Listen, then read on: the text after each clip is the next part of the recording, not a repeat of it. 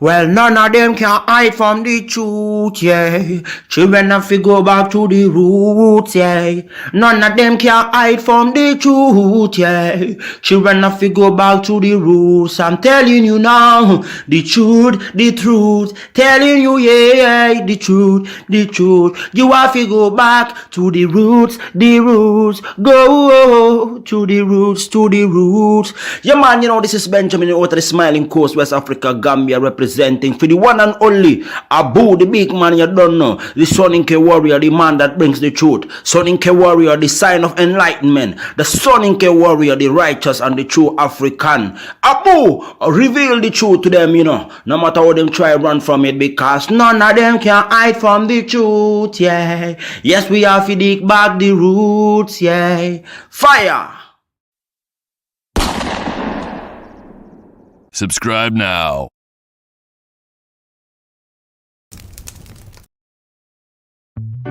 I remember the days, all those years ago that never fade away. And I remember your face when you hit the ground. I can recall the time and place on the midnight walk through the old streets, trying to turn back the clock to the days of old,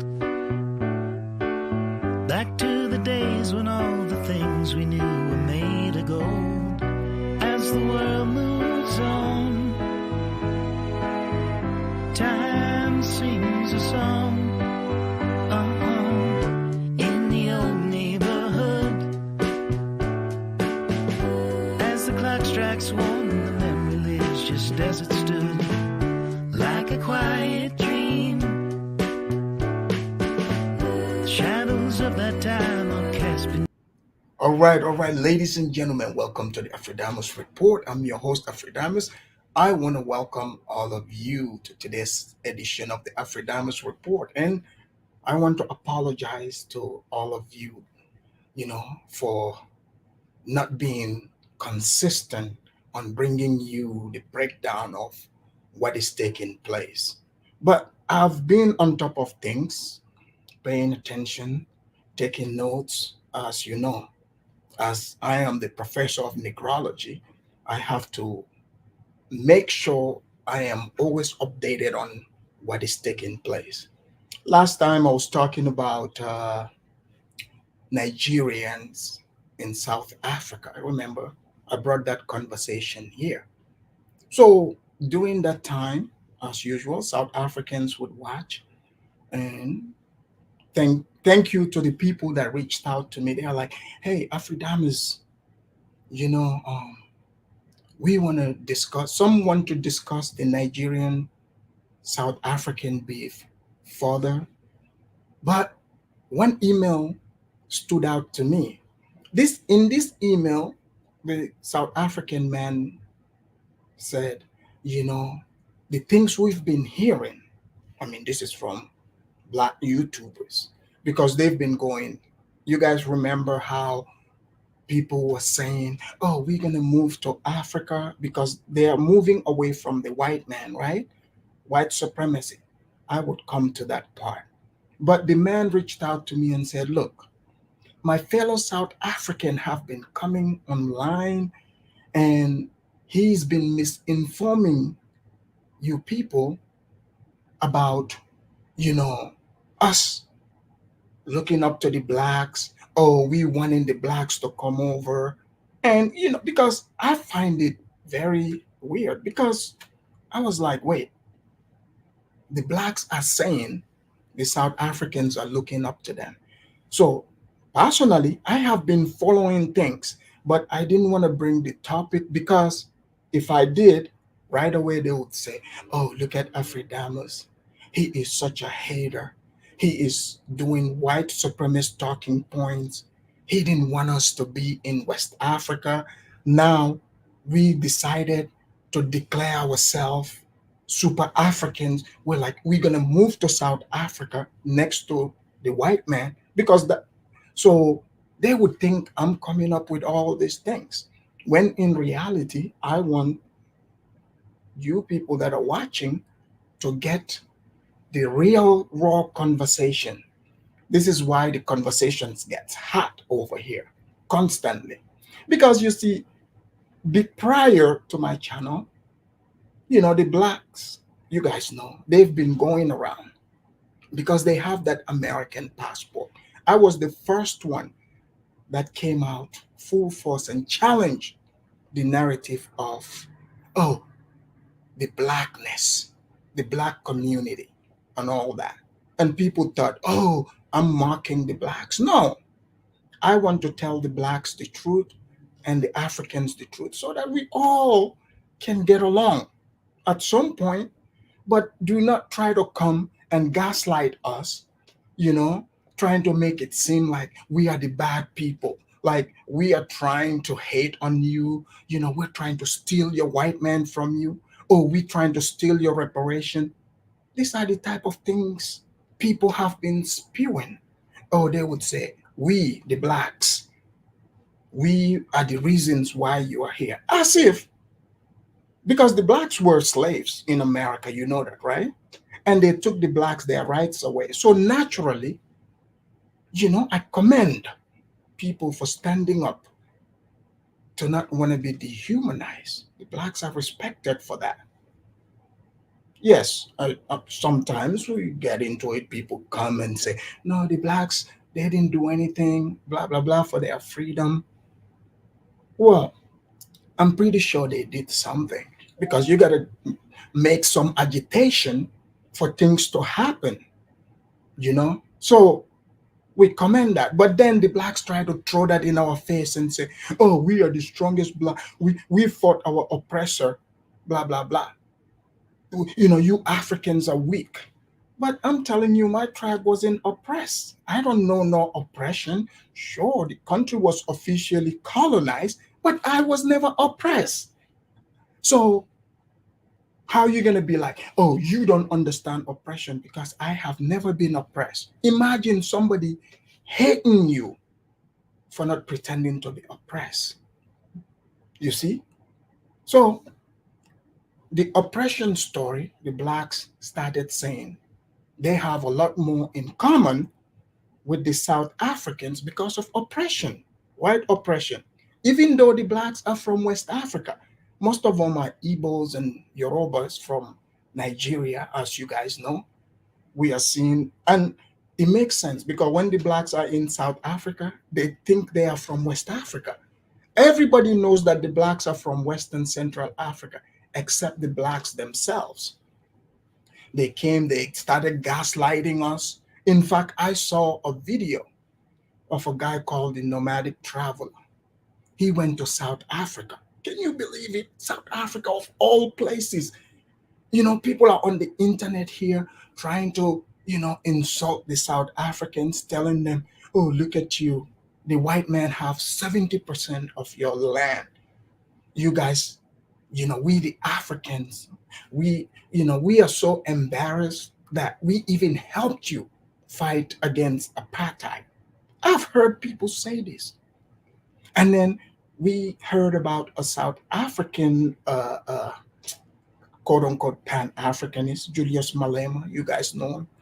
The guy came, he gave some good speeches, and people are like, yeah, Julius Malema is such a Pan African. Then the blacks started saying, oh, you know this? People like Afrikaners and others, those are the African coons. Those are the ones that, the white man specifically selected to bring to America, so they can divert the narrative. We've heard all this. We've heard it. And then, next thing you know, we saw Julius Malema, the Pan African, come out in, covered in the gay flag, ABCD flag. You guys remember this? When Museveni passed his law, and then he came out and he started talking about he's supporting all that.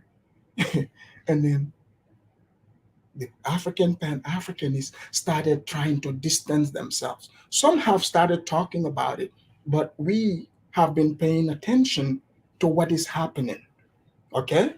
To what is taking place. So now we have someone called Phil, the Advice Show, who, his channel, he calls it the African Diaspora Channel, but you guys know that channel is anti-African channel. Just like, Tariq Nasheed and his FBA people, right? Anti-African channel. Because Phil claims, they want to connect back to their roots.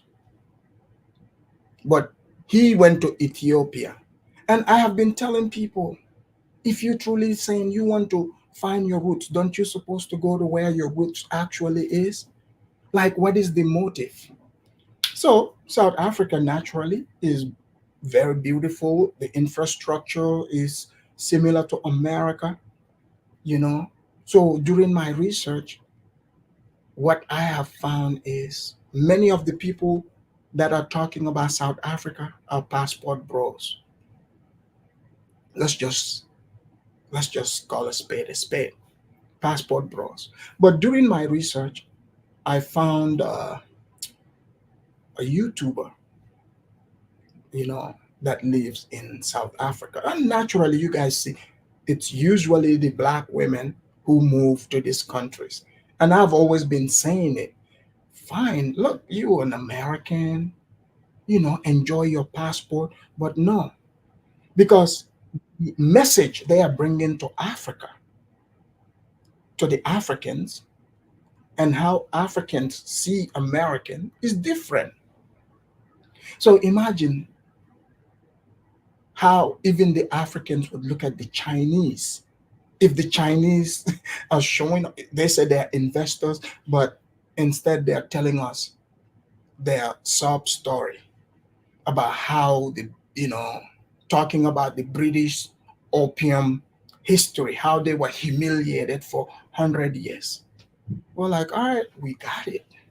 We over here too, we got humiliated for some time. Let's move on. Are you here for business? And this is how Africans look at people in America. Even me myself, who was original African. Do you think the people, my village people, will listen to me, showing up telling them how the white man oppressed me? And they would say, what are you, a BUSS? Is that why we sent you over there? You know, they would string me up to a tree and allow every single person in the village to give me at least 5 lashes. Imagine that. That's how it would be. So this is why when people say, "Oh, you know, I'm a typical real African." So when people started seeing the blacks, they talked about pro-black, and I have been warning them, trying to give them the game. I'm like, look, man, this oppression story you are selling, the Africans are not buying it. So therefore, they are saying now the South Africans are oppressed. So the South Africans, they have something in common with the South African. So before, I don't want to keep going. I have a South African man here, the one and only. I want to bring him in. He's a South African, to have the discussion about whether they look up to the blacks. Are they rolling out the red carpet for the blacks? Are the blacks there to improve South Africa? Because that's what we've been told. They said the blacks are gonna go. They've been investing over there. So let's hear from a South African.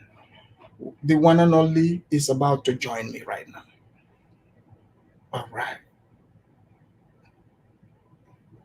The one and only, are you there? Can you hear me?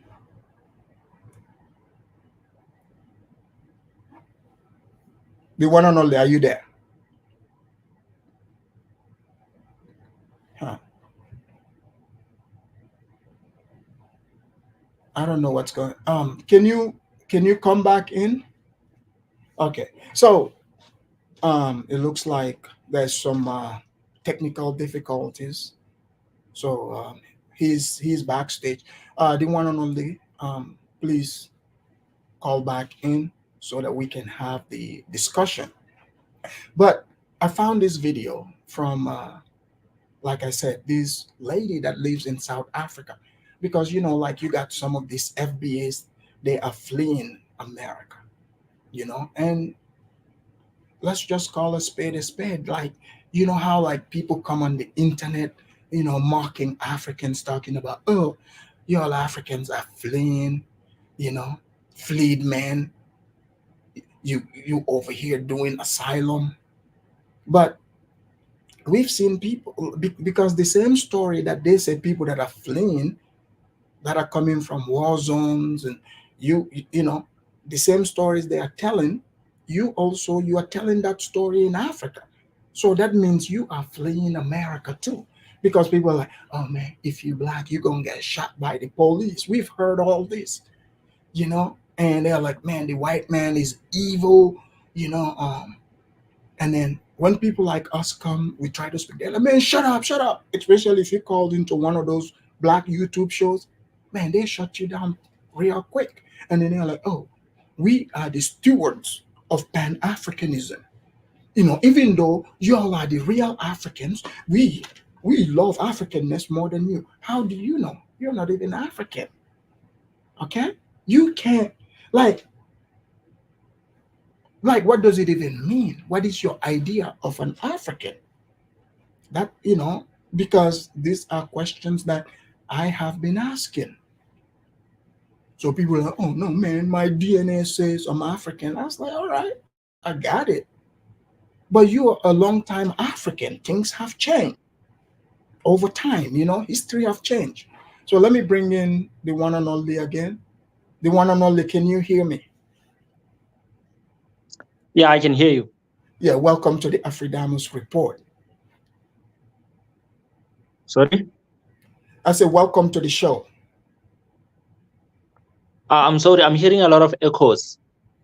Oh, can you hear me though? Are you still in YouTube? Yeah, send it through YouTube so that I can exit there. So exit the YouTube and just stay in the StreamYard. If the YouTube is still open, just exit out and continue here.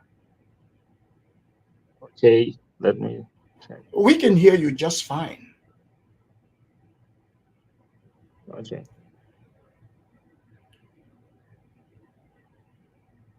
Can you talk now? Let me see. Can you hear me now? Okay, continue talking. Let me see if it's consistent. Yeah. So, welcome to the show. And can you tell people where you're calling from? I'm calling from South Africa. South Africa. Thank you. So, yes, as you can see here, the title, we've been hearing on YouTube and even from, like you mentioned, one of your fellow South African, Lozi, like you said, is welcoming the blacks from America. Do you black South Africans look up to the blacks, and why do you guys look up to them if that's the case?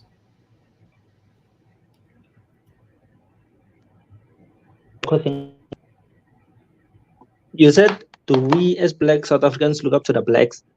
In America, yes.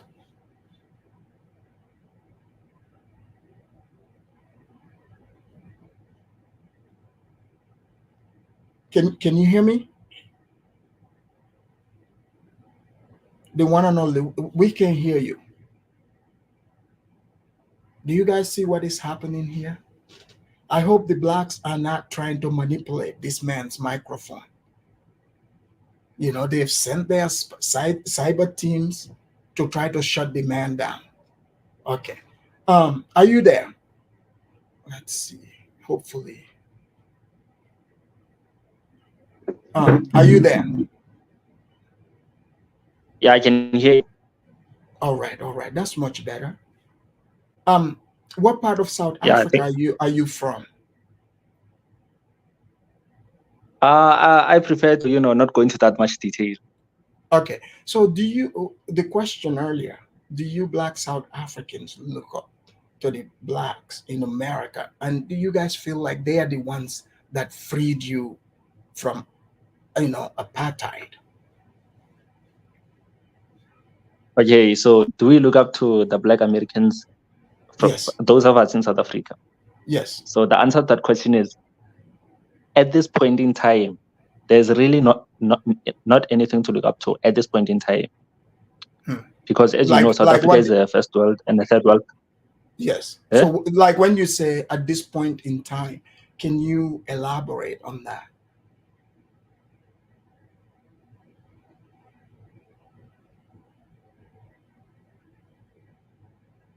Can you hear me? Oh man, the one and only. Are you hearing me?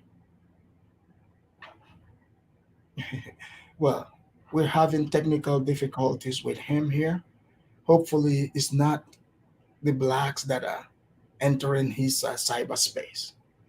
Are you there? Yeah, I'm back. Oh, we're having difficulty with you. Can you is the internet stable over there? You know what? Let me stop using my Wi-Fi and use my mobile data. I think Okay. there's something wrong with Wi-Fi. Okay, you do that, and So it should I take will me. be. It will take It you should how take long? around 2 minutes. 2 minutes. Okay, I will be. I'll be here waiting. All right. So the internet there is unstable. White supremacy strikes again. So let me show you this video. This woman, she lives in South Africa. Um, the video is called. Her name is Ashley in Africa. She spelled Africa with a K. So let me do my disclaimer here, okay? And let's hear, because this video, the title is interesting. She said, "You might not be welcome," because you see, most black people from America have written their own script. So they want you to follow that script. So that's why they think, oh, when they come to Africa, people, it's like coming to America. You roll down the red carpet, people are dancing in drums, throwing flowers, like you got, little Africans, in there because they've seen like videos of like how white people go to these villages, people be dancing because the white people bring gifts. So they welcome them like that. So the blacks are like, oh man, we want to be welcome like that. I said, look, I can set up a company. This would only be welcoming black company. I can put a drama ensemble together. When we would plan it, when people are coming in droves, I would bring the drummers, people dressed in African garb, and we will go straight at it, entertaining the blacks. Don't you guys think that's a good idea? Let me do the disclaimer.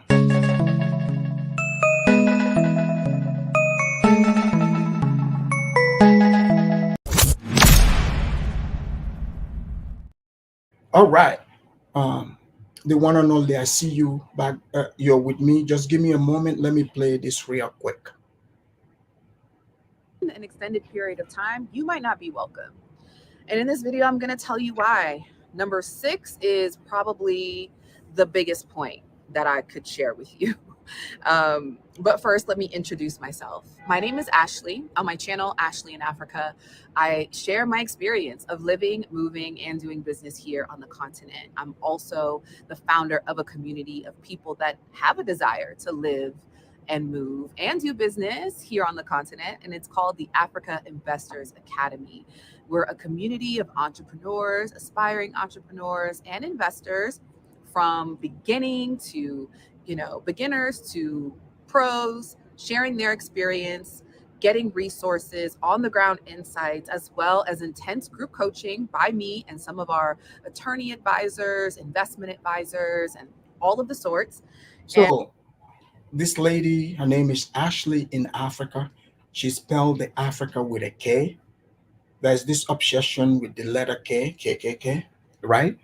So Ashley, as you can see, said she moved because, you know, I followed her other videos. Um, she moved from America, you know, from the racist white man. So of all the places she could look for, is the only other place where the white man has lots of power in, you know, which is South Africa. So let's just wanted to highlight that. But this video, she said, African Americans welcome in South Africa. So she's giving you her perspective. She lives there.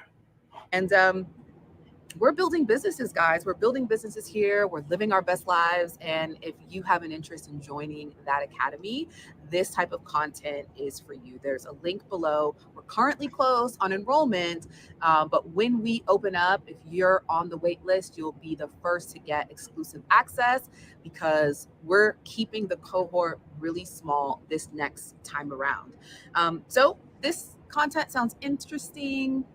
Like this video, subscribe, share it, right? So a lot of people don't know where to start when they're having a decision. They're making the decision to travel, move, do business. But some people are concerned about whether or not they'll be welcome. You may have heard someone knew someone who worked with an African that didn't like African Americans, or so bingo, right? You notice, you know, the only people that are at the top to get to decide, you know, to say, hey, such and such group of people don't like me because, oh, you didn't get a, you know, maybe you met some African, because I would hear people say, oh, the African, they are the job, they didn't talk to me. But did you talk to them though? Did you talk to them? So they would just declare you as, you know, like, no, you don't like blacks. Oh, they would say, oh, those Africans are sitting in their group eating together. But you're American. You see them, you see the white people talk to the Africans, other people introduce themselves. But this is unfriendly people that are declaring other people as unfriendly. So we've been hearing a lot about, do they like us? Do they like us? So what is it about you that makes you think other people are not going to like you before you meet them? You see what I'm saying? Because my natural inclination, if I'm going to a place, I don't think about whether people will like me or not. That's not the first thing on my mind because I know my character would speak for itself. So here we go. you heard that someone came to All right. I see you in the back. Just just stay with me, okay? South Africa and had a horrible experience. Well,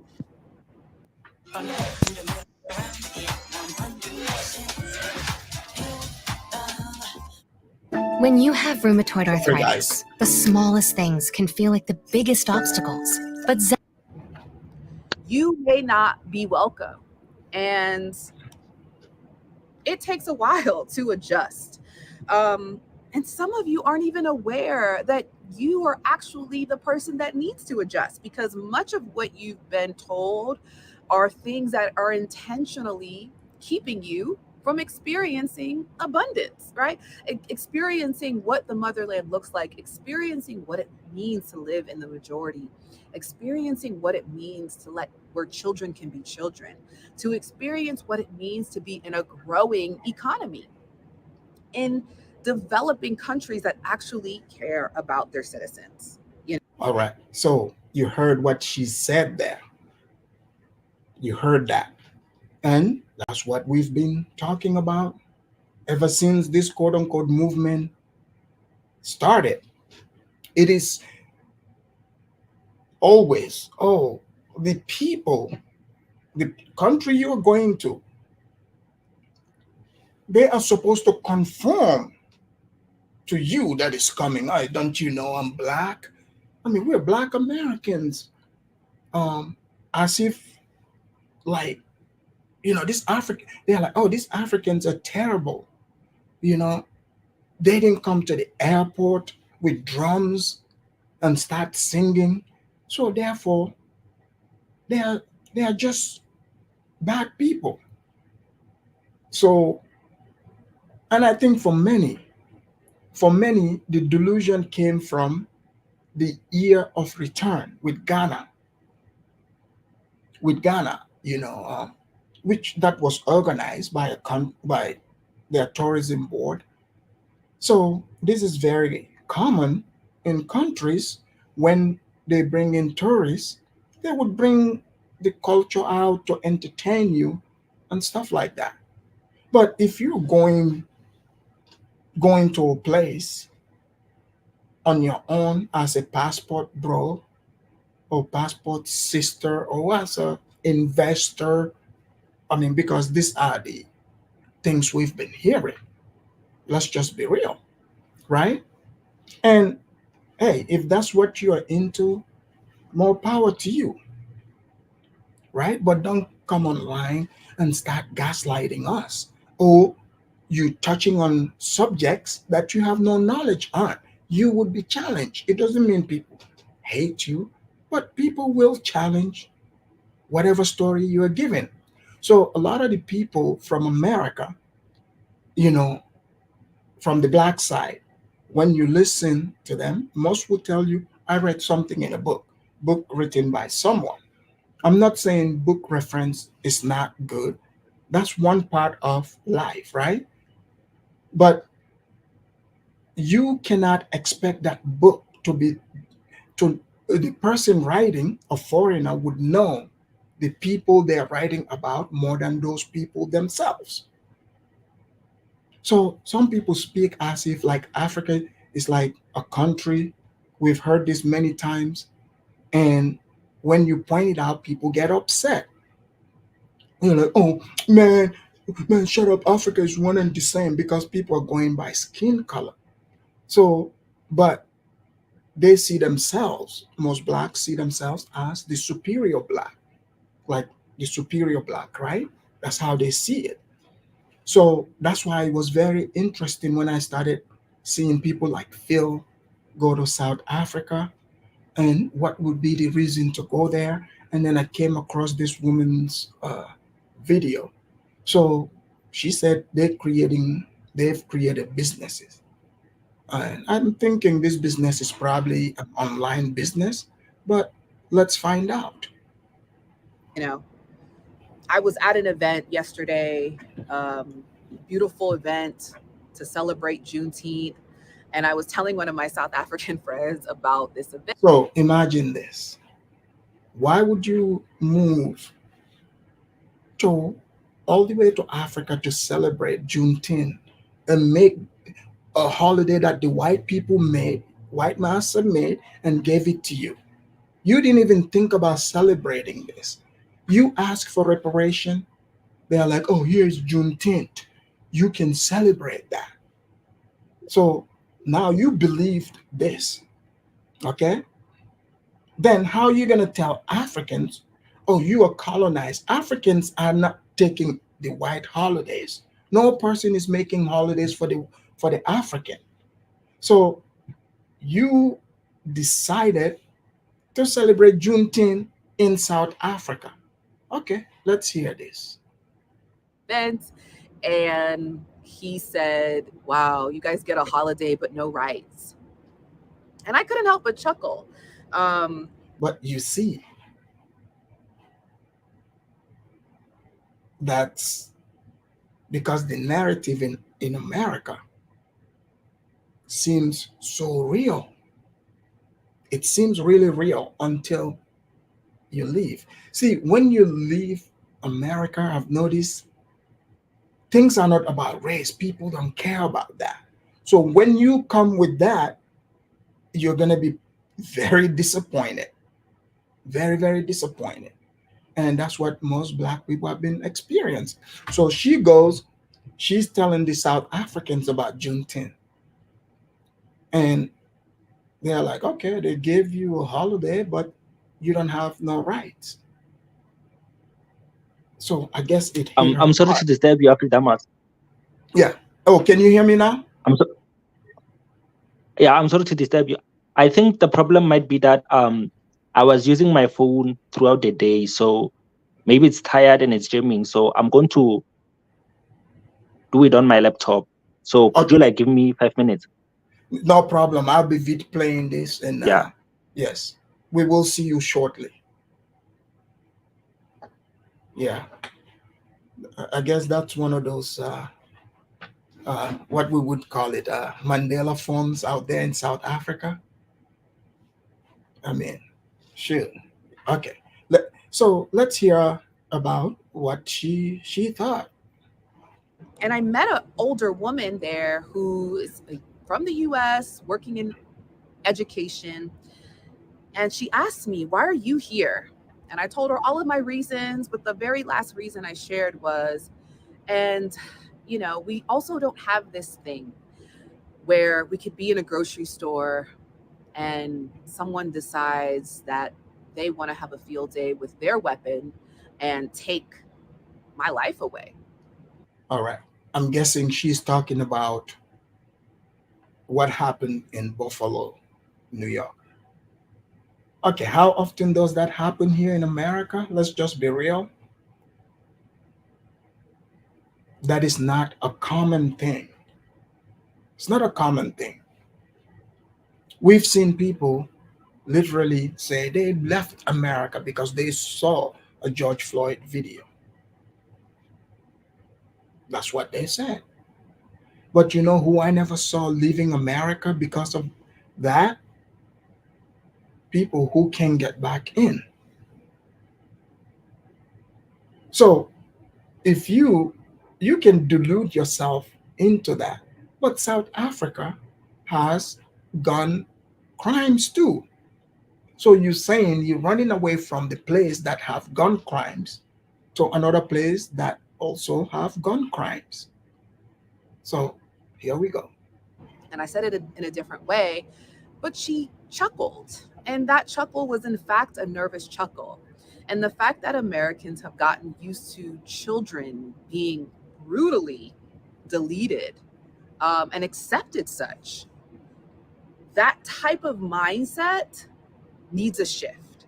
And if you're not willing to reconsider everything that you've accepted up until this point, well, you may not be welcome in Africa. And there are a few other things that we're going to go over and why you may not be welcome. So, number one, you can't live without Amazon. Well, Amazon is actually here in South Africa, and there are some rivals, but other places on the continent that are beautiful, have fresh fruit, fresh food, GMO-free food, offer such an abundant quality of living, maybe minus the availability of shopping and your processed food snacks. Well, if you cannot live without that, you may not make it here on the continent of Africa. It's funny she brought up the snacks. Did you guys remember that one lady? There was a lady in Ghana. She moved to Ghana. Then she made a video. She was crying. And you won't believe why she was crying. Because she said she can't find her favorite snacks.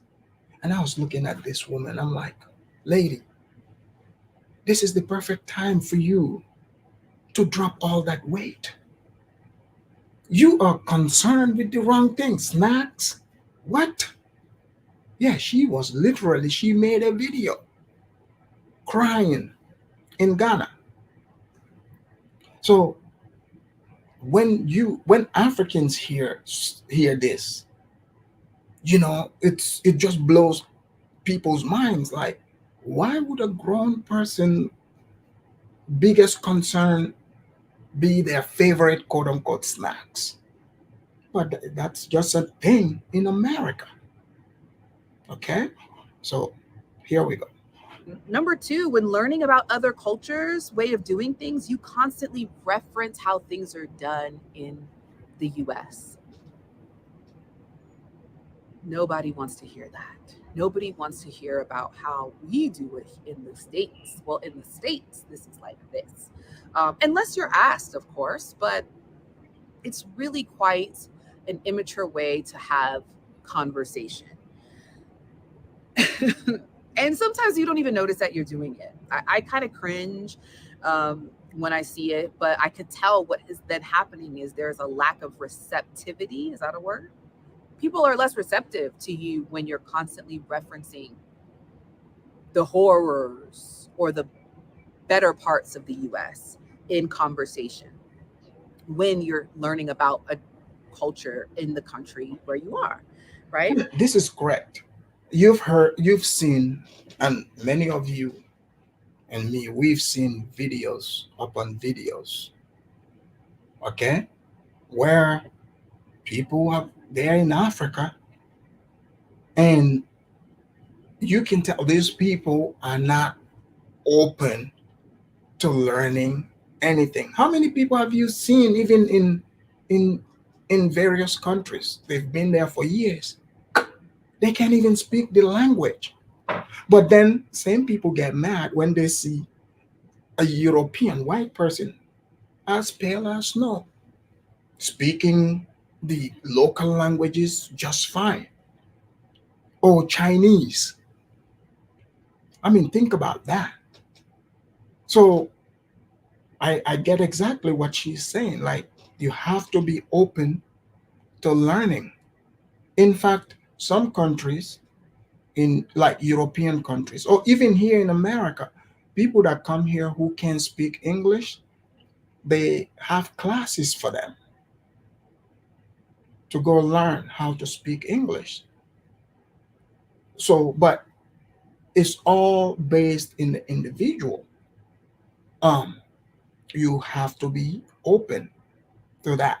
But we've watched many videos, and I don't know if some of you, like, have you ever wondered, like, you look at some of the videos, you're like, wait, man, I've been watching your videos for years. Like, you can't even speak one local language, like at least one. No, that comes, it's about receptivity.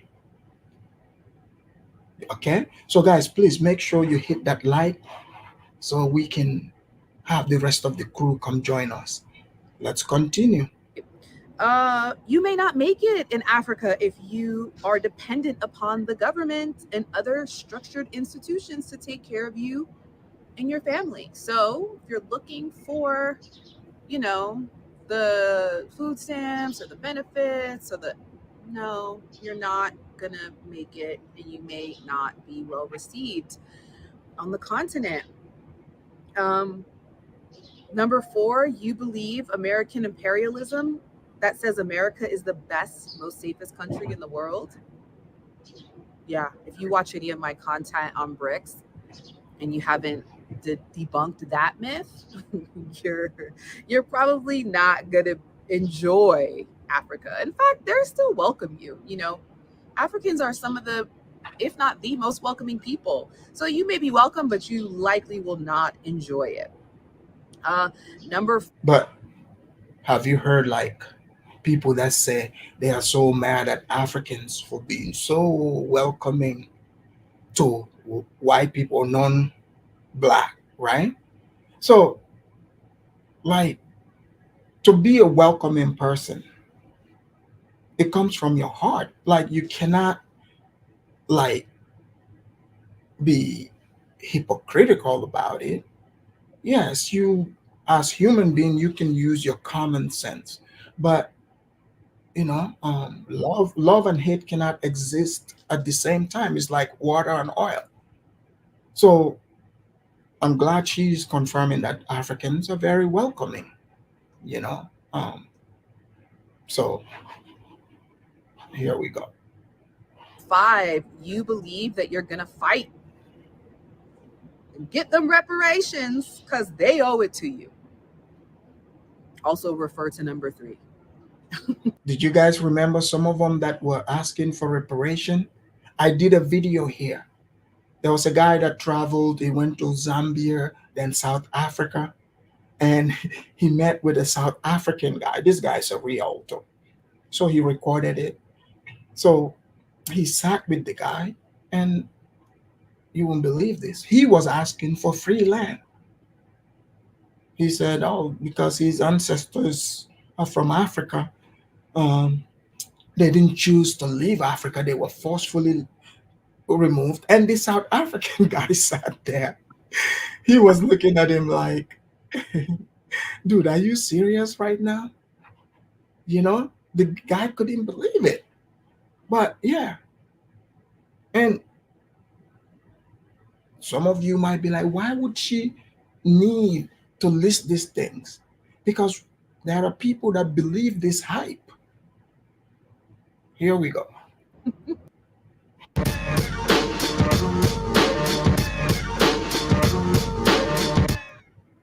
Rise, roar, and get out the door with a Kodiak breakfast. Sorry, It's guys, wild what I don't you and know. a real Kodiak breakfast can do.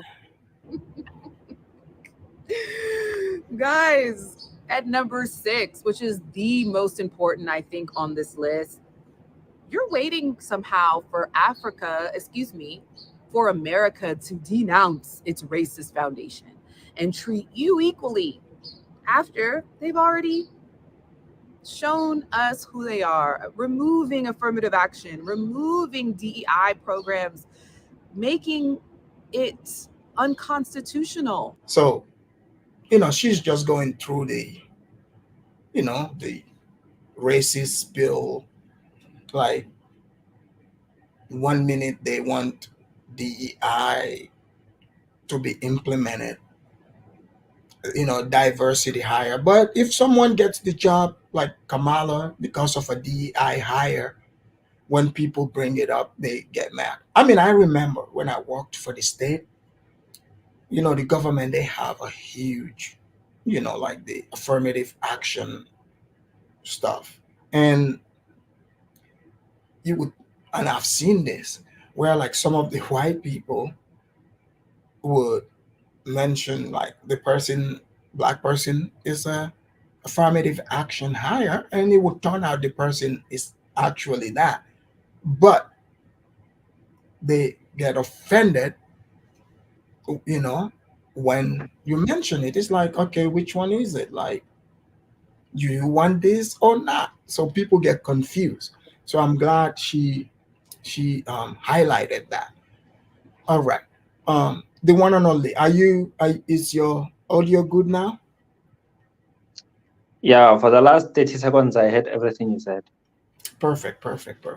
All right. So back to the topic. Are you familiar with this lady, Ashley, in Africa? She lives in South Africa. Yeah, Ashley. I'm very familiar with her. Okay. So from our original question before your audio disappointed you, so I was asking, so I mean, like from your email, you saw your fellow South African say, hey, blacks are welcome to South Africa, come and invest and stuff like that. So do you guys look up to the blacks in America, the black South Africans? The South Africans in general, the answer is no. The reason is because, there's nothing for us to look up to at this point in time, because South Africa is a third world and a first world country at the same time. It's like a third world country with a first world country inside. So everything that we see on American TV, we have access to it here. It might not be the whole country that has access to it, but there's like maybe around 10 to 10, let's say 10% of the population of black people in South Africa live lives on par with like middle class Americans or higher. So since we see those people. So do you guys have a lot of black businesses? Sorry? Do you guys have a lot of black businesses, like black people coming from America to come, because some say there's black businesses there? I think the blackness is there. No, like so do you guys have people from America who are black people that open up big businesses, and employing South Africans? Not any that I've heard of. But the ones that I've seen on the internet. Oh, okay, go ahead. The biggest company I've seen is the Real South Africa, which is a tourism company, which is being done by almost every diasporan. These ones are just more sophisticated. with So, tourism, since they many have. are just entering the tourism, and so basically they are stealing jobs from South African tourist agents. Then Sorry. I say, so they are stealing jobs from South African tourist guides. I can't say that no other company that directly targets African Americans. Okay, okay. So I So can't say that these are mostly they're stealing jobs. about African American. Yes, the company mostly targets African Americans. Okay. So Yeah. from your email, what triggered you to contact me about the the narrative that's been put by your fellow South African out here about blacks and South Africa? So basically, it's like the real South Africa started around 2019, 2020. So when it started, I was just watching it because he was going to nice parts in South Africa, enjoying it, right? Like everybody else. Who's So that? I never the YouTube channel I linked to Okay. you. Okay. Oh, okay. Yeah. So what happened is that as time goes on, people saw the things and they started coming, right? And visiting the country. And then after visiting, these people started moving. So like initially when they said they're moving, we didn't take them seriously. We thought, nah, they're just saying like America is too good for these people to leave it and move here, right? That was the first thing we thought. So when they started moving here, we were like shocked. We were like, okay, maybe it's because of the exchange rate, or it's because they were taken to the nice areas. After 6 months, they'll experience some load sharing, realize how politically unstable the country is and how little opportunities there are for their children in the future. And we thought that within 6 months, these people would be gone. But they didn't go away. They just kept on staying, and more started. So I started becoming concerned, like, wait a minute. I'm not really interested in having these people here. And why? When I know that neither. Number one, I think for me, it's because South Africans are nationalistic and proud of their own heritage and culture. So we don't really see the presence of Americans in our country as like a add-on or an improvement. So do you guys we just see it as like, do you see the blacks as one and the same type of people as South Africans, or you just see them as Americans, obviously? So nothing African about them as far as you guys can tell. Sorry? No, I said as far as, because many say they share more commonality with South Africans. So the ones that, so obviously from what I'm gathering from you is you see that there's a huge difference between the blacks coming from America, to versus you guys, because you guys are nationalistic. So you're just looking at it like, it's a bunch of foreigners coming to occupy your land. Would that be correct? Our space. Yes. So we don't see them the same as us. Okay, so let me put it this way. They are black like us, sure, right? We have the same skin color.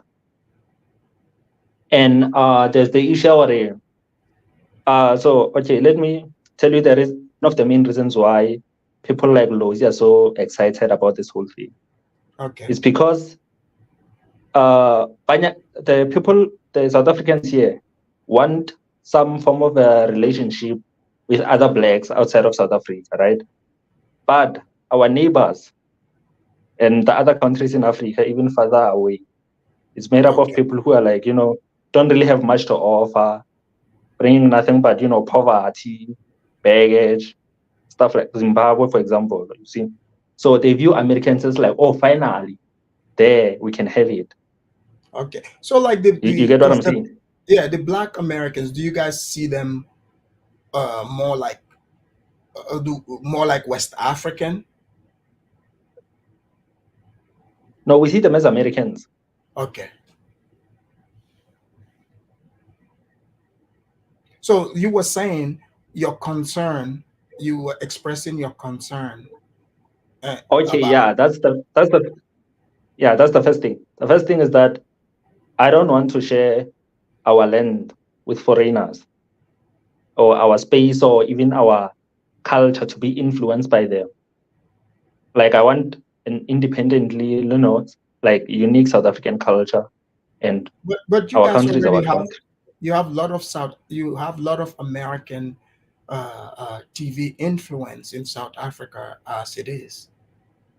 We have American TV, but I can't necessarily say American TV influence, because Okay. here's the thing: a lot of the things Americans think they are influencing, they are not American things. They are just Western things, like fashion. It's a Western thing. Adidas is German.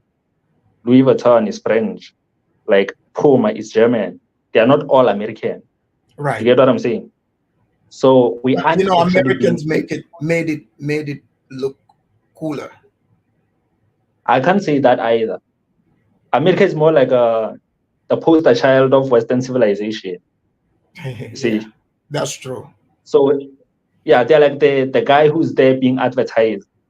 And we have Westerners in this country. So even without that American propaganda on TV, we'll still have access to the technology, the clothes, the infrastructure, the lifestyle, even without you get what I'm saying?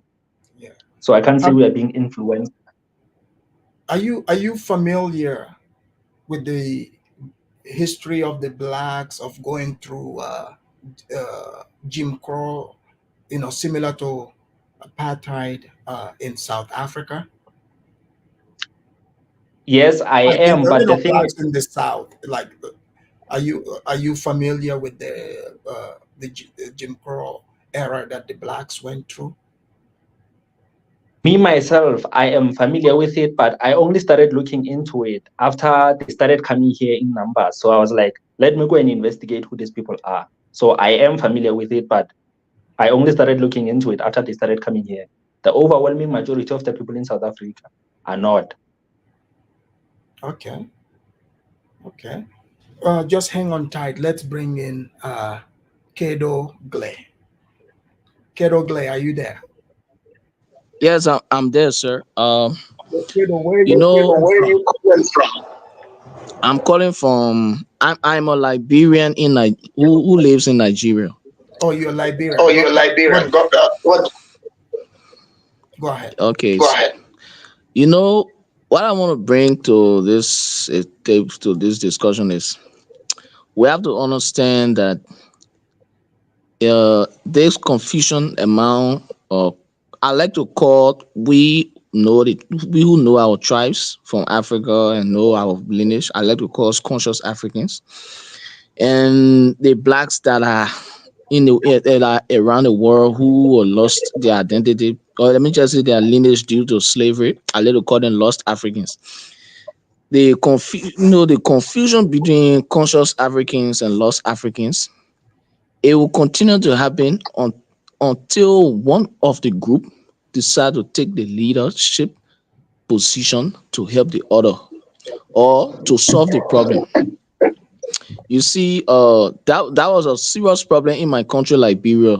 I remember there was a time when the American president George Bush, he came to Africa. He carried money to a lot of African countries, but he came to Liberia. He insulted Liberians by bringing books. You know why he brought books? What books? What books? Just books. No, they're just it's not. They are not like major books pertaining to a specific thing. Like just different variety of books. He brought them to insult us. He was trying to tell us that we are a bunch of confused people that are just fighting among ourselves all the time. Because Liberia was created by America. And they Hold on. used Hold on. yes, and Well, just a sec. I'm glad you brought that, but you heard what the one and only is saying. Yes, he understands it's lost African, but now they're American. They have different culture. Just like the ones that came to Liberia. Remember when they came there, they colonized the natives over there. But I'll let you continue. Continue. all right. You know, what happened? The thing that happened in Liberia is not. They never. You know what? They first of all get to understand the definition of colonization. Colonization is a person leaving their nation, which they have their culture and their values, and they go and they enforce it on another group of people. Those people were just lost black people that had European culture and values, and they came and they did, and I call that doing the white man a favor because it was European culture and values that they brought on us. So they were colonizing us for the Europeans. They were not colonizing us like black American colonizing us. So that's a Hold on, foolish hold on, hold on, pride that they have. hold on. You keep. So you've described, but you've described colonization to the teeth, and which is what happened exactly. Um, yes, you guys were colonized by Europeans in blackface, because they changed the language of the natives. They brought Christianity. Brought American culture. They planted the American flag. They changed the names of place. Yes, that's the true definition of colonization. So it doesn't matter whether black or white, the act, is what makes it that. So don't you think the one and only probably have uh, a point here to say, okay, we are seeing Americans, even though they are black skin, but they are Americans, and the blacks are Americans. It's American culture. They know the value. If if they have the power to change things, and introduce American culture, the place would be like America, just like Liberia. They changed the language of the people. But continue. All right, thank you for that. So I used, I was trying to say that, you know, I was trying to reach to a certain point, yeah, for saying those things. Uh, what the one and only was saying is actually talking the truth about wanting to keep your cultural values, and are supporting for that 100%. But the issue of Liberia, after they did that, you know, there was this funny confusion among us, among the natives and the lost black people. Yeah, this funny confusion, like the natives will look at the lost black people like, black people that physically look like African, you couldn't tell the difference, but they act like white people, they act like Europeans. And then, but there was just confusion, and the blacks that look European, like they had that foolish pride, like thinking, there was some of them that used to treat the natives like they are some sort of better black kind of people than them. But they were doing it to the natives at that time when the natives were not exposed. So I call it the exposed taking advantage of the unexposed. So after the natives got exposed, they say, but wait, who are the, like they begin to then they began to understand some things and say, but this thing is completely wrong. Like when I say exposed, after some natives have traveled around the world and they saw how the blacks lives in America, and they say, but these people are, then they came to a conclusion and say, but wait, these people are fake. They are living fake life among us. In fact, the identity and things they brought to us is not even thing that they own. Is they are just a complete bunch of fake people. So there's this confusion. Nobody to take the lead to settle the whole matter. So a certain group of so one of those on one of the side need to come up with the agenda of black united rightly. Because me, I don't believe that all dark skin, a lot of black people let look at Africa like a dark skinned people heaven. Africa is not an all dark skinned people heaven. Africa is for native, no, is for native Africans. It's not an all dark skinned people heaven. So when either the native Africans or another group of people in the diaspora come up and say blacks united rightly and bring that point for us to try to draw the line to see who a lineage is, like to for because the Jewish do that. How they that the Jewish people, they at a certain point in time they were suffering from identity crisis a whole lot because they went different parts of the world, they had children by different groups, a lot of land were lost. But they put a law down. They say, regardless of you even looking Jewish, if you don't show the tribe of Israel, or you don't bring proof of the tribe of Israel that you are from, you cannot, you come will allow you, but you'll be partial, you'll not have the full right and privilege, you know. Until we native Africans do that, there will be this confusion. That's why George Bush decided to insult us by bringing that book, because George Bush was looking at bunch of confused people that are just fighting, and you know, like not trying, one person not trying to take the lead on it. Because anytime the problem that is happening between native Africans and and between conscious Africans and lost Africans now is confusion. All right, And thank you. the only way confusion can be stopped is the truth. Only the truth will set us free. So one group need to take the lead by trying to get the truth to the bottom of the matter and go and solve the problem. That's what need to happen. Thank you. Let's bring in Josie Gold. Josie, are you there? Yes, Sir Thomas, how are you? I'm well. So Josie, do the Black South Africans, do you guys look up to the Blacks that are coming to South Africa, creating businesses or trying to connect with you guys on the ground? Is this a common thing? Okay, look, South Africans have different views. You need to understand that the average South African is not looking up to anybody, like, realistic. There are people that do, but a lot of South Africans don't. That's the reality. And in most cases, you need to understand that South Africans are just, a large part of us are proud of being South African, meaning that we also like preserving our own cultures. We also, you know, like some of us are noticing that, you know, I've noticed over there that South Africa's not so bad. Yes, there's issues, but it's not so bad. And I think many people just like safeguarding that. Some people like safeguarding. Yes, there are people that are, and can't run away from that, that do seem to look up to Americans, but that's not the whole picture. And I think that's what the lady Ashley in Africa was also trying to like give people like a point in, is that you're gonna encounter people who are just over here just living their own lives. So not everybody is. Majority of people don't.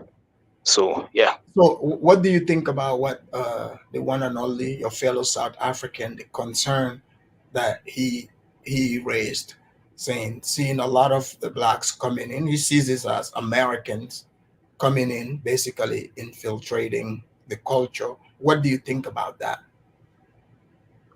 Look, honestly, I don't see Americans infiltrating South African culture. They're just not that many.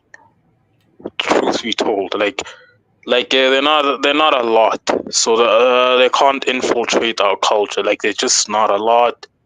They're here. You see them like maybe in the north of Joburg. Hello. Yeah. So Yeah, that's the point. So for me, yeah, go ahead. Go ahead. Said it's not a lot, right? That's exactly why I want to do this stream with Afridamas. So I want to stop this while it's still a minority. Because like I said, at the beginning, nobody thought that these people would actually come here in droves, right? We didn't take them seriously when they said we are moving to South Africa. But now we are seeing that there's something here that they see that makes them want to be here. So I want to basically cut this thing, stop it while it's still here, before the numbers go, further up and cultural infiltration starts becoming a real problem. They can't do it now, you're right, because they aren't that many.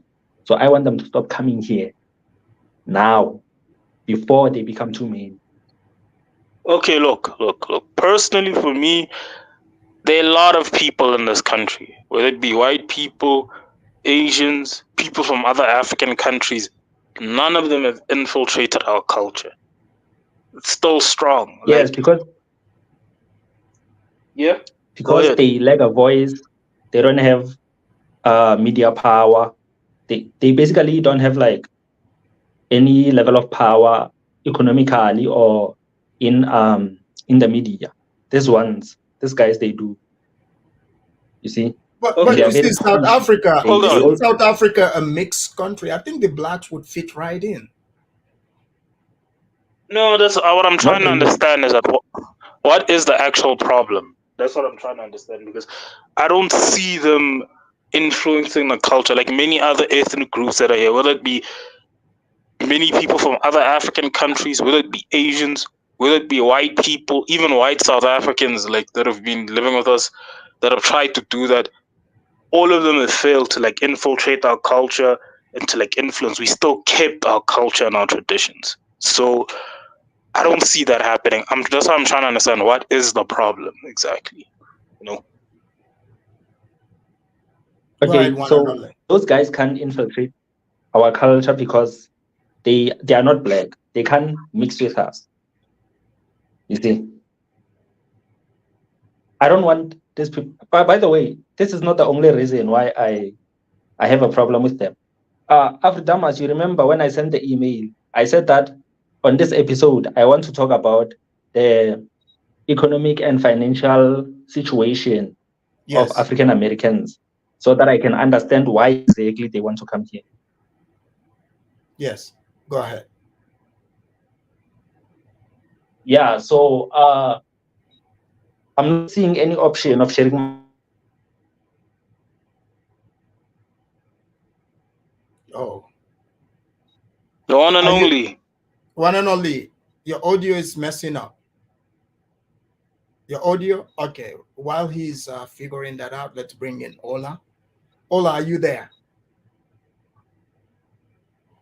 Oh yeah, for diamonds. Thank you very much. Ola, welcome to the Afridamus Report. Ola, are you shocked by what you're hearing? Uh, not too shocked. Not too shocked. I mean, I was expecting it. Why? What the Black Americans are looking at from outside their territory is like the way they live. They don't live on tribes. They scatter everywhere. What brought them together sometime was during the apartheid. What I mean, their own apartheid in the United States. Let's assume You mean Jim Crow? the Jim Crow. That what brought them together, and what fostered that unity was this guy Luther. Martin And Luther King. yes, that what brought the unity together. Then after that, they have their freedom. They have their everything they were looking for, able to live in the white neighborhood, do things with them, and everything. They all scattered everywhere. So they don't see, after some generations, they don't see that in Africa actually there's nothing like I'm an African, just like the way they have in their mind Africa. Africa is most indigenous black people are made out of tribes. So in their mind, they don't see it. They cannot really have it in their brain. So they come in with, at the end of the day, let me use the so-called Pan-Africanism, right? That never really exists. They But come with, Kinola, you've heard people like Phil. You're familiar with Phil and others. yeah, They said they are more welcome in South Africa. West Africa don't have anything. So because they said they have more in common with South African. But are you surprised to hear otherwise? what they have in common with South Africa is the hate against Nigeria. Wait, You see, you said hate? yes, what brought them together is the hate both of them have against Nigeria. The internet ones, I don't know about the real ones, the internet ones have a special hate against Nigeria. So when they see that some of these internet South Africans started complaining about Nigeria, they like to jump in. You understand me? Let just be clear. Apart from that, they are not really in common. The South Africans have their own language, have their own king. I saw a black American person went to say he met the Zulu king. Yeah. He don't know what he was doing. He didn't even know what was the meaning of these festivals. He just jumped in and said, "Oh, he want to be a Zulu." It's not just easy for a tribe to bring in a foreigner that not even one of their own and say, oh, you're not a Zulu. It takes time. Even when they sell you their land, they didn't sell you their village and their ancestral land. You are a guest in that land. It depends how you behave. That's the way they will allow you to stay as long as you with your generation of children. So what they have in common, what they think they have in common is, oh, they hate Nigerians. They are like us because they face apartheid. South Africa apartheid did change their culture. That's one thing they have to start. The white could not change their culture. The white only suppressed them in their own land by taking their land, but could not divide them and change their languages. Like when this guy was speaking, only one, I could see sometimes his native tongue want to be coming in. I could hear he sometimes is busy with, he's kind of like confused with his English and his native language. You understand me? So the way he thinks is the way his native language is, which is his tribe. That's where he see things, the view. But Black Americans think they see things in the Western way, just like the Afrikaners that are there, just how the South Africans see things. Yeah, they might have similar type of, say they don't like the white people, similar type of history, but they have to understand that the Black Americans actually never really fought a war against a white man. But the South Africans fought a war against the white man. You understand me? So the blacks will just be the blacks. They really it's different. It's big different. So what they think brought them together because the white under the gas of oppressing. That's what the Black Americans and South Africans will be. But don't get it wrong, the blacks are not coming there to hang around with the Black South Africans. They're coming there to enjoy the infrastructure that look like Georgia, that look like Houston, that look like any other places. You understand me? Sooner or later, they will be attacking the South Africans. That man. Wait. So what did you think about, speaking of that, what did you think about what Kedo Glay from Liberia, said? Kedo is in Liberia. Yeah. You don't have problem with with the blacks they brought there, the mulattoes and the other ones, almost white, and the Caribbeans.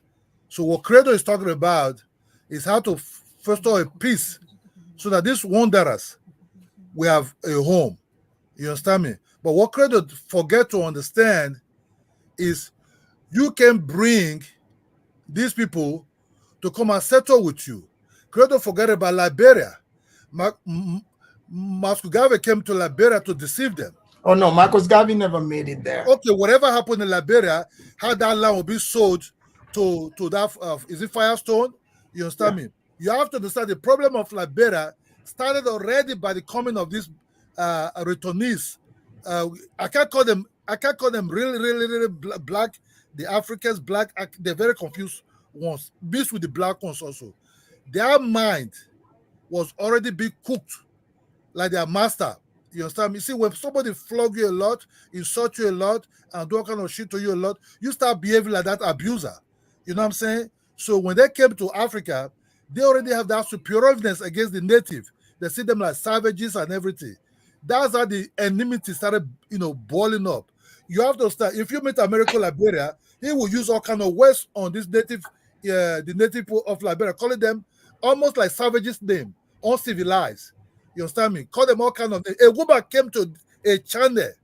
I called them indirectly this kind of names. Ask her, why you use this kind of words? But she was almost want to be political, but not really political. She said she left Liberia 1978. You understand me? So Credo is in Nigeria. He will tell you, even in Lagos, is he based on tribe. In Nigeria, is he based on tribe. I can marry a Yoruba woman. I married that woman, and I know she's Yoruba. And I will respect her culture as Yoruba, and one day she will cook me a Yoruba food. You see, but okay, if you say that, like, for example, in South Africa, if the blacks start marrying like some of the Zulu women, Xhosa, and the other tribes, they can become one tribe, don't you? Let me tell you one thing. I've watched South African black women. They're not attractive they're not attractive to this Black America so much like that. You understand me? They're not so attracted towards them because they don't have. Look, I don't know we're all Africans, but we have similar type of nuances that Black American people don't have. You understand me?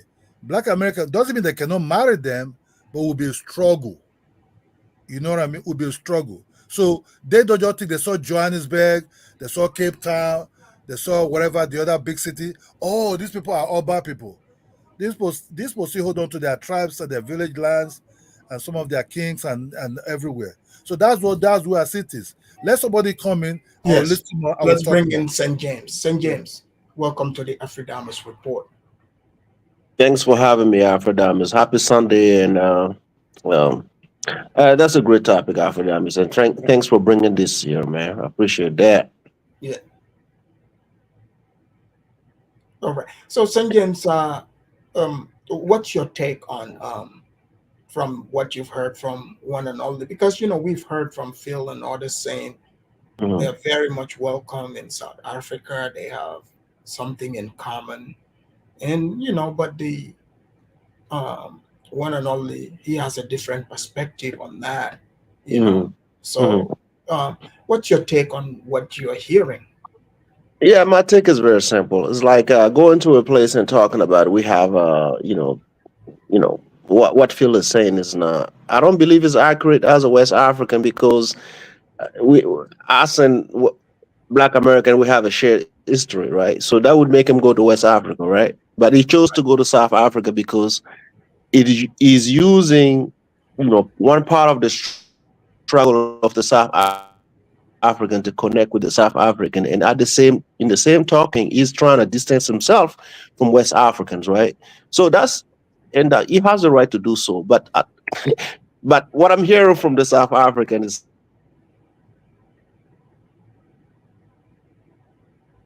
are you there, St. James? We lost you. All right, let's bring in Dunstan while you figure it out. Dunstan, go. Oh, there you are. okay, yes, can you hear me? Yeah, we can hear you now. Right. So basically, it's like trying to connect with. I don't believe South African wants to connect with Black American based on the fact they had a shared history or something. Like, I don't know.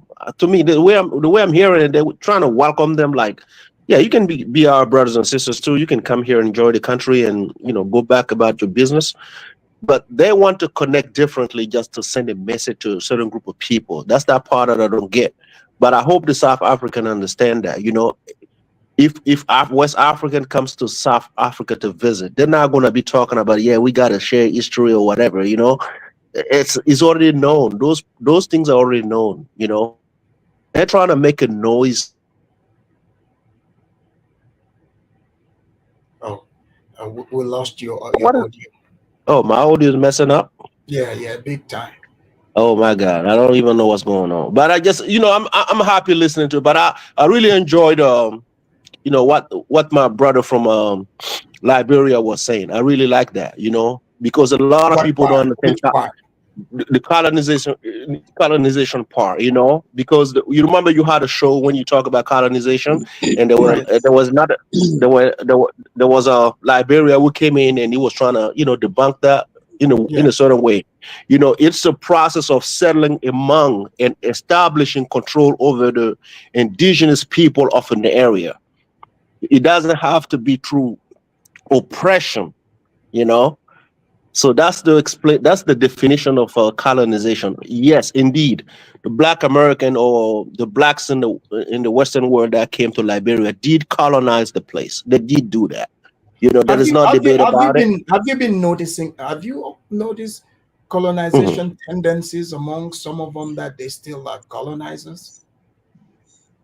Yeah, the tendencies are still there, because if you look at some of our brothers and sisters in the West, you see the way they talk about Africa, you still understand, there is no way, you can listen to that and believe that tendencies is still not there. They're still looking at West, like per se, I'm from West Africa, so I can say these people are looking at West Africans as primitive.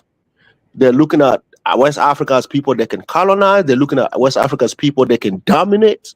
They look at West Africa's people. They can, they can do things and get away with, So I see that in the conversations, but sometimes I'm just like, okay, you know what? If that's what you believe, then it's going to be a long struggle because Africans, I don't see any West African, like an African country that's willing to accept that. We haven't accepted that in the past. We will not accept that in the future. So if that's what you believe, because they're talking about being educated, and I can put that to task, right? Back in the days, yes, a lot of Africans didn't get to go to places like Europe and America. Back like you're talking about 400 years ago, 500, like 200 years ago. Yes, if you were lucky enough to be in America and you benefited from people, white people in the West, well, you benefited from that, and then you believe that you should be able to rule. We should understand, but today that mindset is over. A lot of Africans are well traveled, well educated, and they can compete at the highest level just like you.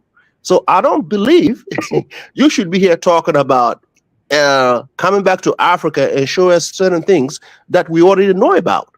Most Africans don't need what you guys are bringing, to be honest with you, because they already know it.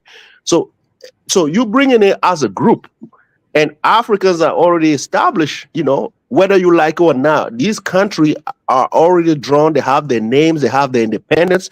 They have free people that live inside those countries. They don't mind coexisting with another group, but you thinking that you can come there and rule over these people is not going to happen. Some white people tried, right? It didn't work out. On the other night, I was telling some Black American, back in the late 50s and 60s, why we didn't take that option to let white people stay in Africa. Why we didn't take that option? That option was on the table as it relates to West African country. That option was on the table. They wanted to stay, but most Africans leaders say, no, you got to go. Physically, you have to go because we need our country. We could have taken that options for them to remain in Africa. Why we didn't do that? Because we thought we could, develop our lands. The struggle is real, but that's what we thought, and we still believe that. It's a matter of time that African will be able to become successful on their own land. It's going to happen. But to the point of what Josie just said, I hope that the South Africans understand the nuances that Black Americans bring to the table. Trying to connect based on something that doesn't really matter, and that's not even productive. Like we come into South Africa because they have a similar history. What's the point of that? What's the point of it? And everybody can look at South Africa and understand exactly what the South Africans are going through. What's the point of it to bring it? Black Americans are not going to Ghana talking about we got similar history. They were taken from West Africa. Why they don't talk about it like that? And they're talking about it when they come to South Africa. This is something we need. Sorry, your audio is messing up. Let's bring in Dunstan. Dunstan, are you there? Yes, Afidamus, how are you, man? How are you doing? I'm well. Dunstan, what is your take on the topic here? You heard the one and only Josie Gold and other speakers. Mostly the topic is actually the one and only brought it. So we would, give him the floor here in a minute. But what is your take? Going back to the whole topic about the relationship and shared experiences, I just think it's just a farce, Afidamus. There's no, because the way I look at it, yeah, South African culture and Black American culture is two different cultures altogether. I don't see any similarities between these two cultures. But what I was gonna emphasize on here was basically this relationship that Black Americans think they have with Black South Africans. Because the only time I started noticing this kind of narrative was, during this FBA ADOS sort of, when they all started with this xenophobia on the internet against other Black Africans.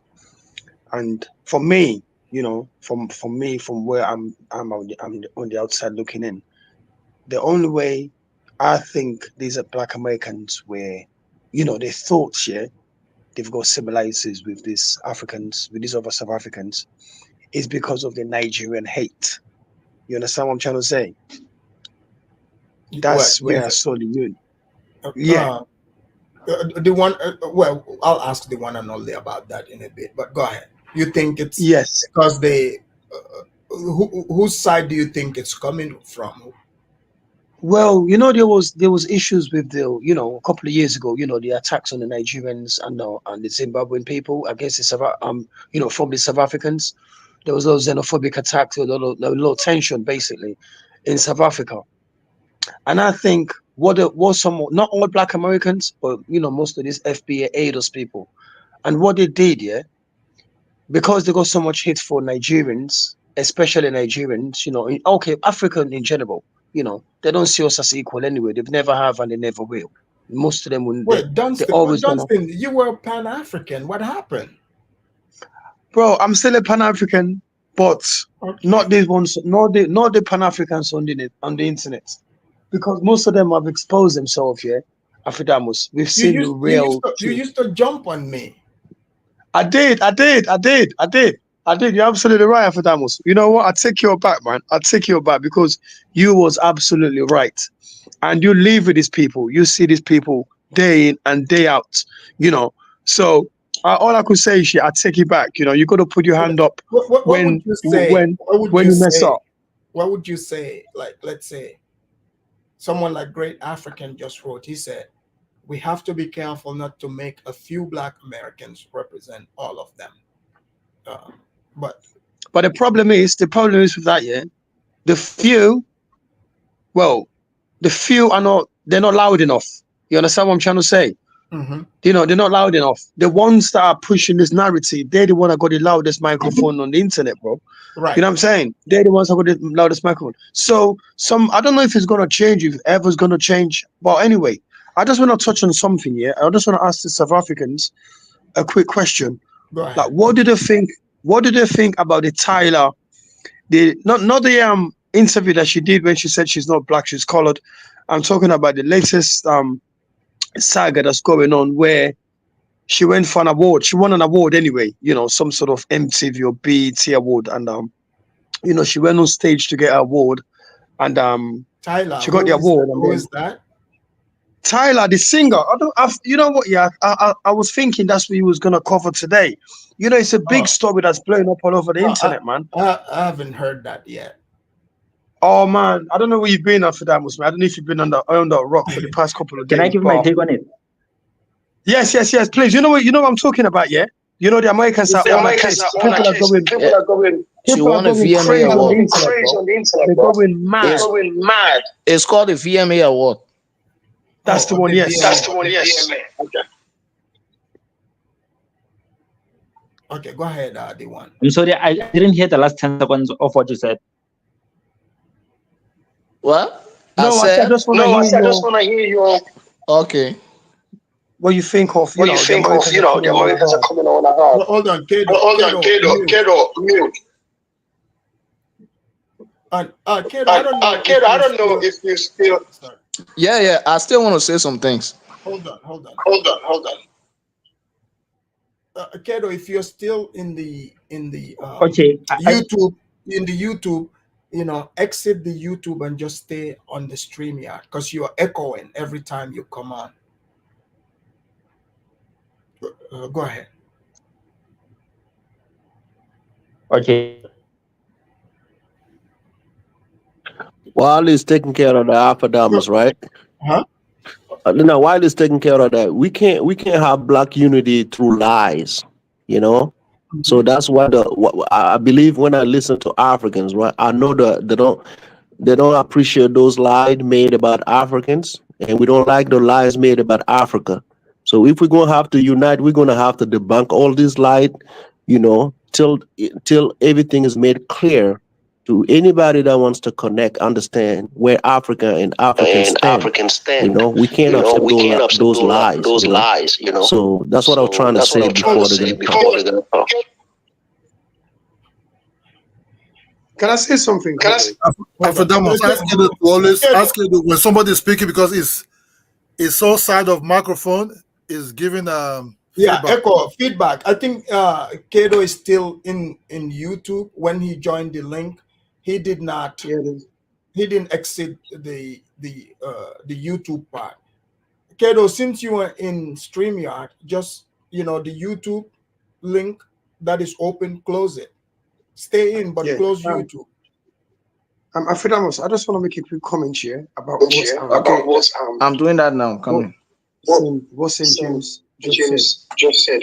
YouTube link about this unity. St. James, this unity that everyone talks about, Africans are going to unite one day with Black Americans. I don't think it's ever going to happen. You know why I said that? Obviously, there's a few people in the West, few Blacks in the West that want to connect to the African continent, want to connect to the heritage, want to connect to the culture. They go there, they live there, they learn the language, they respect the cultures of the Africans. And, you could see these people, it's clear as day. But the majority of these Black Americans in the West, bro, they don't want anything whatsoever to do with Africa. That's number one. And number two, that superiority complex is always going to be there. They don't value the African. They don't respect the African. They don't see the African as equal. So this mass unity that people dream and talk about, I don't think it's just a fairy tale that's never going to happen. You understand what I'm trying to say, St. James, yeah? There's a few that we're gonna connect with, but the majority of them, it's not gonna happen. But then Dunstan, it's just a dream in the sky, bro. It's just a dream. But Dunstan, okay, you say that, but then again, what makes you believe then is that because you're hearing from the one and only, he's saying no, he doesn't want Black Americans to move into South Africa, but you're saying the South African Blacks are uniting with the FBA to hate on Nigerians. Like, how did you come up with that? Well, Afrodamos, we've been on the streets for a couple of years now. Yeah, I've been following you for a while now. We're going back at least 4 or 5 years, right? Right. You remember when this ADOS FBA thing kicked off, right? Mm-hmm. When they were going in hard on the Africans. And like I said before, there was this tension between the Nigerians and the South Africans. And what the Black Americans did, I don't know if you go back to like a few channels, they all jumped behind the South Africans, like their brothers and sisters, supporting the South Africans. Or we all oppressed. We've all got similar history, similar things in common, right? Mm-hmm. Just because the South Africans, there was this xenophobic attacks on Nigerians. That was the only way. That was the only reason why I think these FBA ADOS were backing these South Africans, calling them brothers and sisters, this, that, and the other. But now the South Africans are getting a taste of their medicine. You understand what I'm saying? Yeah. I want you to go back when you got time. Go and follow this Tyla story that's trending.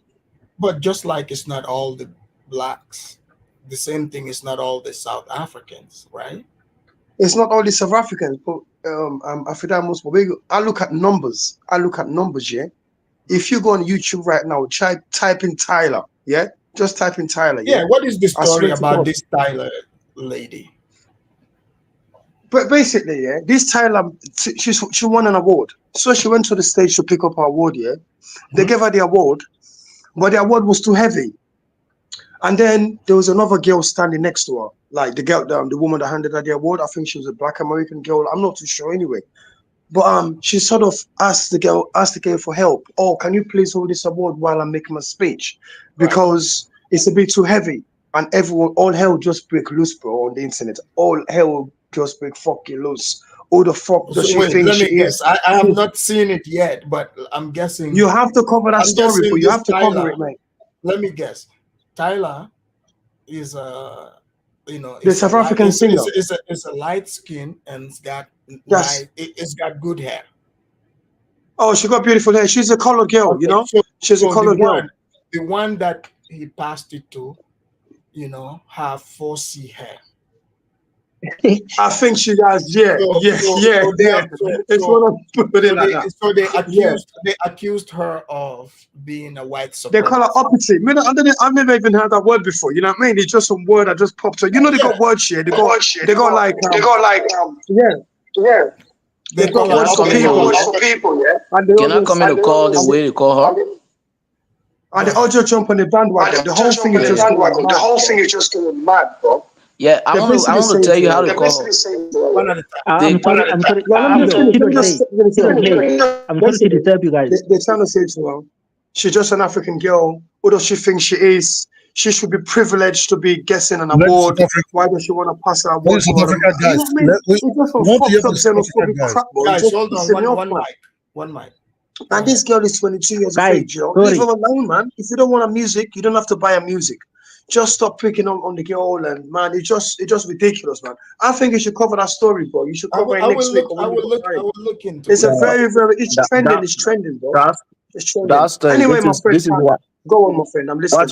Carry on. what you guys are going through is just what we African living in America we're trying to tell you. We get a different package from the likes of you who live in Africa and England. African here in America, we see a lot of things that you guys are not even privy. Afrodamus, did you see the video of the Asian rally in New York, right? And you had that black dude standing with the American flag in front of them. Right. You know, you seen the video. Like these are not Africans or Caribbeans doing that to Black American. I'm not saying one apple can spoil the rest of it, but these are the images that we are showing you, telling you that unity is going to be a tough conversation, and you got to be ready to have it. If you don't have it, don't bring no fake Pan-Africanism to Africans. We've been through that, you know. So all these nice convo about unity. No, this is that blackity black convo that Black Africans don't want to have. You know, what do you guys bring on the continent? Be specific. Be specific in your conversation with Africans. Okay, we are coming here to do those things and we're gonna do it. You know, it's not about, we are being oppressed in the West, and everybody knows that. Africans have been oppressed as well. You know, it's not because one part is not being too vocal about what they're going through that doesn't make it, you know, Can I say something? an existing threat to them. You know, you can't stay online, preach Pan-Africanism. I spoke to you about two Pan-Africanists living in Europe. One of them was born in France, Kevin Seba. Hello. He spoke against the French government. Right. You know, one and only. After him, you can go ahead. He spoke against the French government on behalf of all Africans. You know what happened to him? They decided to take his citizenship away. That brother said, French can have it. You can take that citizenship away. I've been living in Africa for 14 years, taking care of my people, so that I don't need that French citizenship. He could have fought in the court of law in French and get that citizenship back because he was born there through parents that are French. But he said, no, I don't want it. I'm going back. I've been living in Africa. So he left all his privileges that he had in French to go to Africa and help his people. This is true Pan-Africanism. And this guy take the time to go to Russia. Everybody talks about Russia sitting in America, sitting in England. This guy went to Russia, you know, to engage with the Russian people and tell them about what Africa expects from them. We're not leaving one master to another one. They went there to the Russians in the parliament to talk to these people and came back. What Pan-Africanists in the West is doing that? Name one. Well, we don't need that blackity. We don't need that blackity black conversation. We will talk to Dr. Umar about this. No, bro, these are. Can you imagine Dr. Umar? Like, let's say, guys, I don't know if my network will still be. I don't know if I'll still have network by the time it's done. Go ahead.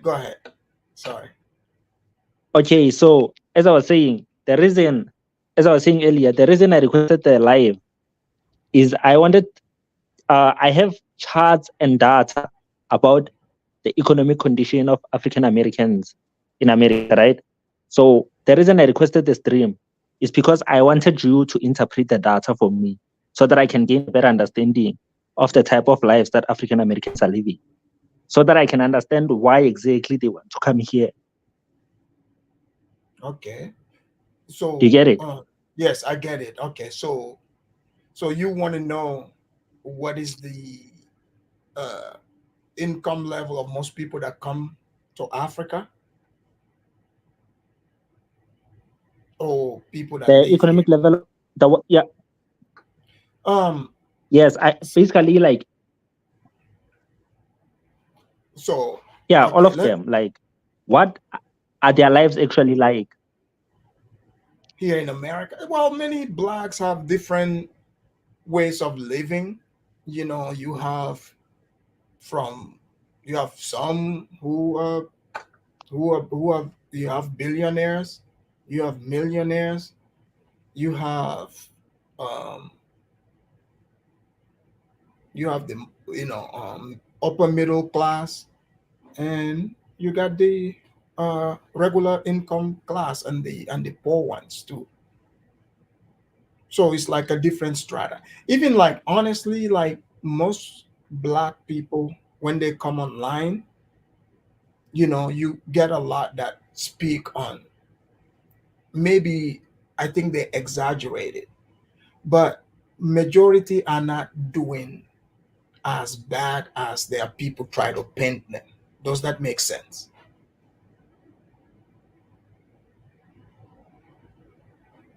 One and only, can you hear me? Hello? Yeah. So what I was saying is different type of income levels, to be honest. Okay. I don't see any what is it, share screen option here. There was You this want me to, you trying to share something? yeah. Put Can it you in the check it? private. Put it in the private. Private chat. Like what are you trying to show? Okay, can you check this channel called Charlie Bo 213? And then write basically let's start with Philly or Baltimore. So the guy drives Oh, around hoods in America. okay. Oh, okay, just a sec. Give So me one more. So you are talking about the different income levels in different hoods. not necessarily that. Like I want to Okay, what is the I want to name? understand like Spell it. Charlie. Is it T? Charlie. Spell it. Like Charlie. Oh, Charlie. Yeah. Yeah. Charlie Bo BO BO 213. Is it all one word? Yeah. So then write Baltimore. Oh, Charlie Bo 213 Baltimore. Huh. Yeah, Baltimore will not. Okay, hold on. Are you seeing the hood? Wait. Yeah, I mean, like, yeah. Baltimore is. There's plenty of videos. Which one are you talking about? Basically the one that shows the more residential areas. Anyone. Okay, hold on. So the reason why I'm doing this is because the people here in South Africa who watch these channels, the real South Africa, are under the impression that African Americans are white people in black skin. So the reason they're jumping up and down for them to come here is because they think they're gonna get the ambition, the skills, the technical expertise of white people by bringing them here. Hold on. Is it 213 or 313? I forgot the exact number, but if it's showing the hood, it's him. Okay. Okay. You want. Okay, he's showing different hoods. So you were not impressed by it? Just show the hood and share the screen. Okay. Okay, keep talking about. I'll find it. Okay, so let me put it this way. So the way African Americans are presented. Please, can I just talk because my network is unstable, so it might cut off anytime. Keep going. We're listening. So the way African Americans are presented on TV, we basically showed three types. We showed the rich athletes and entertainers, and then we showed the one black child or two of them in a white neighborhood, and then we are shown the hood rats and the thugs in the hood, right? The way it's presented, they make it look okay. We understand that celebrities and rich people are in the minority in any country, right? Right. So people here in South Africa think that the one black kid in the white school, two or three of them, they think that those people make up, like, let's say, from the 25th percentile to like the 98th percentile, and then the hood rats and the thugs are like 25% of the population. So in their minds, the overwhelming majority of African Americans are basically white people in black skin.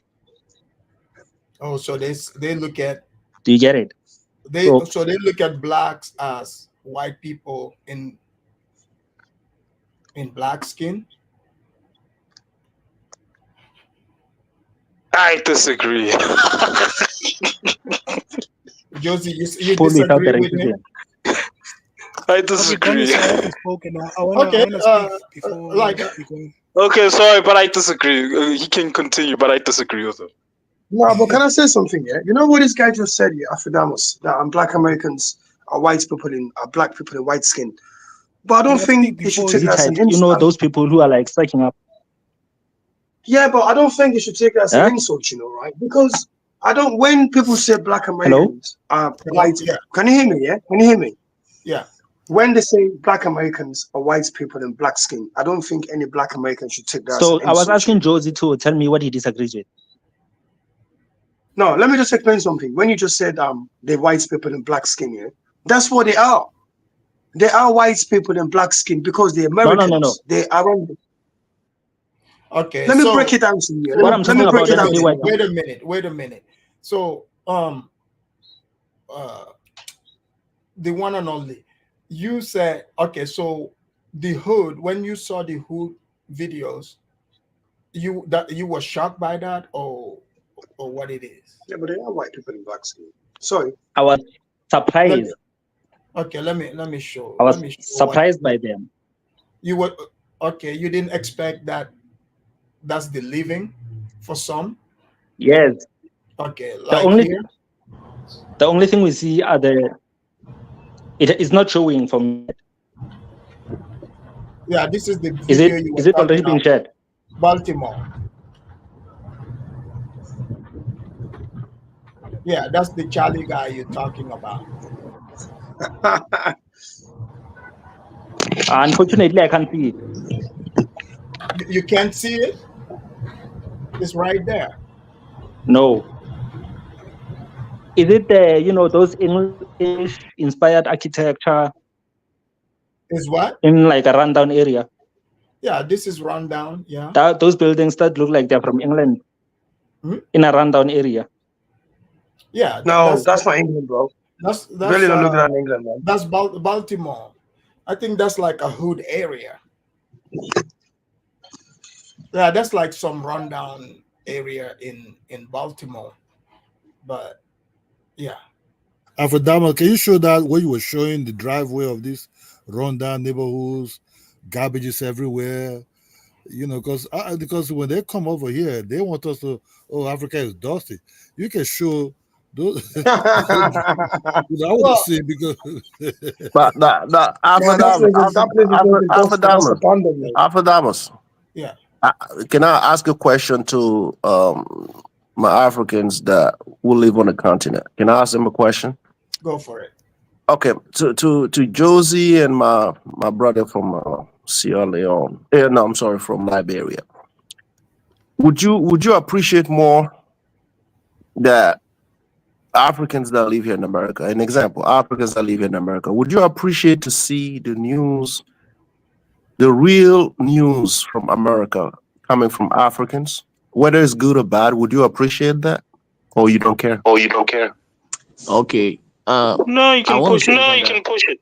Yeah. So honestly, I know for a fact that when it comes from Africans, and especially strong-minded Africans that don't care to speak the truth. People will get to know the true nature of America. People will get to know the true nature of how America looks like. So yeah, I would like the ideas of the news being pushed by Africans. But when it's by Americans, we all know Americans are liars. We know America just like to show the certain part about them that will make them to appear superior. We all know that.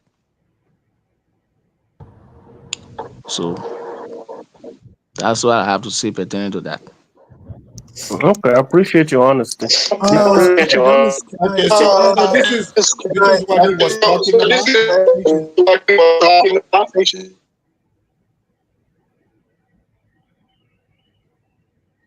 about. Kidola, you said you wanted to see this? Oh yeah, because well, you don't know much. Because sometimes they want to say they live in a special way. They're living. I understand. I understand America have a big economy. Yeah, you just asked me a question. I never heard the question. What did you just say? Who? Hello. Who you?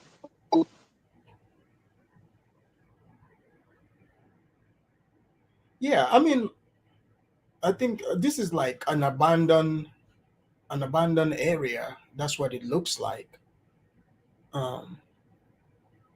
Yeah. Can you guys hear me? I can hear you. Yeah, I think this is like Yes, I can hear you. Yeah, I think this is like an abandoned area. So what's the point being made about the video? What we trying to I show know. here? Well, what's his name recommended it. If we can get him to come back and so that we know why he referenced this video. Okay. Yeah. You were shocked to see a rundown building or rundown neighborhood, or what's that? Well, I mean, I hope you. Can I explain it? What he was trying to do? Go ahead.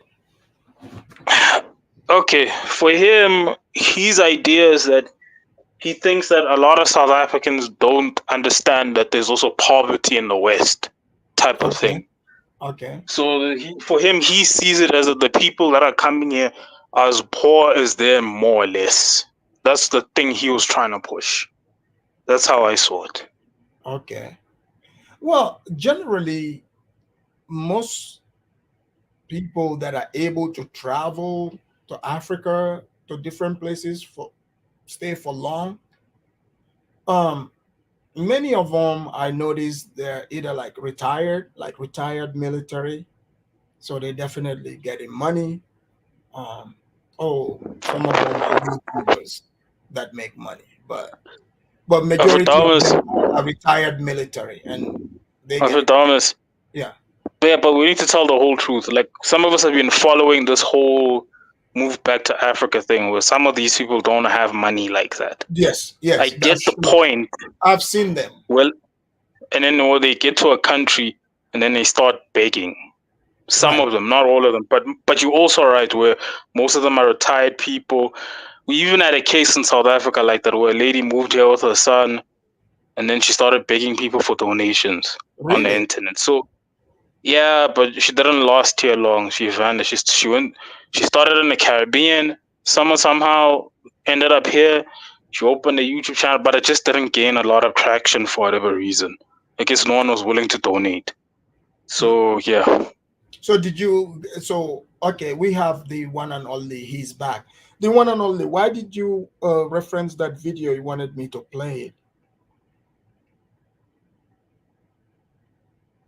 The one and only, are you there? Unmute yourself. Can you hear me now? Yes, we can hear you. Yeah.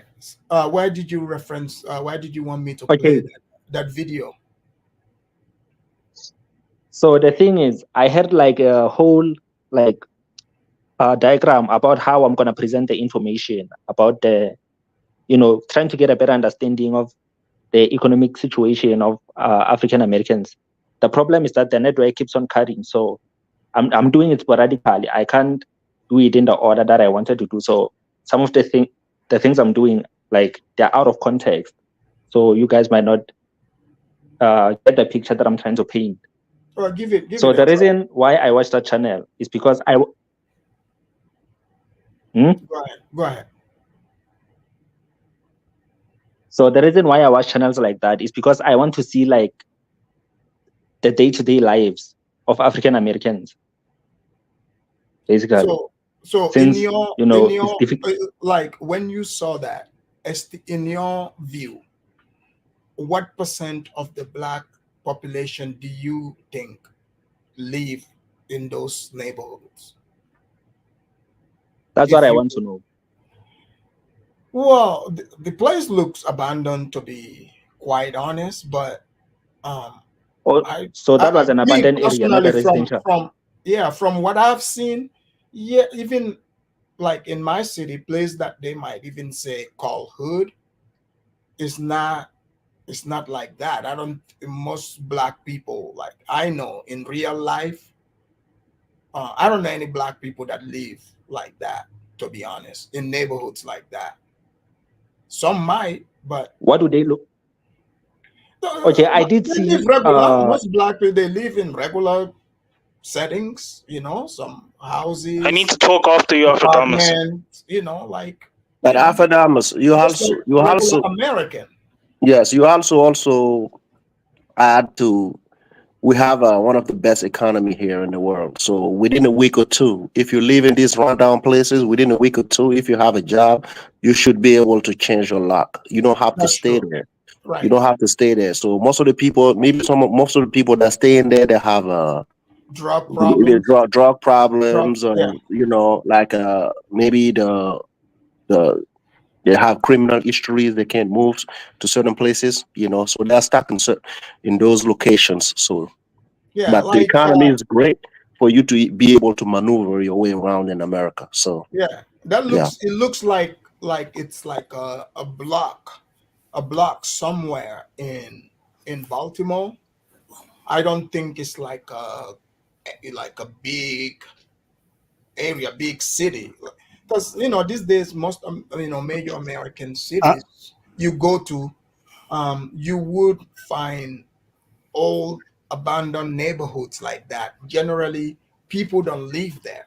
It's like some druggies or people that have issues, but it's not like people live there. I think Afrodamus, I think what the South Africa guy is saying, the one and only, is that, my brother, there's poverty everywhere. Africans that live in the United States work very hard. Depends on your standard of education. Right. What you're into. Some of them do 40 hours, 30 hours job. That depends also on your feed. You can be a nurse, but you work very long hours. You can also be a businessman or who do his own business. Maybe it's building up, also work a very long hours also. So Africans in the United States, those that get it together, they work very hard to live in better neighborhoods, in better places, put their children something in private schools. You understand? So the problem African America have against Africans sometimes is these Africans who live in a better neighborhood, who live very tight. I bet you there's certain places you will go somewhere in Louisiana and all those territories that what they call shelting in South Africa, Americans have it too. Some of these houses might not be like built some kind of certain type of roof, but there are most houses in some of these certain part that's being run down and everything. It's not like run down. People are living. These are woody houses being jacked up with blocks. You understand me? So some of this wood get rotted. Sometimes they have money also to fix it up. So poverty is everywhere, but you have to work hard. I understand you're scared. I understand you think the McCormick drove and change your culture, but I don't think you should be scared about that. No, like in these settings, the settings that you guys just I just showed. I mean, people that are watching, correct me if I'm wrong. Most like those buildings are like abandoned. They do not pass the living standard code. I highly doubt they would allow somebody with their children to live in those buildings. I highly doubt it. I've seen abandoned buildings like that in like an area, but nobody lives there. Only people that are there are like this thing will come up. I told you, they're not, families don't live there. South Africans are more nationalistic. Black Americans are going there. They're so Vivia, whatever. We South Africa with you, because in their head they think like them. But because the Black Americans never understand that you have to read more about South Africa, that the blacks that you see in South Africa, which the native of that land, that they still have their culture, they still have their languages. All of them still carry themselves according to their race. You understand me?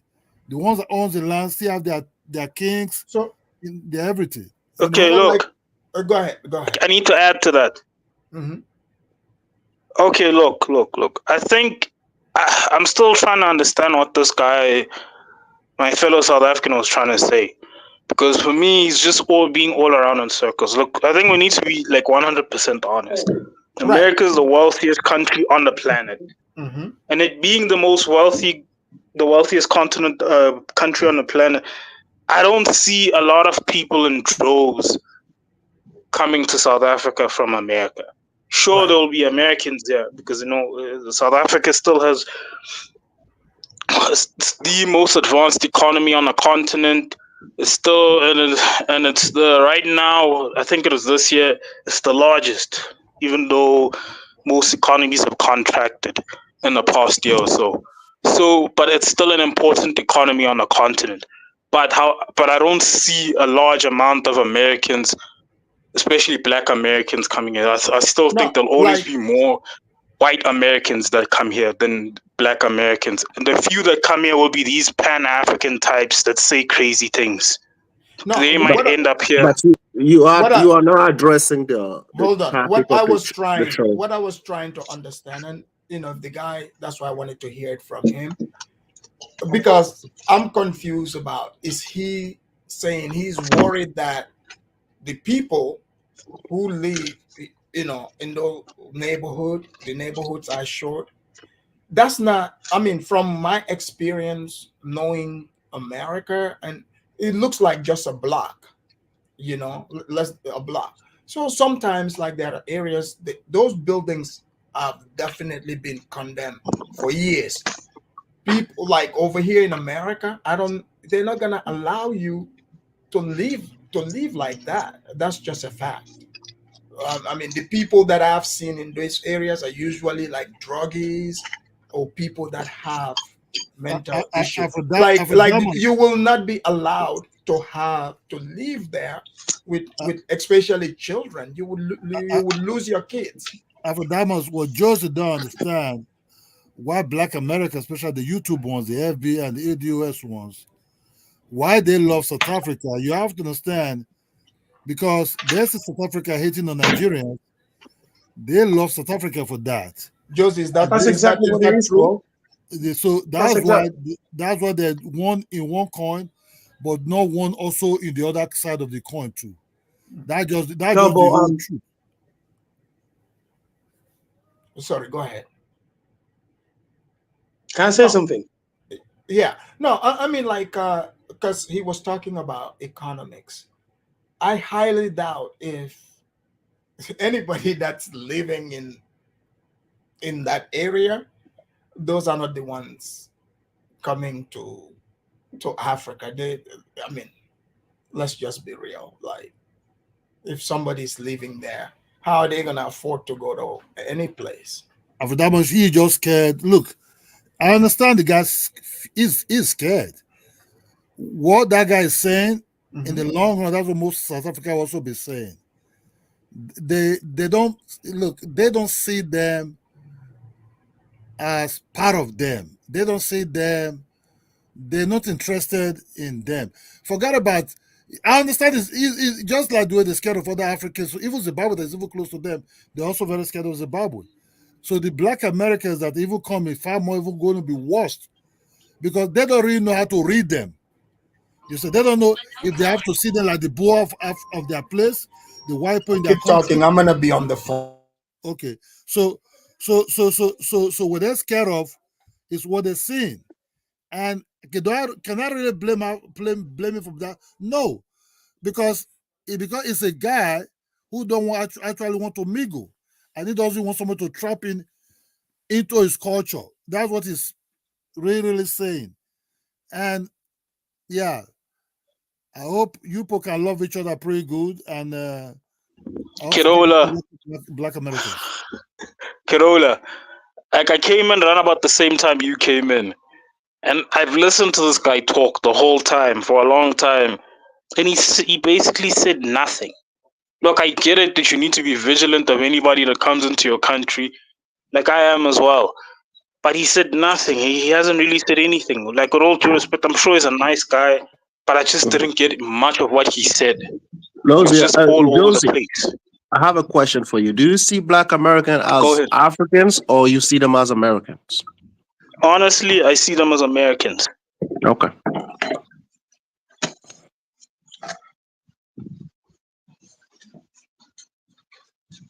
Go on, Dusty. Yeah.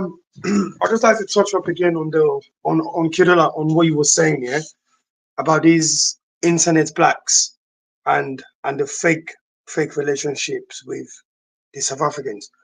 But the South Africans were supporting them, you know, oh, we hate this other black, we hate Nigerians. So it was just an anti-Niger. I'm not saying all at all. You know, some people go there with good intention. You know, they go there to do business, to learn about the culture, and want to get to know the African brothers and sisters. Fine, but these ones on the internet, yeah, these pretenders on the internet, talking about this relationship we got for South Africans, this connection we've got, it's so fake. It was all to attack, you know, to support the xenophobic people that don't like Nigerians and other Africans. That's how I see it anyway. You know? But now most of them are beginning to realize that some of these people don't even like them. You know, they don't even like you. They're just kind of using them to get to where they want to get to. You understand what I'm saying, Kirola? Yeah. Oh yes. The what you're saying, look, it's very difficult to read the Black Americans in this internet because out of nowhere they are not Indians, and because Africa don't deal with people that are heavily confused like that. Exactly, flip-flopping. That can be a problem also for South Africans. You understand me? Because we don't roast. Roastless, you have to be very careful how you roast people. You understand exactly. me? And, exactly. And because out of the blue they can be black one day, tomorrow they're Indians, the other day they are Mexicans, the other day they are Choctaw and Blackfoot. And it just your man is here. Are you gonna invite him over? So Africans get confused. You understand me? They get confused a lot. Yeah. So I think Dusty, you're right. They try to use South Africans to get to where they want to, you know, what they want. That's right. So push a xenophobic agenda. That's good. Sooner or later, they will be making YouTube bad about South African black people. They'll be making YouTube because what they're looking for, the South Africans will not able to give it to them, the blacks, because that special. I don't know if it's a love. I don't know if it's whatever they're looking for. South African blacks are just other normal blacks like other African people. They have their language, they have their tradition, and I don't think they want to come across that. That's what that guy is scared of. You understand me? I understand. They're very cultured. But the thing is, though, Kirola, I'm not happy what happened to this Tyla girl here, but it's a real wake-up call for all black South Africans. It's a wake-up call. Because the way they've been on this girl's back ever since she said she's not black, you can't force somebody to be something that she's not. All she said was, I'm not black, I'm a colored girl from South Africa. In South Africa, she said, there's colored, there's black, there's white. I'm not black, I'm colored. And the whole FBA ADOS black Americans went All right, crazy. I'm back. Why? What? Don't she want to be black? Does she think she's better than us? But she's not one of you. She just told you she's not. And it's just crazy, man. So the South Africans were pushing back. So they had a bit of problems, yeah? They was going back and forth with the South Africans. South Africans are making videos. The blacks are making videos. And then this incident that happened last week when she got this thing on this video award thing that just sent everybody over the top. You know, Awesome. right Hold now. on. Let me read some of the super trending. chats. I've been behind. Let me read the super chats here. Matifi, thank you for the support. Matifi said support from Finland. Thank you. We have IAS production. He said once the money runs out, they start talking crazy about the country. MS Delta, thank you for the super chat. He said, as a Black American who visited South Africa, the South Africans were hardworking and brilliant and welcoming. I respect their cultures and history. That's it, nothing more. It's all love. Thank you for the super chat. Let's see another one here. Chuku, thank you. Chuku said, we must distinguish between our noble Black American brethren and this degenerate FBA Black identity extremists. They are not the same. Thank you for the super chat. He goes on. Let's see here. We have another one. MS Delta, thank you. He said, how many of these panelists actually interacted with traveling Black Americans? You all over blowing things. Thank you, MS Delta. Well, MS Delta is a well-traveled Black American. So I'm a well-traveled African. So I know the issues here. I lived here for many years. Hold on. So I'm certified. So I'm certified And to speak on the issues that pertain to blacks in America. I'm a well-traveled African too, my friend. Hold on. I've seen a lot. Hold on 1 second. Could you click on the link I sent? Where did you send it?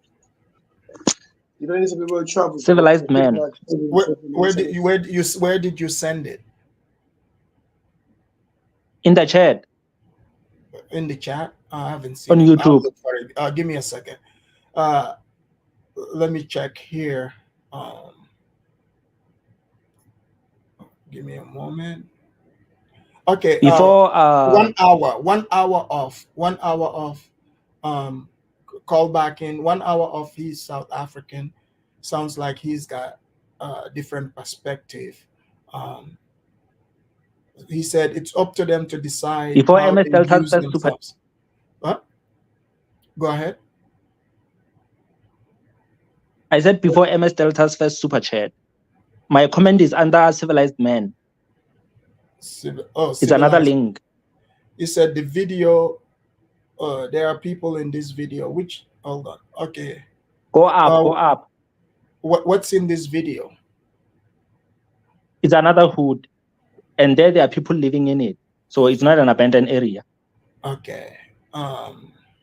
So when I look at this video, when I look at it, what connection are you trying to make? So I'm trying to get an understanding. What? Okay, keep going. You were saying? Yeah, context. Basically, I want to understand like what percentile of the population lives like this. Oh, you're trying to find out what percentage of Black people live Yes. like the video you're sending me? Yeah. Okay. The problem is go ahead. Yeah, but that's not going to give you an insight of what bro. There's poor people everywhere, man. In England, there's people. The problem is that's Listen to me. Listen. I know what you're trying to get at. I understand what you're trying to get at. Yeah? Hold on. Americans. Let me just say something. Wait. Hear him out first. Then you can respond. Because we want to understand where he's coming from. Go ahead. Yeah, he's confusing himself, man. It's not going to show you anything. Go ahead, the one and only. Yeah, it's confusing because my network is not stable. If it was stable, the things I'm trying to do will make more sense. The problem is that every time I try to make a point, I'm cut out. So I'm unable to, you know, properly articulate the things I'm trying to do. That's the problem. Well, we can hear But you I just understand fine. what you're saying. But you're not gonna make a point by showing though. It's like me going to your country, yeah, and then filming the people that are on drugs and then trying to make a point. It's, you know, it's not gonna work like that, is it? That's You not what understand I'm saying? doing. That's not what I'm doing. What I'm trying to do is gain an understanding of the type of lives they live. Like, why are these people living a first world country to come here? Yes, bro. Like, I want to get a broader. Like, I'm not gonna stop there. I'm gonna show you even the nicer neighborhood. That's what Afrodamos is trying to explain to you. In big countries, big cities, yeah, there's people with drug issues, mental health, you know. They can have all the money in the world, but they won't live in a normal house. They'll have a sleep on the street, you know, they'll have a sleep in abandoned buildings. So these videos is not gonna make, it's not gonna give you a clear picture of how they live, how they know, how they. Let me finish, bro. It's not gonna give you a clear picture of how the normal Black American live their life, or a Black person in the West. You know, America is a rich country, bro. People don't have to sleep on the street. They don't have to, but some people do because they're not well or they're on drugs. So you know what I mean. So it's not gonna give you an understanding of. You understand what I'm trying to say, bro? So like the one and only, like, okay, fine, you might see like those neighborhood people live there, but you can't really gauge all Black people like in America like like that. You know, like you have to, like he said, America is a very wealthy country. Majority of the time you would see, yes, some people are down on their luck. They might become homeless for whatever reason, but for the most part it's like people with mental issues or generally or on drugs, right? And also, like, American poverty, the way, I wouldn't even call it poverty, I would say somebody being poor Exactly, it's not in poverty, America, man. right? It's not, because you can see someone in America, they could be homeless. Like, you could see them, they are homeless, they have nothing, they're on the street. The moment they decide to shift their their mind, like, you can see these people change their life within 6 months. Like, you can do that here in America. They can clean up, you can see them all of a sudden have apartment, have job, because that's all they need. Like, they can switch it just like that. Like, you can do that here. Yeah, but So another thing Afrodamos just said. that wouldn't be a good gauge of like seeing somebody in America like on the street is different, because in America that person can change it around. Afrodamos, let me jump in. Let me be, hold up, bro. Let me be honest to you. Can I? The one and only is a guy who's very, very scared. He's scared of them coming to his country. He think the job is not yet finished in South Africa. They didn't finish the job yet. There's still a lot of jobs to be done. Now, not saying another group of Black people are coming who you don't know who they are, and don't see them as, might be as Africans, but see them as Americans. What he's scared of is a political aspect of why they're coming. You understand? Not the economical part of it at all. He's saying that and that fear. But Kidola, yeah. The America, what's the population of America? 40 million plus Blacks. The amount of people that are moving to this continent, Africa, it's not many, bro. It's not many, man. Afrodamos, am I right? Am I right? Right. It's just a handful of people, bro. When this guy came to this place, he said, this guy it's not like they're moving in thousands and thousands. No, man. It's not happening like that, man. But if he's talking, internet, bro. We shall give him, let's give him the space, because this is because the show is about him. So yeah, this guy said he's a nationalist. That's what he said. He said, I'm a nationalist. So you have to understand, when he came, he did said, I'm a Pan-Africanist. He said, I'm a nationalist. He like his country, he like his tribe, he like his language, and he like everything. For a nationalist dude like this guy, look, hold on. For a nationalist dude like this guy, I think in a way, he have been studying Black Americans for long time. Let me say long time, because I don't think he want to say it is long, but he tried to say it that he does not like the Black Americans type of culture, what they represent, what they're doing. He thought they would come as a visitor, go back. Now they think they may be coming to start buying all these houses that that possibility that they want to buy later and increase the price. That's what he's scared of, because no other Africans that might have such a miss to do this one in their country, but they think he think maybe the Black American might have done that miss. I think in a way it's Yes, right. Kiddo, I understand. I get Yeah, what you're that's what I saying, mean. but Yeah. it's like gentrification. You cannot stop that, man. If 1,000 Black Americans got the money, yeah, they go to South Africa right now. They want to buy 1,000 houses. They'll buy it like in a minute. Nothing can stop that. You understand what I'm trying to say? So whether he's a nationalist or it doesn't matter. If they've got the money, they want to go there and invest that money. Nothing will stop it. The government will give them a free pass, give them permits, give them whatever they're looking for. Yeah. So it's all about money at the end of the day. You understand what I'm trying to say? You know. So whether you've been a nationalist or not, it's not gonna stop any, it's not gonna stop any investment or somebody wanna buy a property or somebody wanna buy a house next to you. Look. You understand? It happens everywhere in the world, bro.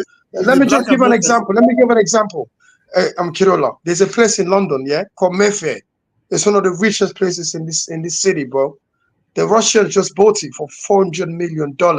It's a square of about 50 houses. The some Russian investors just bought the whole thing for £400 million. Who's gonna stop it? You think an Englishman is gonna walk up? No, this is Mayfair, man. This is next to Buckingham Palace. It's our cultural heritage road. No, it's money. Money talks, bro. They just bought that area now, man, and now it's a private road. You can't even go with it no more. You know, like what I was trying to You understand, understand what I mean? because like if the gauge from like watching those hoods is like your gauge on like Black income in America, you would be way off. Like you will be way off. So that's not like the norm. I don't know if that makes No, sense. no, So it's not. let's bring in KBM. Go ahead, KBM. Can you hear my mic? Yes. Yeah, where's the one and only? Did you put him backstage or did he No, pop on? he's having issue with his Mandela phone, but I hope he comes back. But go ahead. Okay. No, I was trying to understand why he's wanting to keep bringing up exactly. I missed something about this guy's YouTube channel that's showing abandoned buildings in Baltimore. Some of those buildings that are being filmed in Baltimore, I've seen since I was a little kid, and I'm in my 50s. So they've been abandoned for decades, Right. especially in the city of Baltimore, for whatever reason, out of any other city in the U.S. Where I grew up in Southern California, we have abandoned buildings, usually not apartment buildings, usually they're houses. And if they're abandoned, usually because they're messed up in one form or another, and usually because it was at one time a dope house. And that's why they're all boarded up. Okay. And people that are living in those buildings are squatters that have nowhere else to live, e.g. homeless people would be a great example of that. So, or just some squatters that don't want to pay rent, but they're working, you'll find people doing that.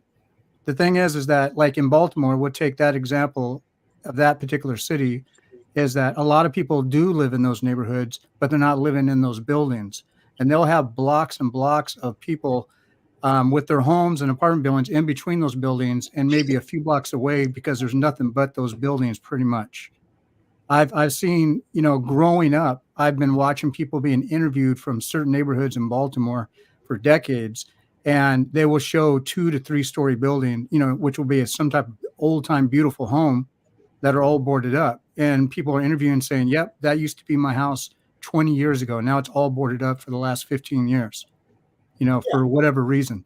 So again, I want to, if he doesn't drop off, I'd like him to come on and try to give the point of why those videos are relevant to this conversation.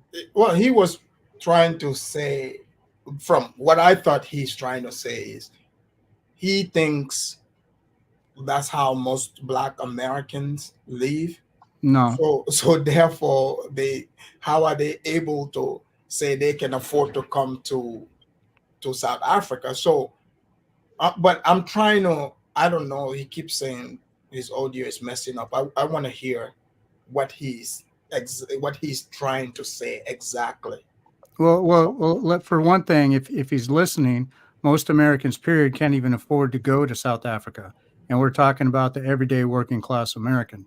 So then you take the high percentage of homeless people. They're really not going to be interested in coming to Africa. Most people in America are not really interested in going anywhere.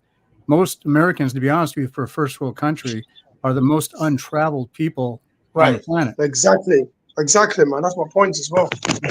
And I'm born and raised in America. So if I can say that with all truth, and that is the truth, Yeah. and most of the people in America, you'll find like, okay, there was a documentary a long time ago. Actually, not a documentary. It was a news report a long time ago from KTLA, which is a Los Angeles news station, Channel 5. And I remember back in around 1986, they were doing a report of the population of Los Angeles County. 60% at that time has never left the county. That means they had never been to Disneyland, which is in Orange County, where I'm from, right next to LA County. That means they've never been there. That's a theme park for those who've never been to Disneyland. They've never been there. And so when you take that into account, what is the reason for that? A lot of people, they don't have great jobs. A lot of people are not that educated. They don't have real world experience. I mean, they're not really going out in the world necessarily traveling, but even within the country, they don't have any college experience. They don't have any real world work experience of where they're climbing up the ladder, even if it starts from pushing a broom up to a corporate position in the office building that they work in. There are people who do that in this country, but there's people doing that in other countries. But in this country, you take a city like Los Angeles as an example, most people have never left the county that were born and raised in that county. So that says a lot. And hopefully I can get people to understand that are in South Africa. For some of the people that are wanting to come there, a lot of them don't even know why they want to come there. And they say, basically, if they can't afford to barely live here and they're just getting by and they want to go there, usually what I've been noticing is that they're watching other weirdos on YouTube, giving them the idea that it's easy to come over to Africa and live a better life. The only way you're going to live in Africa and live a better life, you're going to have to do some real research, and you got to stop fantasizing and romanticizing about Africa, because Africa is not the place for that.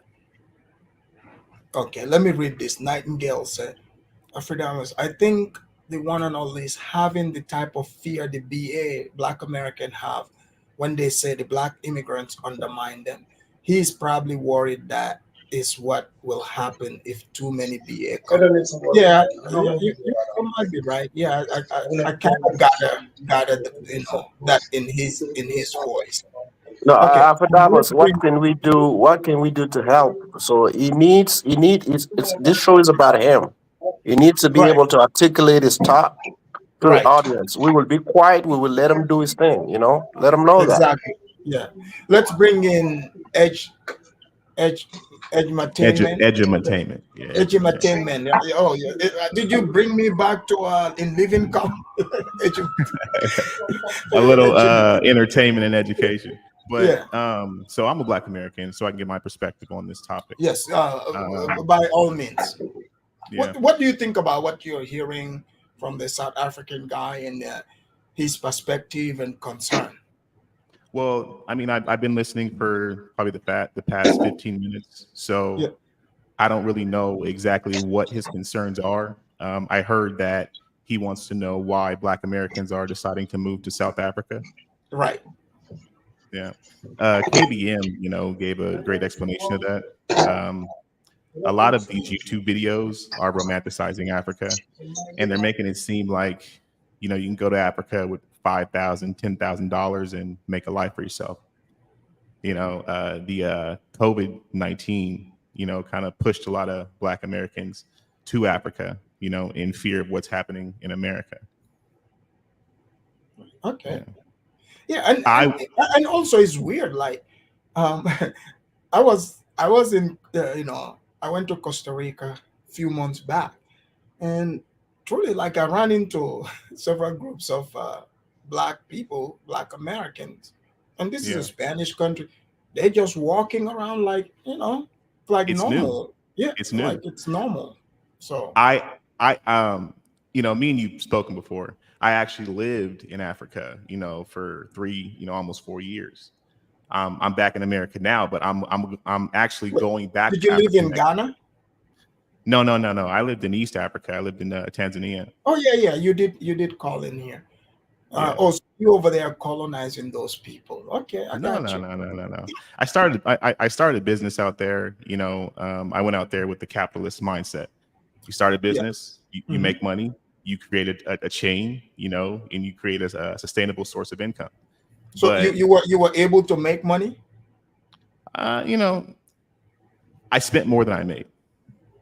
I had fun, you know, my family got a great experience, but you can't go to Africa thinking that you're going to make money off the economy. The majority of people in Africa aren't really making that much money, so they don't have money to spend. And they don't look at you as somebody who they want to give their money to when you come over as a foreigner. You know, so I learned that, you know, to sustain yourself in Africa, it's best for you to get a source of income from America or whatever country you're coming from and, you know, go over there with that. Okay. We hear that. Let's bring in Mac. Yeah. Mac, are you black? Yeah, I'm FBA Majara. How's everybody doing? We doing well. Are you from Baltimore? Nah, I'm not from Baltimore. Where? From you guys gotta understand. the Atlanta, Georgia area. Georgia. Okay, go ahead. Yeah.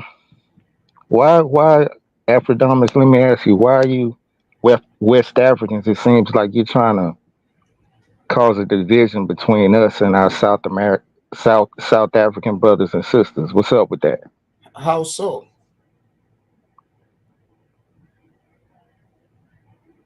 I mean, you're claiming that, you know, we're coming over there and we're causing problems or, you know, things of that sort. I didn't claim that. Did you miss the part where the South African guy was on? In fact, he emailed me. He wanted to have this topic. Did you miss that part? No, I didn't miss that part, but that's what I'm saying. Yeah. Why is there even a discussion? We don't have problems with South African people, with Black South Africans in particular. Wait, but are you speaking on behalf of the South Africans? All you can say is, as far as you know, I'm saying us FBA Majara, we don't have any problem with you got problems with Nigeria. Black South African brothers. What I'm saying, hold on. What I'm saying here, right? What I'm saying. And then Ola insinuated that what draws us, what makes the commonality between us FBA Majara and Black South Africans is us hating on Nigerians, and that's ridiculous. That's what keeps you guys together. So are you saying, what are you asking Ola if you said it's ridiculous? Yes, it's ridiculous. Okay, but are you saying you didn't hear some FBAs who were jumping in, to talk about, celebrating that the South Africans want the Nigerians out? I don't think no. What it is we can relate because. Well, if you ask any native South African, they'll probably express to you some of the same, challenges that we've been having with some of you West African immigrants, because you come to the country and a lot of times you're very disrespectful, and that you don't respect the contributions we've made to allow you to even to be able to migrate to the country to become a citizen. Hold on, Mac. Here we go. Let me ask you this. I get what you KBM, say, right? you shouldn't even have nothing to say. You shouldn't even be on this panel. Hold on, Mac. This is family business. Hold on, Mac. Mac, let me ask you this. Okay, fine. You said it's not all, FBA. I get that, right? And it's not all South Africans, but Mac, Afrodomics. Why why do you have this white guy on the panel? Hold on, Mac. What Hold does on, Mac. what does he have to do with family business between us? Right, Mac. But We're but all Mac, of the same. We're all of the same racial body. We're having a He's discussion. We're here ironing out some to be a things between buffer, ourselves. What does he have to do with it? for black Why is he Mac. injecting? Black Why Americans. is he injecting himself into our concerns and our conversation? That's But what? family business. Wait. What did he say that make you think he shouldn't be part of the conversation? He can't speak for us. He can't No, speak he's for not. But he's not. FBA Majoras. No, he's not. He's just Is care about marriage. In I think all it's truth, care. in all truth, It's in care all about truth, marriage.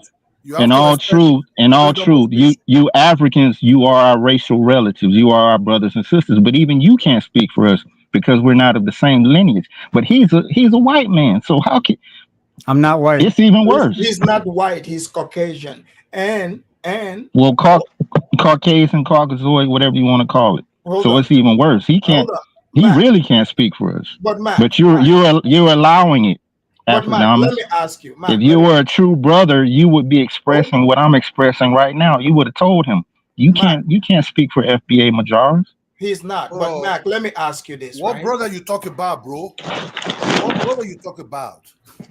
I'm Will you talking allow? about y'all. What I'm dog? talking Hold on, about bro. y'all. Will you hated the Asians in the border, calling them all kind of cat eater, dog eater? Is that the brother you want to say in the No, real, we bro? didn't. No, we didn't. Those are You hold that shit Caucasians. up, bro. That's Tariq their Nasheed, media. Tariq That's their Nasheed, media right? that's reporting that. rally yesterday with the black We look, man. Look. We American got sense. touting, Listen, man. touting We got sense enough Asians to and know. We got telling sense them to enough go to know. home. Show them We the Guys, got sense videos. enough. guys, one mic, one mic. Listen, man. We got sense enough to know that no Haitians are coming here and eating cats. You can get some food here in America easily. If you got a gun or a knife, you can get some food. If you gonna tell me they're gonna come all the way to America to eat cats, we have sense enough to know that. Y'all should have Bro, sense stop enough to gaslighting know some people, that yeah? we don't believe Stop that, them. and we're not reporting that stuff. We're not Yeah, Your leader, black we're No. not Americans saying that aren't stuff. Hold on, hearing Blocking hold that. on, people guys. because your Hold on, leader, Tariq hold on, Nasheed. guys. Hold on, guys. Black Hold on, Americans are guys. probably having Hold fun on, with it. guys. Mac, you're being dishonest. You said you guys are not Exactly. reporting. Go on Tariq's channel. He put a he has An this emoji.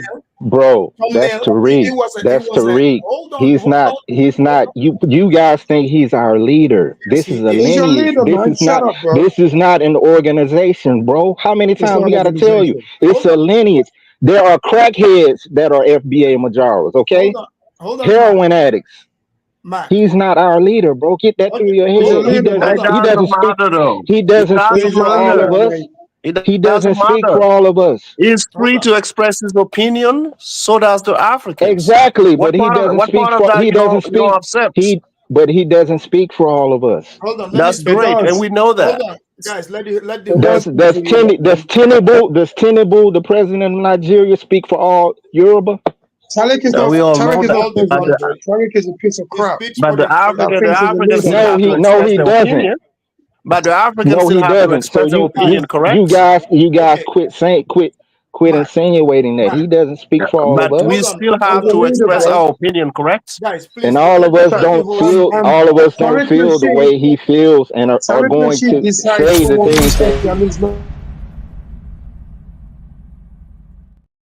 Guys, please allow the host to speak.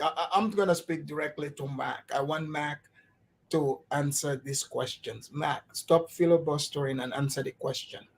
So you came in first. You try to accuse me of sowing the seed of discontent, which is not true.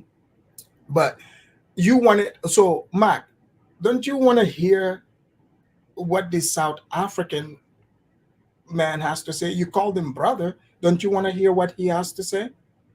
this is what I'm saying. That guy, the one and only, he's only one black South African out of millions. I've seen What other he videos. what he thinks, his opinion alone is not indicative of what all of black South Africans think. But Well, see, that could get I agree. misconstrued. I agree. People could hear this program, and they don't have the ability to think critically like some of us do, and they will say, "Oh, them South Africans, they don't like us," and Okay, there you go. let me The ask you division this. starts. Let me ask you this, Mac. Why So not? if Why when not he have some? contact when Why he not have contacted someone on here from South Africa, a black South African, that's more moderate Oh no, I in his will. I views? will. If they are watching, by all means, join in or email me just like the guy We'll did. balance it out. Yeah, oh yeah, most definitely. Affidavit, you got Have Josie. a Josie program. was giving another perspective. Josie was here. Have a balance. All I'm saying is balance it out. Have But a program with black South Africans who are more moderate in their opinion of us hold on, FBA Majoras, hold on, or Mac. who are more positive about us. Mac, didn't you hear Because this is causing division. And then on hold on, top of that, you got this white colonizer on here speaking for us FBA Majority, and you should have nipped that in the bud from the start, man. Mac is not gonna. What's going on, man? Hold on, Mac. Let's hear from Mike, okay, and then we'll come to Elvis. Go ahead, Mike. Mike, welcome to the Afridamus Report. Hey, Alfred, what's up, man? Hey, though I won't say I've followed you guys from the beginning, so I may be a little bit not completely in line with maybe how you guys are going. But what I was gonna say is regarding Black Americans moving to South Africa and thinking that it's gonna be something different. The outcome will be different from the way with the outcome of the Africans moving there. I think that would be a fallacy because if Black Americans started moving to South Africa, it's not going to be the Jay-Z and the rich that what we see on TV or those kind of people that we're moving there. It's going to be people that we're going there like the level of the same kind of African. It's going to be either the working people, they will go there, maybe a little money they saved up, they will go there, and eventually they're going to have to start figuring out a way to survive in South Africa. It's not like they're going to be there like moving in like the Chinese are going where they're backed by their government. They go there to go set up Chinatown or set up some kind of industry and stuff. It's not going to be the case. So when they go there, it's going to be the same thing, the same way when the African and Nigerians first got there. The South African welcome them. But it's going to be a matter of time where the South African begin to see that, okay, what do you have to offer here?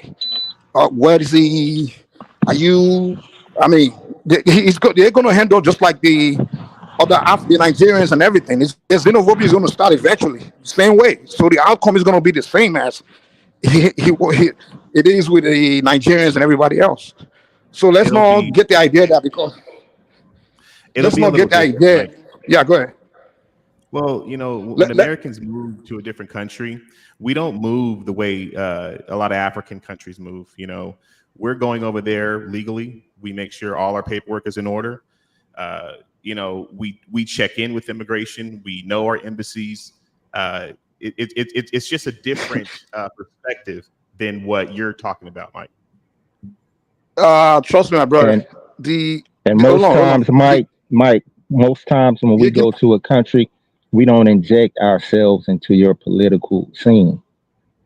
Hold on. Wait. I don't know. You do sometimes. Oh, wait. Hold on. I don't. Nine times out of 10, we're very respectful because a lot of times I think you're missing my point. Can you calm down? Let me get my point across. Hear me out, Mike. I think you're missing my point. A lot of times we go there because a lot of us feel like there was something missing. Can I make my point, please? This guy just hold on. Mac, let him make his point. Mac, please go ahead. Okay, here's the deal. Once you get there, like I said, initially you have some money saved up, which you save up from the jobs you have in America, where American economy is so robust, you can get jobs, your living standard, of course, yeah. But once you get there, there is no jobs like in America that's waiting for you there like that. So you're going to have to start something. So initially, whatever you brought in, you start something, kind of like the Nigerians that came in here, they open a barbershop and things like that. That's the most you go. Open a barbershop, open a little bit of something in there. And trust me, it's a matter of time before the South Africa begins to look you and say, hey, maybe you disrespecting or it's going to be that cultural clash, the cultural differences and cultural shocks things that's going to be happening. So you're going to be living among just the average middle. Hold on, calm down. We get the other arguments trying to present about the people coming. Hold on, wait, dude. Chill.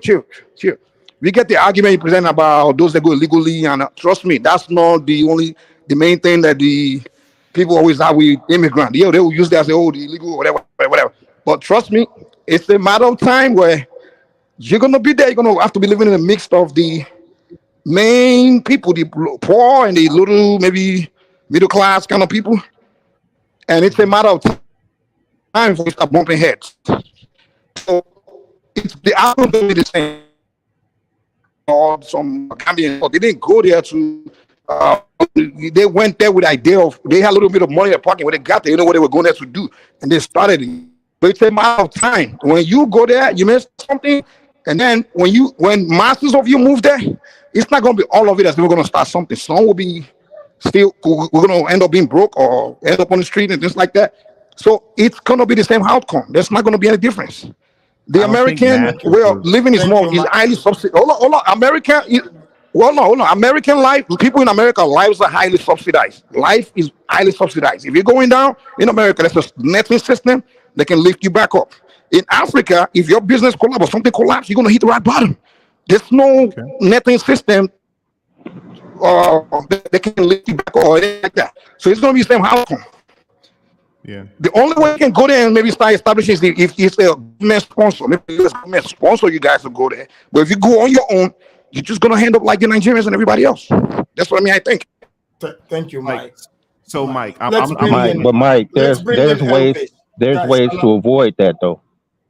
You guys allow Elvis to come in. Go ahead, Elvis. Elvis, what's your take on it? All right, thank you. Sorry. And before you start, so what Mike was saying, in case you guys have missed it, that's what the South African guy, the one and only, that's what he was the point he was getting across. So different perspectives. It doesn't mean it's facts or not, but people are going by what they've seen. Go ahead, Elvis. All right, I just want to understand because does FBA not have any smoke for South Africans? They prefer South Africans over West Africans. That's the thing I'm trying to understand. No, what it is, Elvis. Can I explain? Hold on. This is not about smoke or no smoke. South African guy wants to, have this conversation. Reached out, emailed me. He wanted to make it known that they are nationalists. They don't want Black Americans coming in. This is what he was expressing. So this is not about West Africans having any smoke for anybody. That's not what this topic is. But can I explain to him? Can I explain to Elvis what it is? I'm the host. See, Elvis, I already told them. Let Elvis. No, Kadola, I want to hear from him because. Go ahead. Yeah, go ahead. The reason we have an affinity with South Africans more so than other, Africans is because we have the shared experience, especially us FBA Majoras from the southern part of America, which myself, I am from Georgia, the southern part of America. So our foreparents, they experienced Jim Crow, segregation, and racism, which was very similar to the apartheid that South Africans experienced. Plus, South Africans tend to see themselves as being Black, whereas most Africans, when you ask them, "Are you Black?" they'll say no. And the reason why they see themselves as black, they will say that I'm Black, and that's what they call them there. They have Black, colored, if I'm not mistaken, right? Right. So they'll say that I'm Black, and the reason why they can do that is because we have that shared experience of apartheid and Jim Crow segregation. Now, what us FBA Majoras and Black South Africans need to ask ourselves is why, out of all the people on the planet, we are the only two groups who have that in common, where white colonizers came and instituted segregation, which in their case, it was apartheid. In our case, it was Jim Crow segregation. Maybe there's some relation between us that we don't know about, that they've been lying to us about. and we need to explore that. But see, broadcasts like this tend to cause division. So that's why I have to question, like, what's the motivation for this? Was there ever any You see what Okay. I'm saying? for division? Afrodamus, let me Hold ask on, him. Let me ask hold him a on. question, please. Go ahead. Go ahead. So, do you think that African Americans, quote unquote FBAs, have more genealogical attachment to South Africans than West Africans? Well, the tension is not there. With East Africans, South Africans, South Africans in particular, the tension, there's a bit of tension between us FBA Majoras and West Africans. Why? Why? Because you guys teamed up with the white colonizers to overthrow us and put us in bondage and sell us into the new world. So there's an Oh man, so underlying man, this is just ridiculous. there's an underlying subconscious tension there, whether we He's will right. admit it or not. From you lot, yeah. And But that's the conversation. With East Africans and South Africans, that tension is not there That's the conversation I've because been they wanting haven't us to harmed have. us in that way. So Right. Mac, if your ancestors, let's say they are from West Africa, right?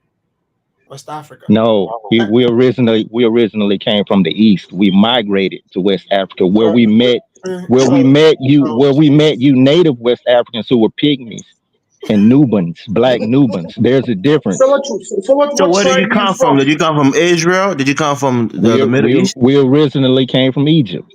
Here we go. That They came from area. Guys, Okay. can we get They back on came from topic? Kemet. I don't think that this is a history lesson Hold for on. Black American Afrodamus, Americans. you see what I said? And It was very during the difficult. time Hold on. during the time of Nimrod, I'm giving you a history. Hold on, don't give me that fucking history. You see what I said? These people to know them.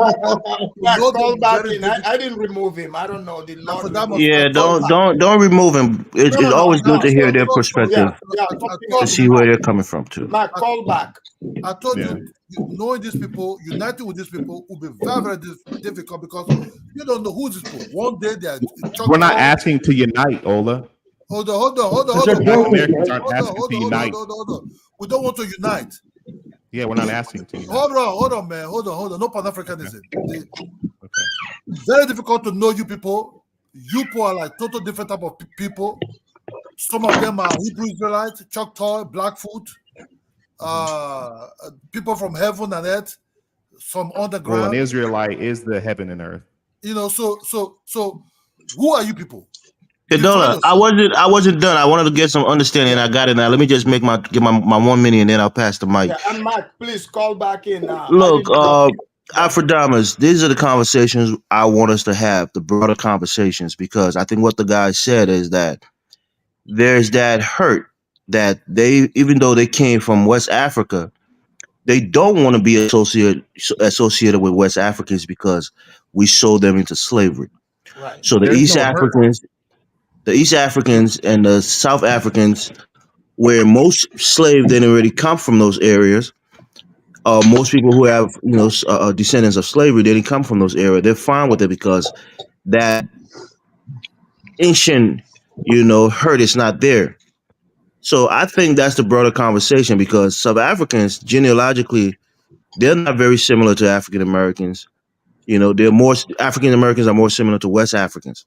But they tend to want to be more friendly with South Africans because they don't have that wound, of being sold into slavery by their own people, so to speak. Massa. I think they want to be next to Massa. So the reason that we want to go to South Africa is because it's a built up. It's the white man. It's built up. Okay. So when I was choosing the countries that I want to move with it. Afrodamas, South Africa was actually on my list. And the reason I wanted to go to South Africa is because I can get Amazon packages there. That was one of the main reasons, honestly. Because whatever. Hey, you know what you're saying here? This is actually super important because when most people are used to the American conveniences, and they would generally look for where they can have that. So life was hard in Tanzania. Man, like trying to get shoes, because a lot of Africans are smaller. I didn't know that. I'm thinking that the Americans are big thing is a myth, but Americans are just big. We're just bigger. So Hey, stop lying that lie, man. I'm well, Ola, you're 6'8". different. You're different. You know, I'm You're a using big guy. size 50 shoes. That talk about 50, 16. Okay, Lying, okay, bro. big boy Kidola. We hear you. Yeah. But All right, just man. I mean, yeah, I think that's a bigger conversation. I think Mike was being more honest. I think the other guy is trying to deflect, but I think if Max, Oh, is that's his Mac name? is here. He's here. Yeah, I've heard those things before, and I think that's the majority. A lot of other platforms that I'm on, a lot of people say we're not those guys that sold us into slavery. There's an underlying anger there, and I think No, we need to explore that more. Elvis, I think it's a cop out.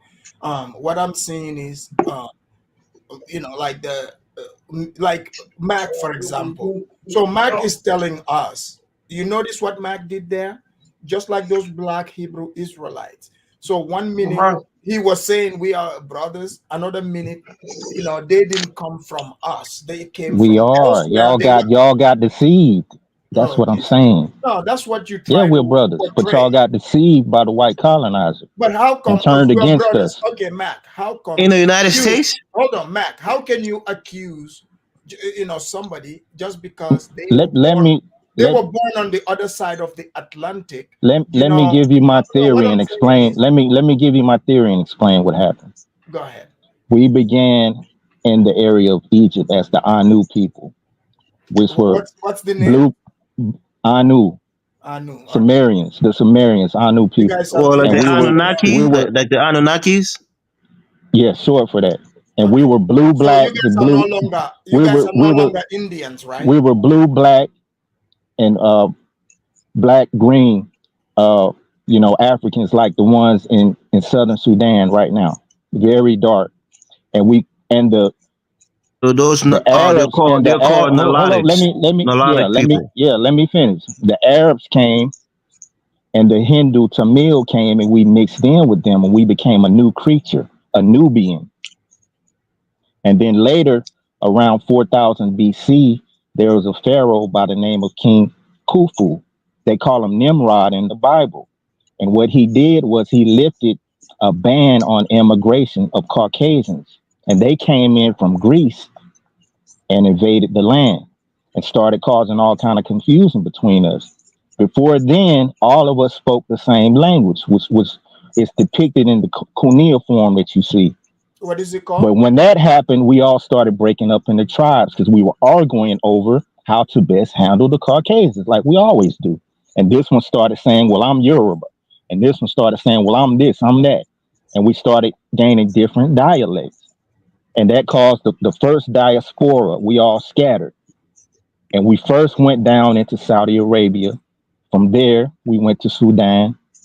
And then from there, a lot of us, we traveled over to the west coast of Africa, to what's now Nigeria, Ghana, and all of that. Wait a minute. And Wait a who minute. we met, hold on, let me finish. I Let want me to finish. ask you this part. Who we before met, who we met, who we met there Mac, were the Yeah, this is a lot of pygmies. Egyptology, BS, bro. We don't believe that. This is all Hold myth. on. Let me finish now. Let me finish. And please answer this part. let me finish. Let me finish, man. Let me finish. Don't interrupt my flow, man. Let me finish. No, you went When we came there, we met the native y'all who were already there, who had been there for thousands of years, and eventually, because we were mixed in with the Arab and the Indian, Oh, this is bullshit, man. Can you speak? we were more aggressive in nature, and we overtook y'all and became, colonized y'all basically, like how the Americo-Liberians did in Liberia. That's what Yeah, happened. that's And not true, brother, man. That's not true. then You are Africans who over lost time. doing wars or who were kidnapped and sold into slavery. It's not because you guys were That's not different. true. Nobody was targeted No, because they were different. that's Many not other true, tribes bro. who We saw other were tribes into different. slavery We were different themselves from was y'all. also We were sold into different from slavery. y'all, brother. Y'all saw us as different from you. The word Yoruba, that word itself means that's the meaning of that word, the essence of that word, a difference. What's the meaning? Why do y'all call us a kata? I mean, you're Y'all just see us all as over the different place, from bro. You y'all. don't even understand where the word Yoruba comes from, man. Ask the Yorubas on the panel where that word comes from. Yoruba means strange. Yoruba means strange people. Okay. Afrodamos, I like. stop this, man. And who Afrodamos, gave them that name? It's the Hausas, the people in the north, not the West, not the other Nobody West cares about Africans. any of this. Why don't we Guys, just get back to the main topic? guys, hold on. Afrodamos, I like. You see, I like that guy. I'm telling you, I like the same thing that happened in Liberia with the miracle Liberians when Samuel Doe did his coup in 1980. That's what happened in West Africa. It was y'all overthrew us. It was a coup, and then y'all sold us into slavery. So That's who what were your happened. people? Who were your people then? Who were those ruling class that was overthrew? Who was them? What was their name? What was their tribal name? Who did the Africans refer to them as? Yehuda. What Exactly. man? What? So now you're Israelite. You said you were And Egyptian. Now you're listen. Israelite. The Moors, This bro. conversation is going to go nowhere. We're not going to accept And each other's listen. history. Listen, you ever Elvis, you ever heard of the saying, cut the head off and the body will die? When they sold us away, they knew what they were doing. They cut the head off from Africa. Bro, if and you that's say when you're Yehuda or why you're they were Judah or that's why they were so easily able to come over there and your colonize beginnings does Africa. not align with Yehuda. Because they Yehuda came sold us from they Israel. They sold didn't it. come from Egypt. They cut off the head of Africa when they sold us away into bondage. Okay, A fine. brain drain. All right, hold Okay, on. bro, we get your point, man. I disagree with it, but I get your That's I why get your story and your why fairy tale. why can you find Nigeria? Go ahead, Kidola. Kidola, unmute. Kidola, you're muted. Oh, I don't know what happened to Kidola there. Okay. But yeah, let me ask Elvis again. Why can you find Nigerians, for instance, who are dark, almost blue black, and then others who are light skinned, very light skinned? That's because we all mixed in when we came from the East, man. I mean, we come in all shades, and in all shades and size. But As Africans, that wasn't you there can before find we other brought that Liberians wasn't who are there very before we dark brought and very light. that wasn't there before we brought our genotype in. How would you know that, bro? How would you know that? Mac, they're not going to Because I accept know. Because you know, this is Egyptology bullshit that these guys has put in your head, bro. Some truths are self-evident. It's prison How? Bible, man. Prison Bible, this is, man. How, bro? That's what Explain the happened, man. DNA. I know you don't. I know you don't want to accept It's it. not what happened. It's not what Yes, it happened, bro. is. Yes, it is, The bro. kingdom of Dahomey, where they were capturing Yes, it slaves is. and selling them. Why do you guys still see us as different from y'all to this day? We You gotta ask don't. yourself that. Yes, We you do. don't. Yes, We don't you see do, you as man. different. Yes, you do. You see yourself as different. You don't want to be We are. associated with That's us. because no, that's not true. We are different ethnically, but we're part of the same racial body. Right, and We're that's the the same point. race, but we're different ethnically. Yeah, ethnically we're Culturally. different, not because of all of that nonsense that you said. It's because But you see, had our admixture. thing You had is, admixture from the white man in the United States. That's what makes you different. Listen. And your Our thing culture is is, from the United States. our thing is, we've been trying to unite with you guys on the basis of race for the longest, but you guys have rejected us. So we said, okay, you guys win. Okay, we're a different ethnic group. We're different from y'all. We're FBA Majara. Now you guys are saying we're being divisive. Oh, See my what I'm friend, saying? Mark. We recognize that we're different from you ethnically, but we're members of the same race, and our racial affiliation should trump our ethnic affiliation. That's what comes first. This nonsense that you just talked We've about. been You guys are trying to get you guys to see that for the longest. And we are back.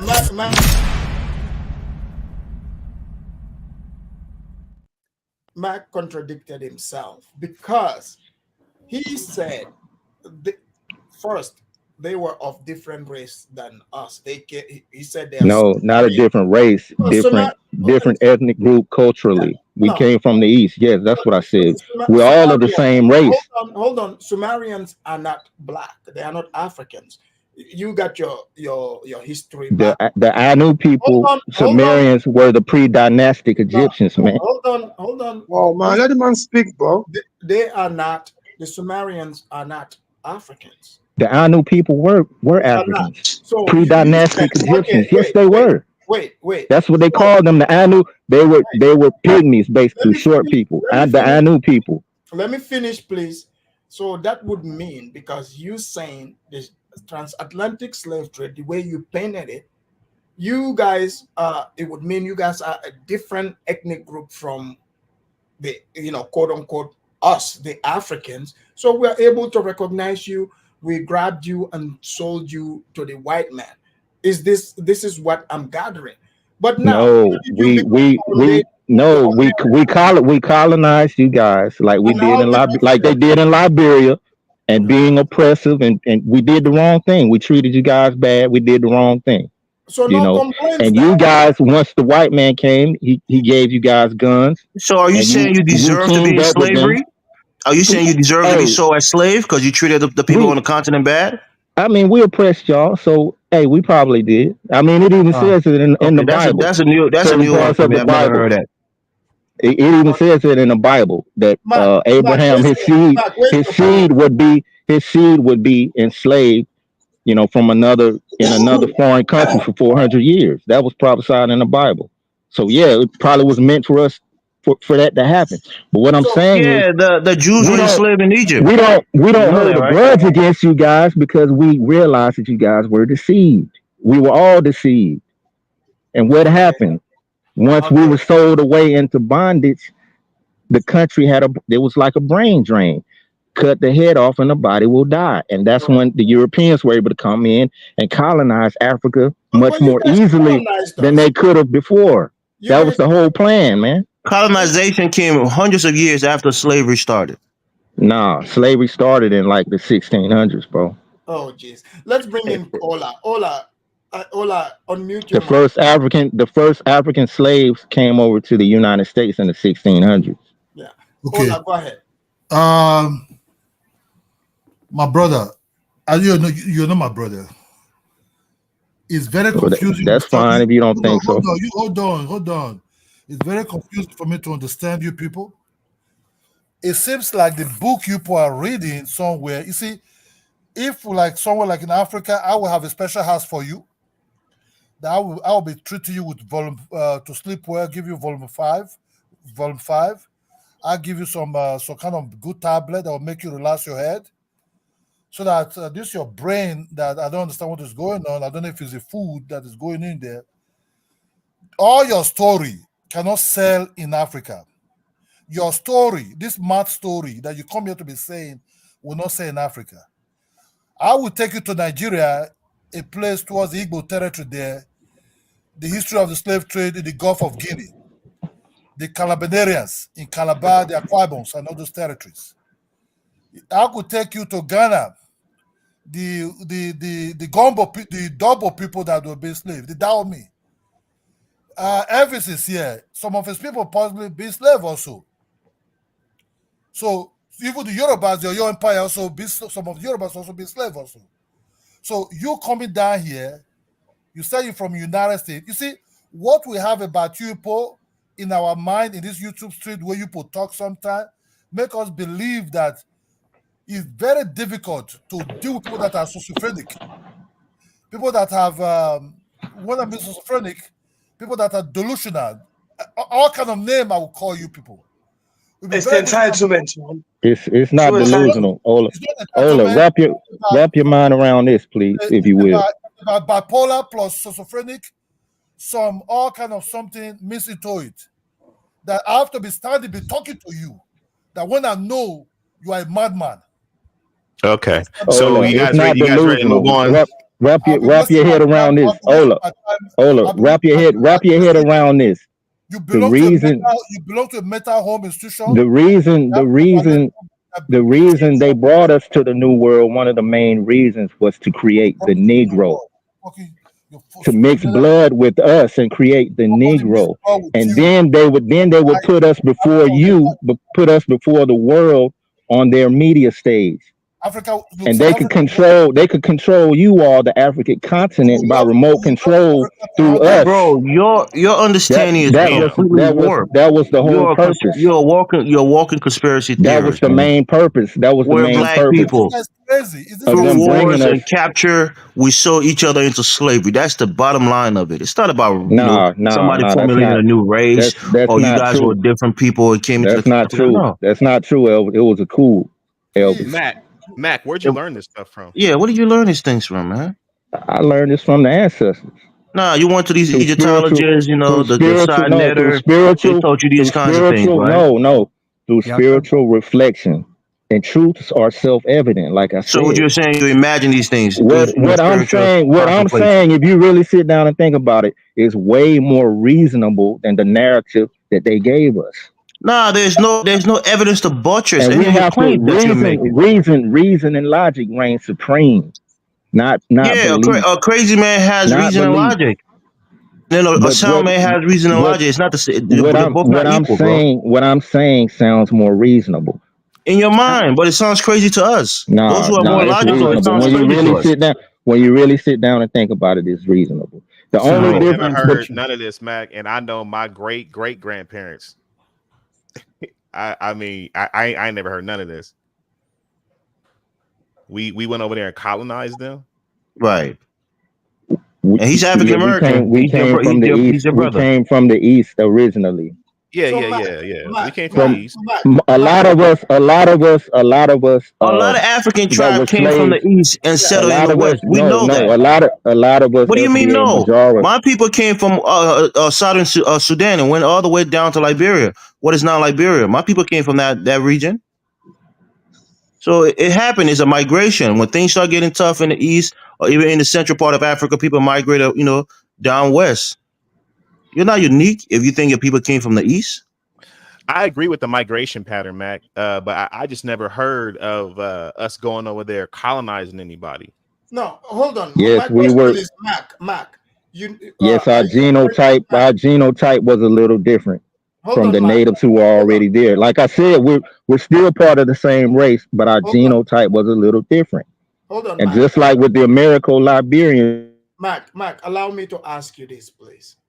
So, Mac, are you sitting here telling us that, like, all the black people who are here in America, who they themselves, they know they came from different tribes, right? And they can give you the names of these tribes. Some of the blacks, in fact, you can see them and look at them. You can pinpoint them what tribe they possibly came from. So are you Yes, telling you're right. Okay, so are you They telling took us from different tribes, yeah. Okay, what The aristocracy of different tribes. They put us all together. And they put us all together in order to get inside of our genes and create the Negro. Give us the names of some of the tribes that you know. Go ahead. Some of your tribes that will, give us some of the names. Ashanti, Fulani. So many tribes. They took us from different tribes. So where did you come up with this, narrative that, you just said, look, you just said you can look at it. You can look at an FBA majority. Some of them even look Ethiopian or Somalian, don't they? That's FBA majorities. They took us from all over, different tribes, but we were the aristocracy, the head, because they knew if they could get in our genes, just like in that movie Get Out. That's not true. That's not true. If they could get in our genes and create the Negro and then put us out before the world, before you guys would follow us, and they could control all of Africa through us by remote control. Why do they promote FBA majorities? Speak for a second. Stop yelling. But why do they promote FBA majorities like they do? Most slaves were from a lower class that got captured by more powerful groups. That's there were times where kingdoms fell and their heads, their king and their nobles were sold into slavery. But it wasn't systematically orchestrated to be that way. Some of us were sacrificed like Samuel Doe did. He killed some of the leadership when they did the coup I mean, you keep Liberia, going back to and this, some of us were sold off into and you're trying to bondage. use it as something that happened before. That was a coup for That political was in power. 1980. That was The just Yeah, that was a same coup for thing. political power, not because we hated Africa. It was a similar thing, They Elvis. killed 13 government officials. You think they one of the rampage killing the African Americans that was there? No, that's what you don't understand. I just agreed with you. I said they executed some who had the most egregious offenses, and then others they sold off into bondage. And What are those you who talking about? collaborated. In 1980, they sold people off into bondage?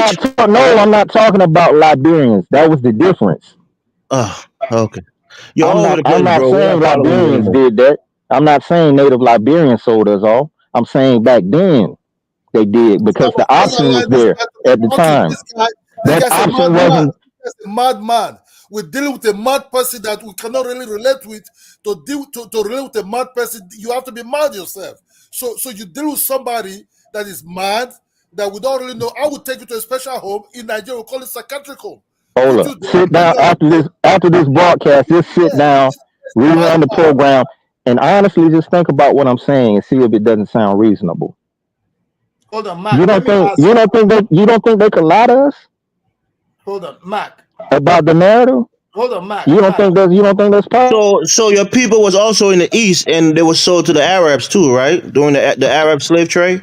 Some of us were Okay. directly from the East. Those of us that remained in the East. All right. So Okay. how did you guys All of us didn't migrate over to the West. How did you guys become Indian then? Some of us had came long before that, and were already there on the land. Oh man. All right. I am From the native. same. So you came willingly, or you came through slavery? You came willingly, or you came through slavery? From that same we know area in our Kemet. ancestors. From that same area in Kemet. They came before. That's what I'm saying. You came willingly, or you came as slaves? Yeah, they came willingly. Some of them Okay, did, and all were already on the continent. Okay. So you don't need reparation then, right? And then later they mixed in with the Manchurians, the Chinese, and they became the American Indians. That's where the American Indians come from. Man. I don't know if I can. This is I'll have to bring a different topic. Yeah, we have to change the topic because this is blowing my mind. It's just too sophisticated for my little brain. Yeah, let's move you on. were saying something? Who, me? KBM, how do you feel? Like Mac is saying you can talk. Who cares how he feels, man? Who cares how he feels, Africanus? Hold on, KBM, the region he's claiming, that's around the Caucasoid Mountains. Mm-hmm. You know, so how can Mac tell your fellow Caucasoid Mountaineers that he can speak? You guys are related. Now everything makes sense. Yeah. Well, he actually is a bit of a hypocrite because earlier on a few different occasions he said we're all the same race. Right. So he just identified that me and him are of the same race.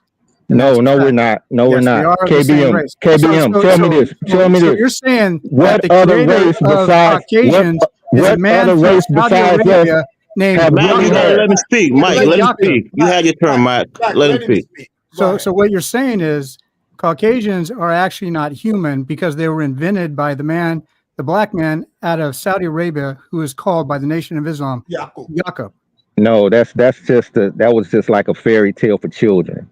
Oh, okay. Y'all came from the Hindustani people as albinos firstly, as blonde-haired, blue-eyed albinos. Check this and out. later you mixed in with the darker races. There are and albinos. you became the mulatto Caucasoids that you are. Albinos. Why are they albinos if there are albinos in Africa?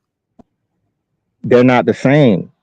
Okay, what's albinos in Africa have woolly hair. That's what makes us linked racially. But just like Indians are melaninated, but they have straight hair. All of us quote unquote African or Negroid people have woolly hair. That's our racial link. Okay. I want to say that. I want to say that. But basically, what actually determines that is thousands of years of environment.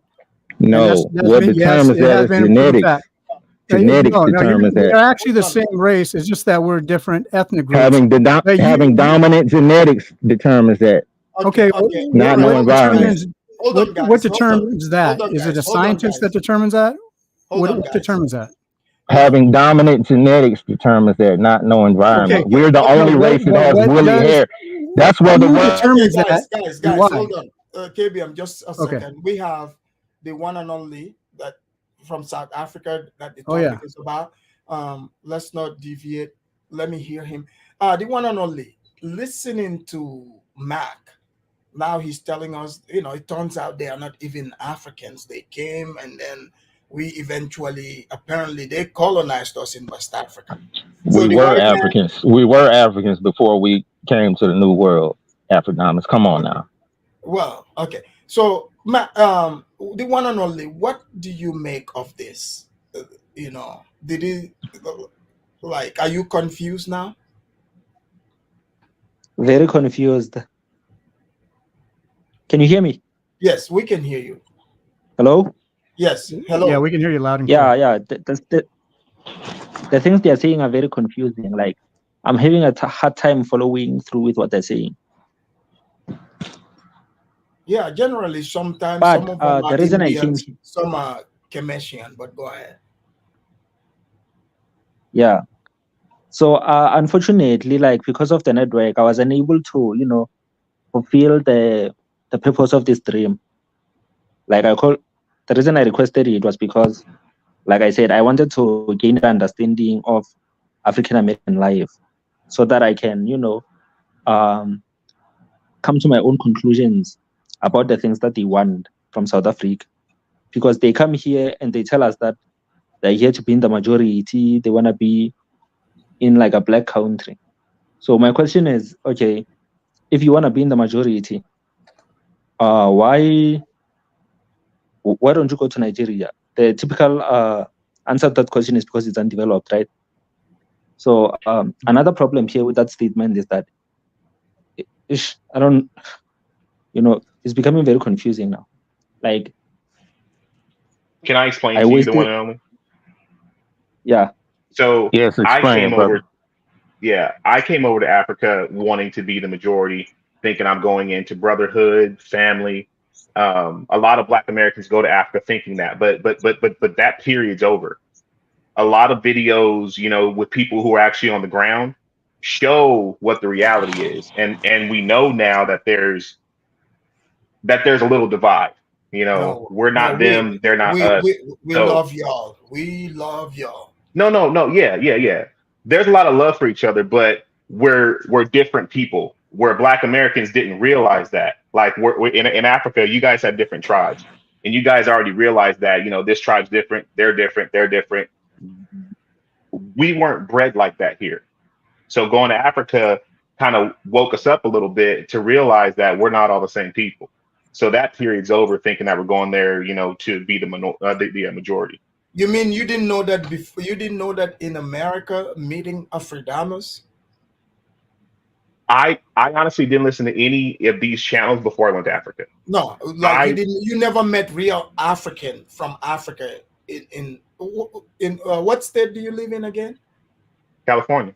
No, I had African Oh, friends growing up. yeah, okay, I was Yeah, I had African come friends on, growing yeah. up. Well, they I were born didn't. here, right? Yeah. Born here, but Well, of course, you wouldn't be able to get a real yeah, picture. So they are American, just parents from Africa. They're just like you.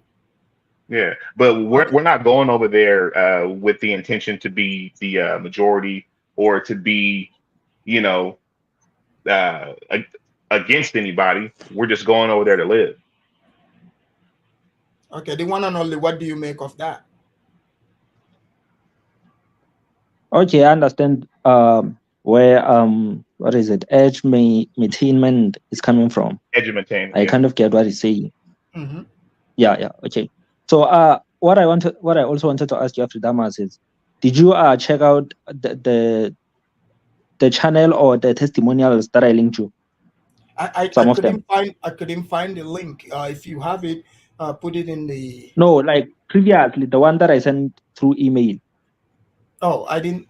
Oh, Not, yeah. I've seen that. So, what do you make of those people? Do you think they are being authentic with the things they're saying, or are there some lies that they are telling that, let's say, someone like me who lives in South Africa is unable to see through? because I don't know them personally.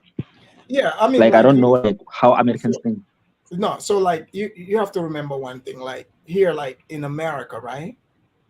Like people are really like free over here. You know, pretty much you can be whatever. Like, people they create their own world, right? And there are people that go along with that.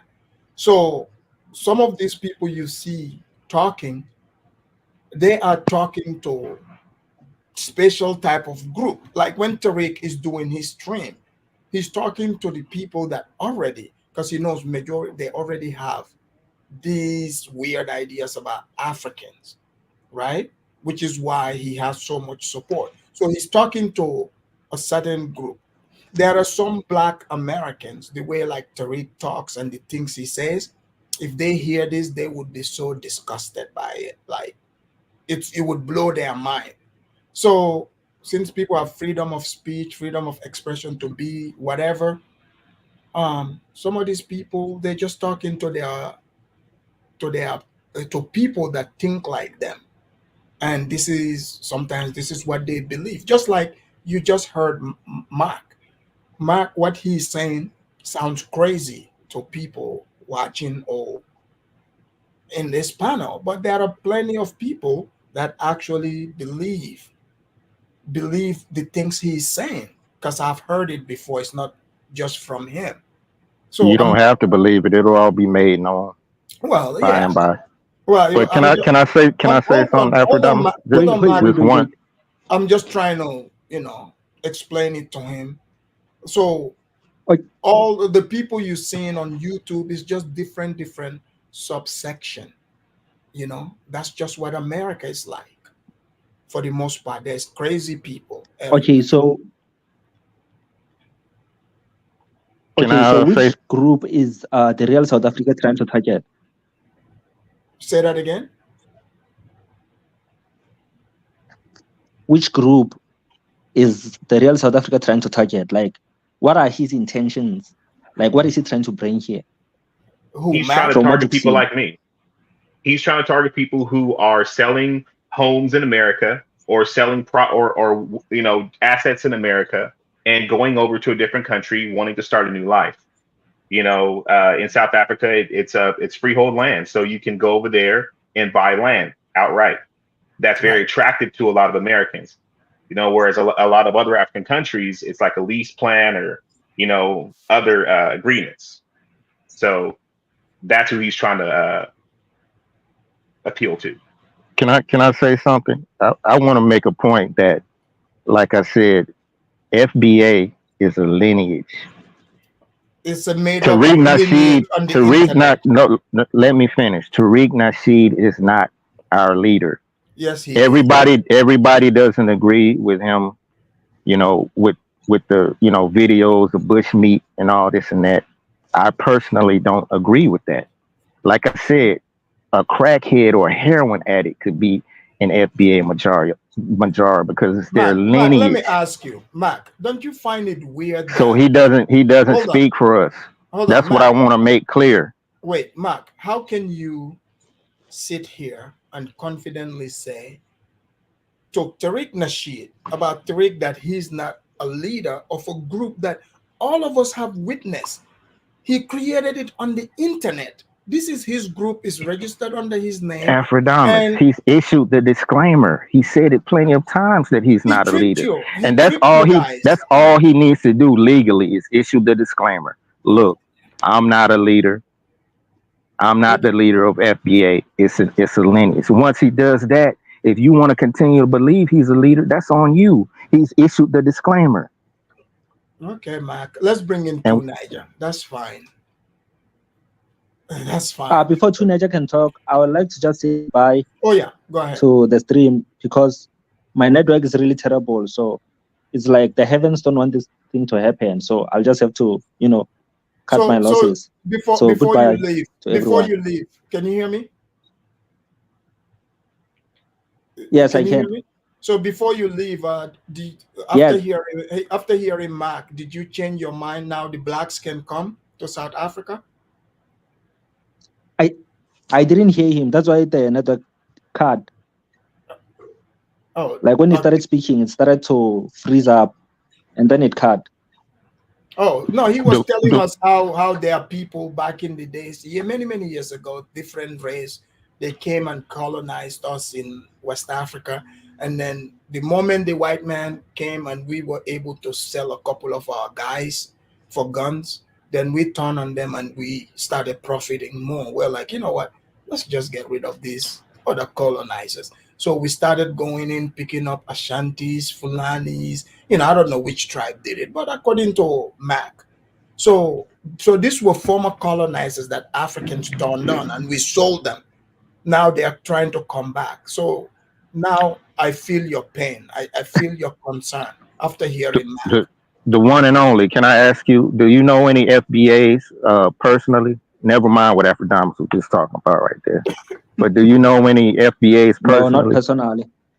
Then how do you know? No. How can you really make a judgment on whether you want us to be your neighbor or not if you don't know any of us personally? This is the thing.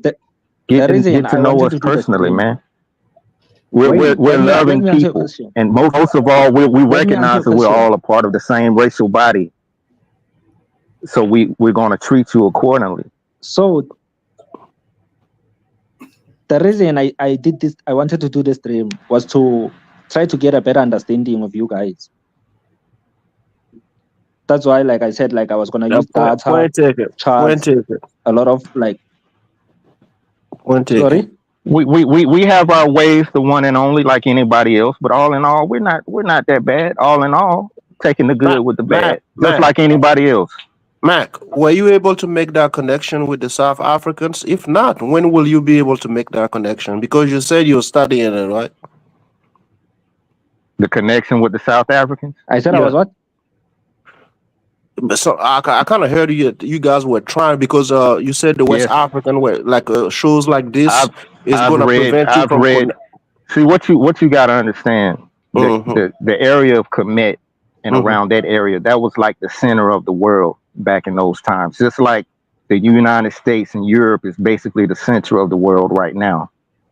So there was a huge. The population of the earth was basically condensed in that area. And I've read in places where, yes, the South Africans originally came from that area as well. And and then the first diaspora, they migrated down and stopped in Yemen, Sinna, firstly, and then they continued further on down until they eventually wound up settling in the South Africa region, where they met the Sand people, the little people. And they did, like I said, what happened with us when we went to West Africa. Eventually they overtook them because they're more aggressive type people. And they came to, start ruling the land or whatever. Same thing happens. Similar thing. So Mac, so now you guys didn't travel to West Africa. Now it's South Africa also. No, I didn't say us. I said a faction of us. There were different factions. Like I said, we had, by that time we started, the story in the Bible of Nimrod where he said he confused people's tongues and they started scattering. That's what it was talking about. It was talking about us. We started scattering because we became divided because of the Greeks that came into the land and started causing division between us like they do now still. So and we started arguing over this they become the Black Panthers. This one over here becomes the NAACP. They become Yorubas. Them over here become houses, et cetera, et cetera. And then we scattered and we divided. Wait. So it would be safe to say Moses was an Igbo man. No, Moses was Thutmose the first. No, that's who Moses really was. I'm talking about his tribe. Is he a Yoruba? Moses was really Thutmose the first. No, I know, but what tribe? Like one of you guys' tribes there? He was a comedian from Kemet. Moses, Thutmose the first. I thought Moses was from the Levites. He was Thutmose the first. You see the Mose at the end of his name. How do we get back on this? Yes, let's bring it to Niger. Yeah. To Niger, welcome to the Afrodamus Report. Thank you for having me, Afrodamus. Greetings to everyone on the panel. Greetings to the ones in the chat too and the viewers. By the way, this is Tunaja that causes all this, right? So we gotta blame him. This is the one who did this. What did I do now? See, Yeah, let me say goodbye before my phone cuts again. Wait. Hold on. The only one. I have one question I've for not you. even said one He's word though. gone. Okay. Never mind. Go ahead, Tunaja. Please, Yeah. guys, allow Tunaja to speak, because you guys know if you interrupt him even one time, he would spend 5 minutes addressing that. So just let him speak. Go ahead. Okay, thank you. I think I've been on panels where you have these conversations about FBA, tribes, all kinds of stuff. It's like for the life of me, it's been a while I've been having this conversation, and between the early stages, I learned very quickly that identities are something that are fluid in a sense. You have different identities at different contexts. I don't know why people keep arguing over this. And some people will be like, I'm FBA. You can be FBA and still be African American and still be black and still, just like you are black in Africa, you can still be a tribe. And while you can still be black, you can still be South African or Nigerian or Kenyan. That is how it works. I don't know why we argue over these things. You can pretend as if that is not the case, but it's still the same case because we do the same thing to Europeans. Even if Europeans are Germans or Greeks or Italians, we call them white. They like it or not, they are white. And then they can decide that even within those nations, they have different groupings. The same thing, even in America, they have different groupings. Black Americans are not Address the issue, Tunaja. Address the issue. Hold on, let me finish what I'm saying. So even in America, they have different groups in America. So this idea of FBA might be accurate to an extent, but those FBA people are also descendants of Africans themselves, and these so-called the South Africans looking up to the FBA people. They don't believe it. They may not believe it now, but that's the problem. This is what I'm saying. I Yes, don't know we why do. if you believe one, Yes, we do. you can't believe the other. You can be both. So South Africans looking up to the Black Americans, odds of them maybe there is a sense of it happening more, but South Africans are generally more insulated because they don't have much of a need to look outside. They are more insulated, and I must say it's a good thing to an extent because some of the things like in West Africa or other parts of Africa, what they copy from America is not always positive. There are positive things out there, but not all of them are positive. As a matter of fact, the positive things that we are supposed to be copying from America, we are not doing that. In other words, recognizing that you are black first in many cases. What does black first mean? That's what we've been trying to tell y'all all this time. We're black first, so we're race first. It means that if you want to deal with problem, you have to start realizing that your whole group is under attack. If you want to predict outcomes in the world, it's based on race right now. If you are black, you are not likely to be doing very well. And but how can you be one and the same with the Anunnakis? I mean, see, what do you mean Anunnakis? One minute they are African, another minute It's not Anunnaki, it's Anu people, pre-dynastic Comedians. They were Africans, black Africans, little people. So all that Anunnaki stuff, that's all of that far out, Star Trekian type of stuff. But they were the Anu people. They called them the Anu people. So when you say blue black, you mean like really dark, right? Not literally blue, right? Yes, really dark. From Sudan. Okay. From Sudan. Yeah, the Sudanese. No, they were little people. Yeah, like called there's the not Anu. a lot of They people. called the Not a Anu. lot of people are very, very dark. We know them. The South Sudanese. They're very dark and very tall. Then they mixed in with the Hindu. And that genetic mutation caused them to become very tall. In the Bible, Hindu is a religion, not an ethnic group. In the Bible, when they talked about seeing giants on the earth, that's who they were talking about. The Nilotics are giants. The Watusi people. That's who they were talking about. Like the Watusi. Paul Kagame, they're giants. The Dinka. Compared to pygmies, they are. Oh man. So the pygmies were the Jews who saw those guys as giants. That's who they were talking about. Those tall Nilots, Watusi. They were the Watusi. Not true, bro. From 6 to 8 feet tall. Allow Tunaja to explain this. Like Manute Bowl. Hold on. So Allow the Tunaja. He's the one that's doing this. Go ahead. yeah, the Nilotics of South Sudan or that region are some of the oldest groups on the face of the earth today. Genetically, there is a fact that the male haplo group, they have one of the highest occurrence of it, just like the Khoisan this thing of South Africans do. And personally, I actually believe that they are more akin to the original human, because of where they came from and how dark they are. It just seems like from what they describe of early humans, that's what it should look like. But that said, I think somebody's saying that Kemet, something about Kemet being the center of the world. There was a time, Right. Africa had Sahara, the early dynasties of Egypt. The Sahara region was a kind of wet, and there has been a lot of migration from that Sahara into West Africa and other regions. And if you look at during that period, not that long after that period, you had the Bantu expansion that they like to call Bantu expansion. That meant that a lot of groups moved from that region towards Central Africa and Southern Africa that you have today. And the problem with Africa is that we know we are connected, but we don't have much of a reason to work together for some reason. It's so weird. The only thing we have in common is sufferhead.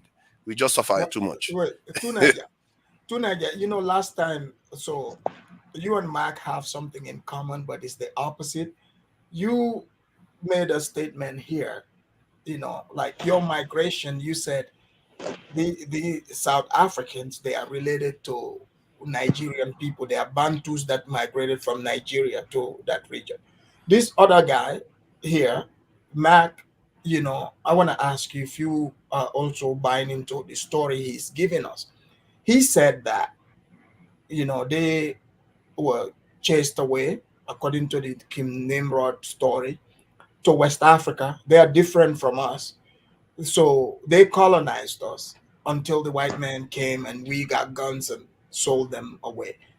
Do you buy that too? We're members of the same race, but we mixed in with the Hindu and the Arab, so we're naturally we were naturally more aggressive. Well, we're not the same then. And agitative in nature because of that mix. That's what I'm saying. And that's why that's why just like when the South Africans came to South Africa and met the Sand people, they were naturally more aggressive and agitative in nature. So they were over time they came to rule over the Sand people. It's the same thing.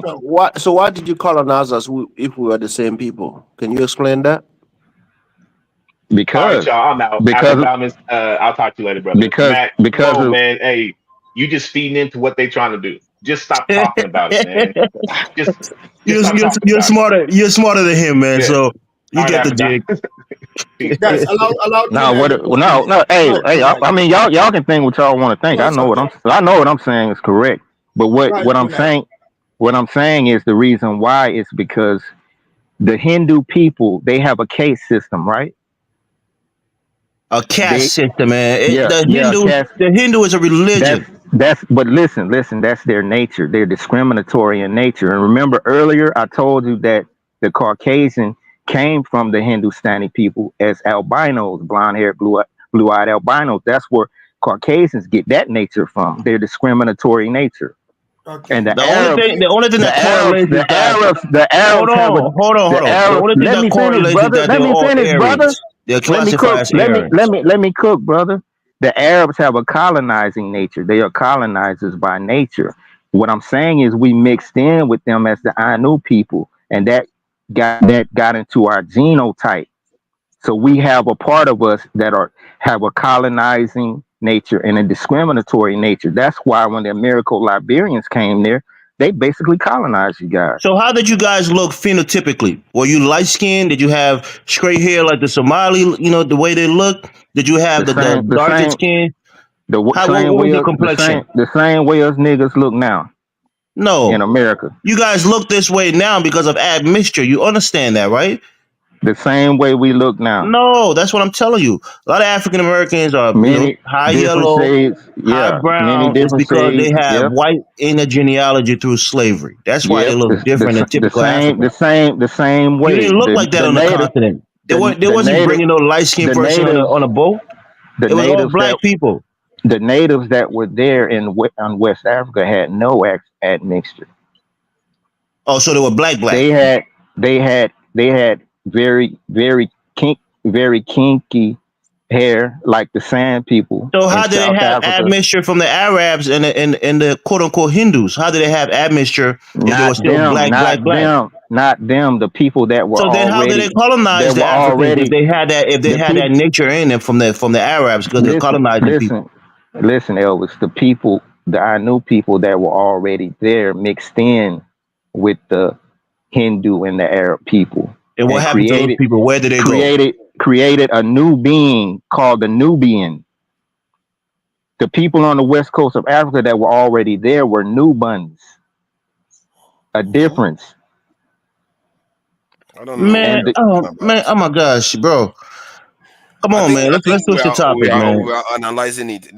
For all I studied was the migration part and the way people mixed during that period. There were no specifics about this guy is from this tribe. We know that the Natufians came from the Levant area, which is the like Turkey back to Africa to mix and create people like the Kushites, like the Somalis and all the rest.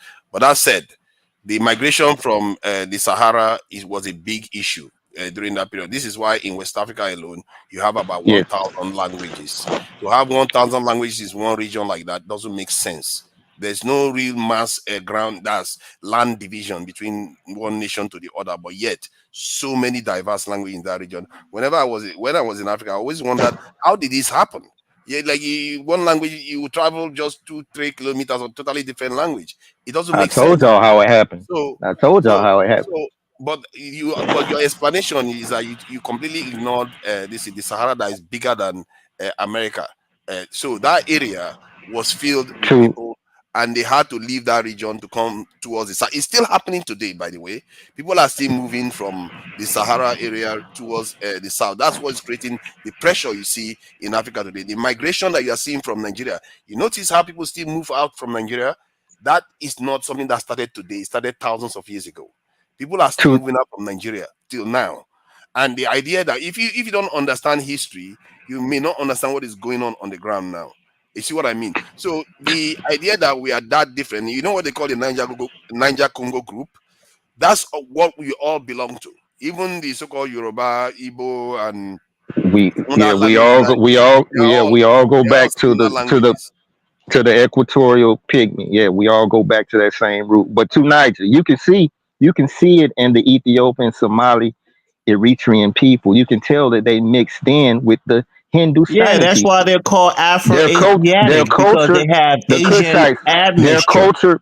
Look at their dress, how they dress, their cultural dress, and compare it with the Hindustani people, specifically the South Indians.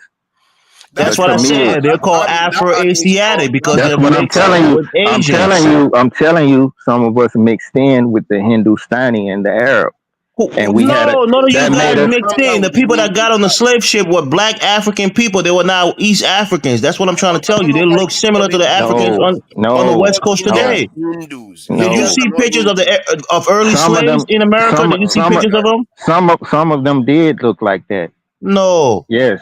They were black, You're blue, like you correct. said. They were blue, black, very dark skinned people. Some of them did look like that. Yes, you're correct.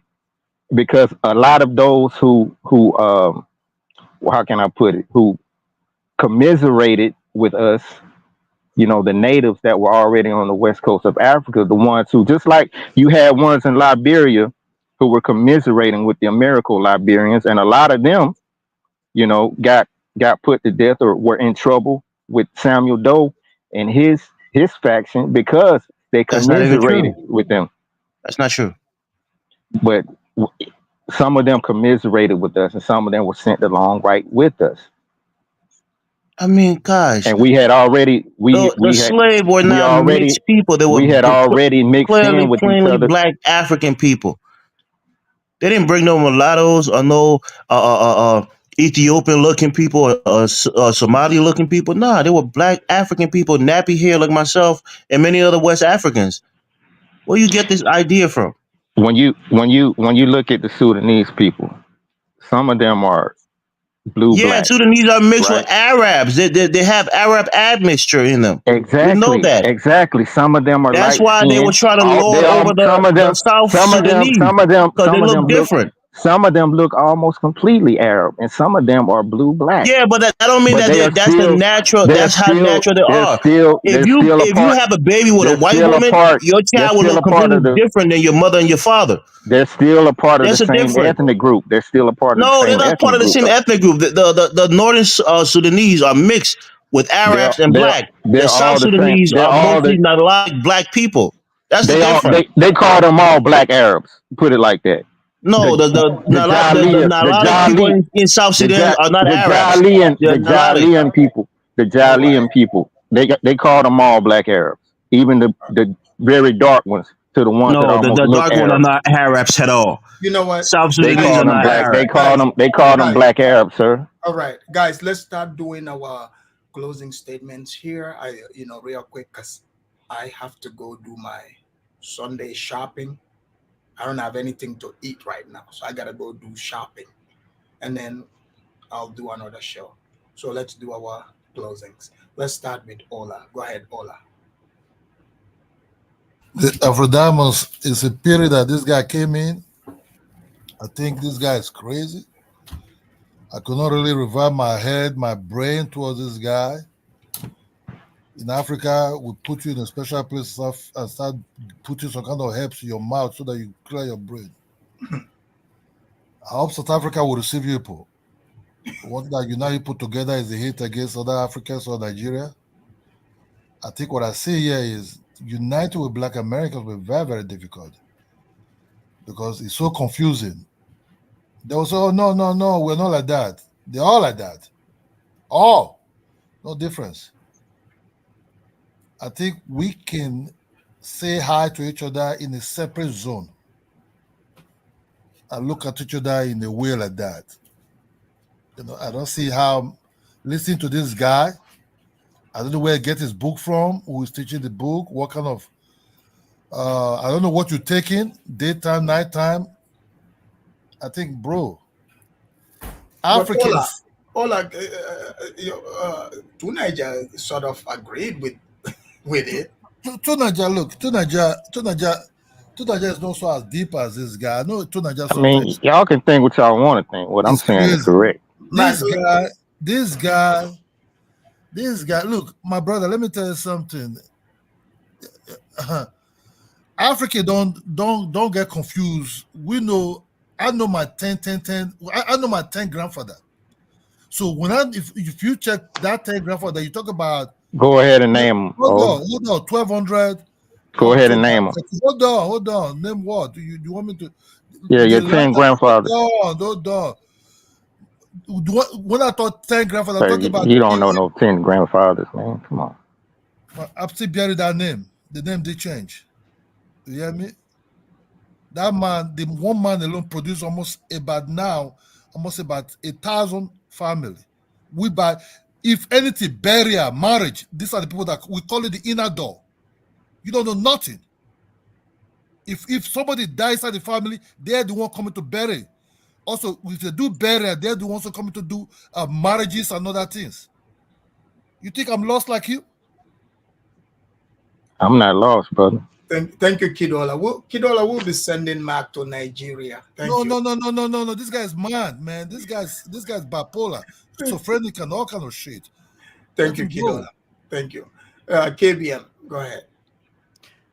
Yeah, I was really liking the title. I was very interested in the story, and just like I've heard for years, the one and only, that's his name, right? He's the one who contacted you, right? Yeah. Okay.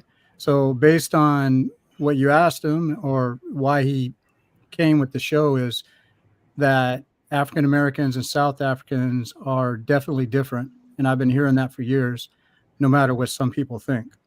And I don't think there's anything wrong with that. I think we should look at it, they should look at each other's differences and stuff like that. And for the ones trying to make a claim and the other ones are not agreeing with it, I don't think you should try to push that narrative because it doesn't bode well with a lot of people. As far as everything else, I think the conversation really got off track. But this is what happens a lot of times, and We just go with the flow. And yeah, Mac has his own opinion. I mean, I've heard a lot of things that he said today I've never heard in my life in third party from anybody. So it is what it is. And on that note, everybody, I'm going to hang it up. Thank you. Thank you, KB. Yeah, worry about Caucasoid business from here on All out. right, let's bring in Dunstan. Dunstan, are you there? Going once, going twice. No, Dunstan. He fainted from all the information I was dropping. He couldn't handle it. Let's bring in Elvis.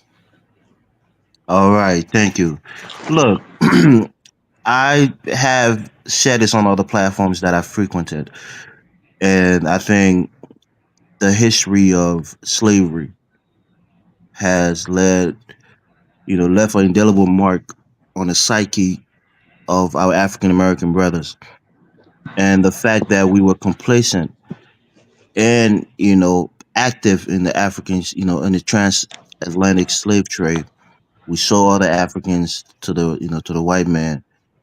They haven't forgiven us for that for many, many generations. Yes, we have, man. We don't hold any grudges. We have to have these conversations and understand where they're coming from and try to find more, common ground. But overall, I think African Americans are mostly, sub-Saharan African, mostly West and Central African. They have some admixture from the white man, but mostly 75 to 80% of their DNA is African, West African in particular. So every other thing that you're talking about, Arab mixture and this, I can't buy into. I've never heard those information before. Maybe you're just so smart and you have some hidden information that we've never heard. Elvis, that's why we're able to grow beards. This is my Mac, let him use his time. Yeah, I grow a beard. I have a full beard right now, and I'm an African. I'm from the Crew people. Most of the people in my family, most of the men, they grow full beard. They don't grow the long beard, but they can grow full facial hair. So I don't know what that means. But Mac, again, thank you. Mac, thank you very much. Thank you. All right. St. James, go ahead. St. James, are you there? Hey, Alphadamus. Yeah. I'm here. Can you hear me? Yes, we can hear you now. Okay, that's what we're doing, closing? Yes. Okay, so are you going to bring the one and only back, like next week, or? I hope he can call in. He said he's going to fix his internet. Okay. I'm gonna start from where Elvis left off, talking about the Black American and the history of slavery, whereby Africans sold the people, and some of the people didn't forgive us. Like Africans sold African. Or Africans sold Africans, and So I believe, to me, right, this is not gonna depend on Africans, right? It's gonna depend on the people on the other side of the earth. African has done a lot in terms of trying to understand the situation, and inviting the diaspora to come over to Africa and engage with the Africans. So if you are coming back to Africa and you have cold feet and you don't know how to engage with African, the government, the people, and you kind of try to lie to the people that you are only looking for land, or you are looking for some specific things in order for you to settle there, and you don't want to engage Africans, on you. If you have issue with slavery, like I've seen some Black American in East Africa talking about they still have they still haven't made up their mind as far as traveling to Africa, because of the past history between, I'm like, okay, but you are in Africa though. So how do you know that where you live doesn't have anything to do with slavery? How do you know that? How do you determine that? It's crazy. It's like you come into Africa, but you still carry something that is going to be a minus for you on the continent, but you still talking about it. So if you're not ready to stay in America, if you're not ready to engage Africans, don't engage them and you coming out sideways. What Elvis doesn't understand, these people have a problem with our culture. They do. They have a problem with our African culture. If you look at all the China, anything they talk about is my brother, have you heard Black Americans say that because of the fact that we have different ethnic groups in Africa, it's going to be difficult for us to unite? You guys says that, right? Yeah, that's true though. So yeah, ethnic group is culture. It should be a culture doesn't divide, it unifies. A true culture. But the Black Americans, some Black Americans sees that as an ethnic, as an endurance to to our unity. Ethnic groups divide let him us. use up his time. Thank you, Right. James. So after that, only based on that, it's going to be difficult. Africa ain't about to leave their tribes just to become something that they are not. So it's not going to happen. So it's either we're going to begin the conversation to make you understand that's not going to happen, or we can just not have the conversation. It's up to you. What you have to tell Black American Africans, we have there's a lot of ethnic group in Africa. No one is going to leave the ethnic group just to align with you because they have a common interest. It's not going to happen. You It's don't not have going to to happen. do that. We're not asking you. Mac, you have your time. Mark, and I'm kind of saddened. Just recognize race first. Race comes first. That's all we're. And that's fine. And race, who's going to be on top? Because we've seen in Liberia, who's on top? Who's on top? You talking about race, right? Because you guys model everything out of these white folks that colonized you or whatever they did to you. You guys model everything out of their people, out of this group. And you coming to Africa telling us race first. Race first, who's first? There has to be a head for everybody. Okay, who's gonna be the head? Us. Because we are the aristocracy of our race. Okay, so it's not gonna happen. We should, so I'm sorry to. We should Mac, be. Yes, we should be. Mac. So I'm glad that you brought Liberia, right?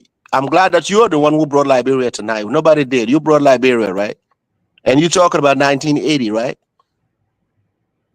So those things don't work. That Liberia 2.0 it's not gonna work. Yes, and that's why we're in the condition we're in as a whole now. Absolutely, everybody because we don't have a head. We don't have a head, or y'all won't acknowledge the head. Fix your issues. Fix your issues and let Africans fix their issues.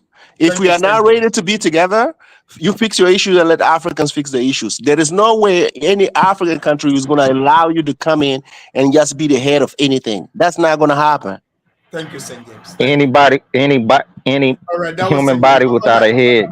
Mac, closing statement. But before you go, you said something about, beard. So you saying Africans don't grow beard, real Africans?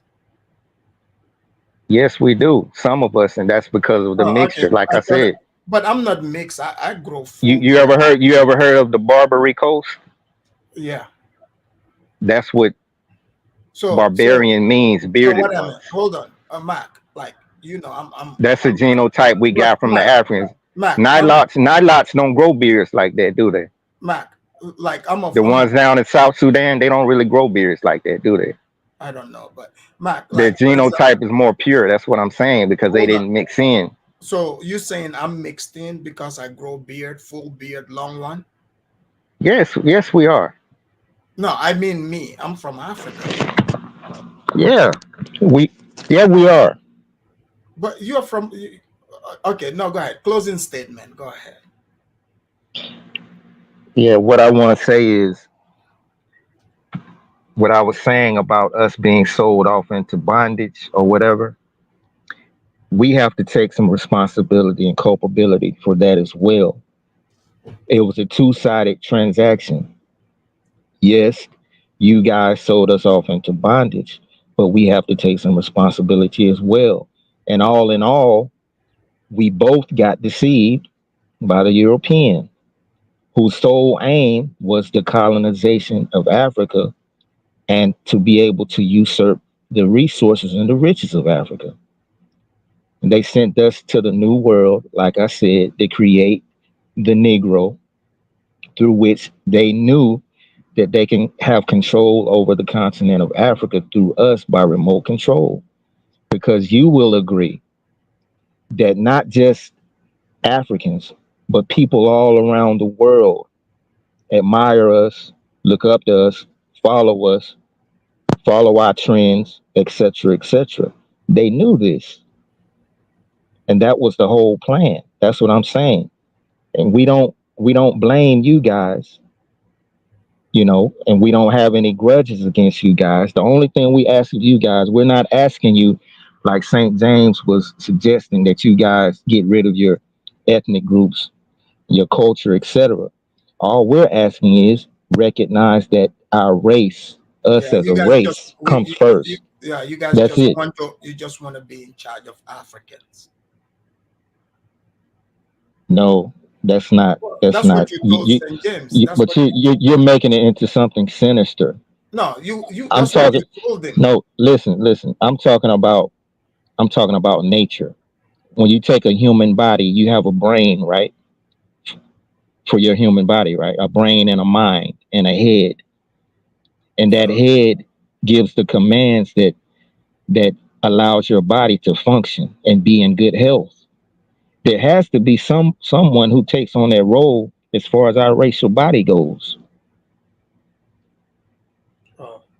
See, Well, Matt, Caucasians and other races recognize this concept. Who are the head and the brain of the Caucasian race? The so-called Jayish or Jewish people. They are. And because of that, they became as powerful as they are on the globe. That's the way it works. so Top down like a pyramid. so you guys are the brains of us. Is that what you That's implying? the reason.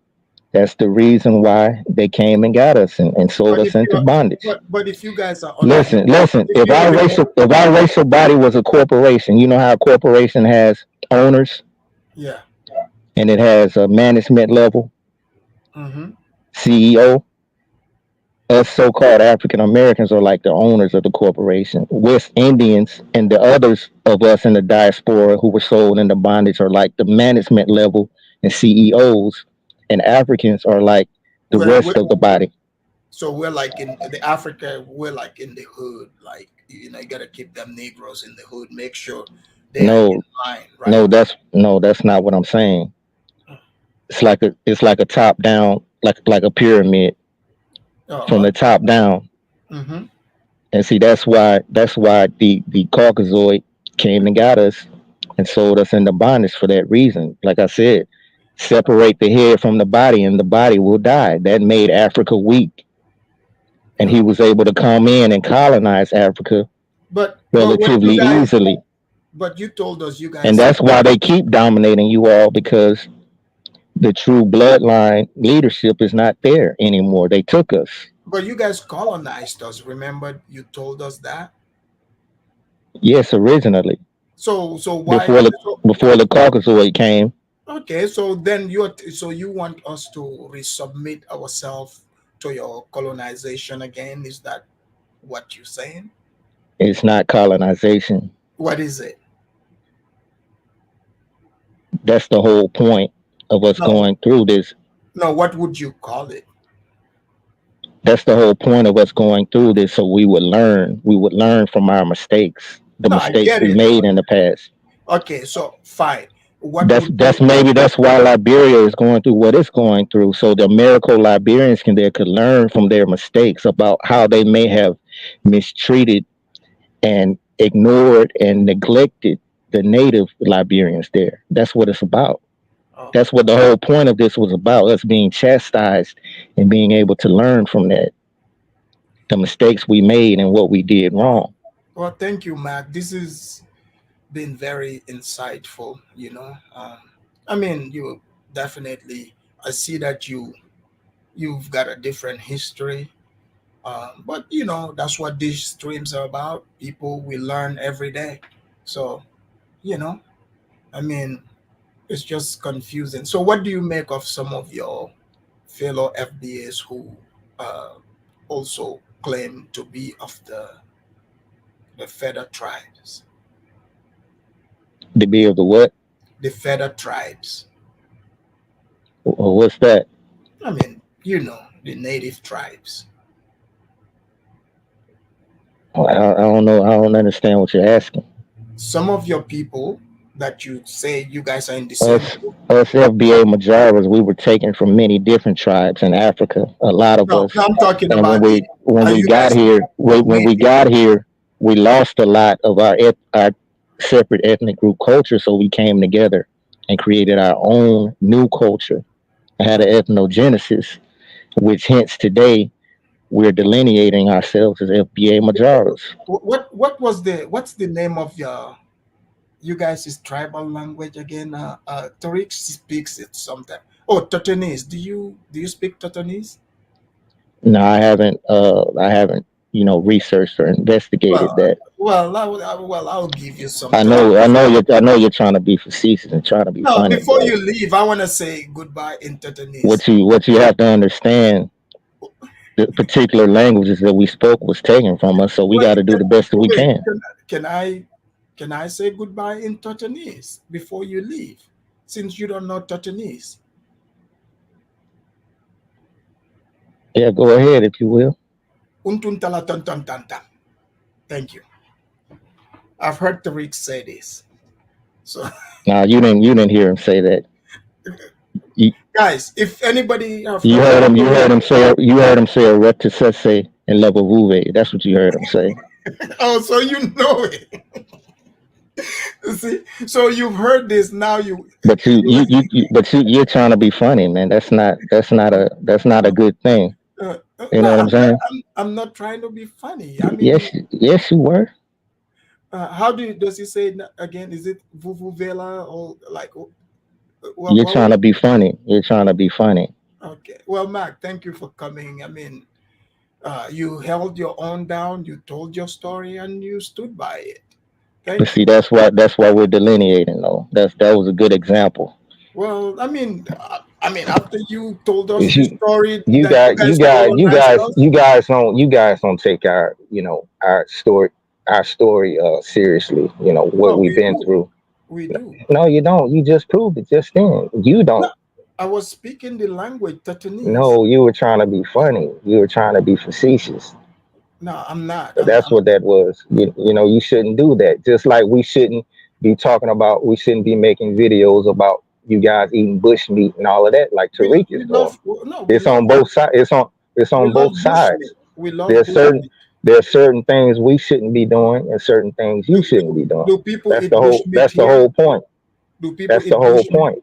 Do people eat bush meat? Some people in the deep parts of the South and what you call the country do, like possum and squirrel. So you don't think? Do you eat deer? Some people do. Yeah, deer is bush meat. Rabbit. Yeah. Nah, deer is not bush meat. Rabbit and stuff like that. Possum, alligator, and all of that. Deer is not bush meat. Wait, I'm African. Can you tell me what deer is? Deer is one of the foods that's approved of in the Bible to be able to eat. But I'm asking it's not bush meat. No, it is. I'm no, African. No, it's not. Look, I know my bush meat. Trust me. Deer is not bush meat, sir. Okay. Well, thank you for coming, Mac. All right, sir. Have a good one. Yeah. Guys, thank you. That brought us to the end of the show. I mean, 4 hours later. I hope, we didn't have much of what's his name? The South African guy, but hopefully he fixes his internet next time. But the conversation took on a different turn. You guys saw Mac came up with their history, and it's very interesting. So what can I say? I'll have to bring the real shows, and maybe hopefully we can get one of these FBA historians to come and clear what Max said over here. But until next time, I'll see you guys. I'm out. Peace.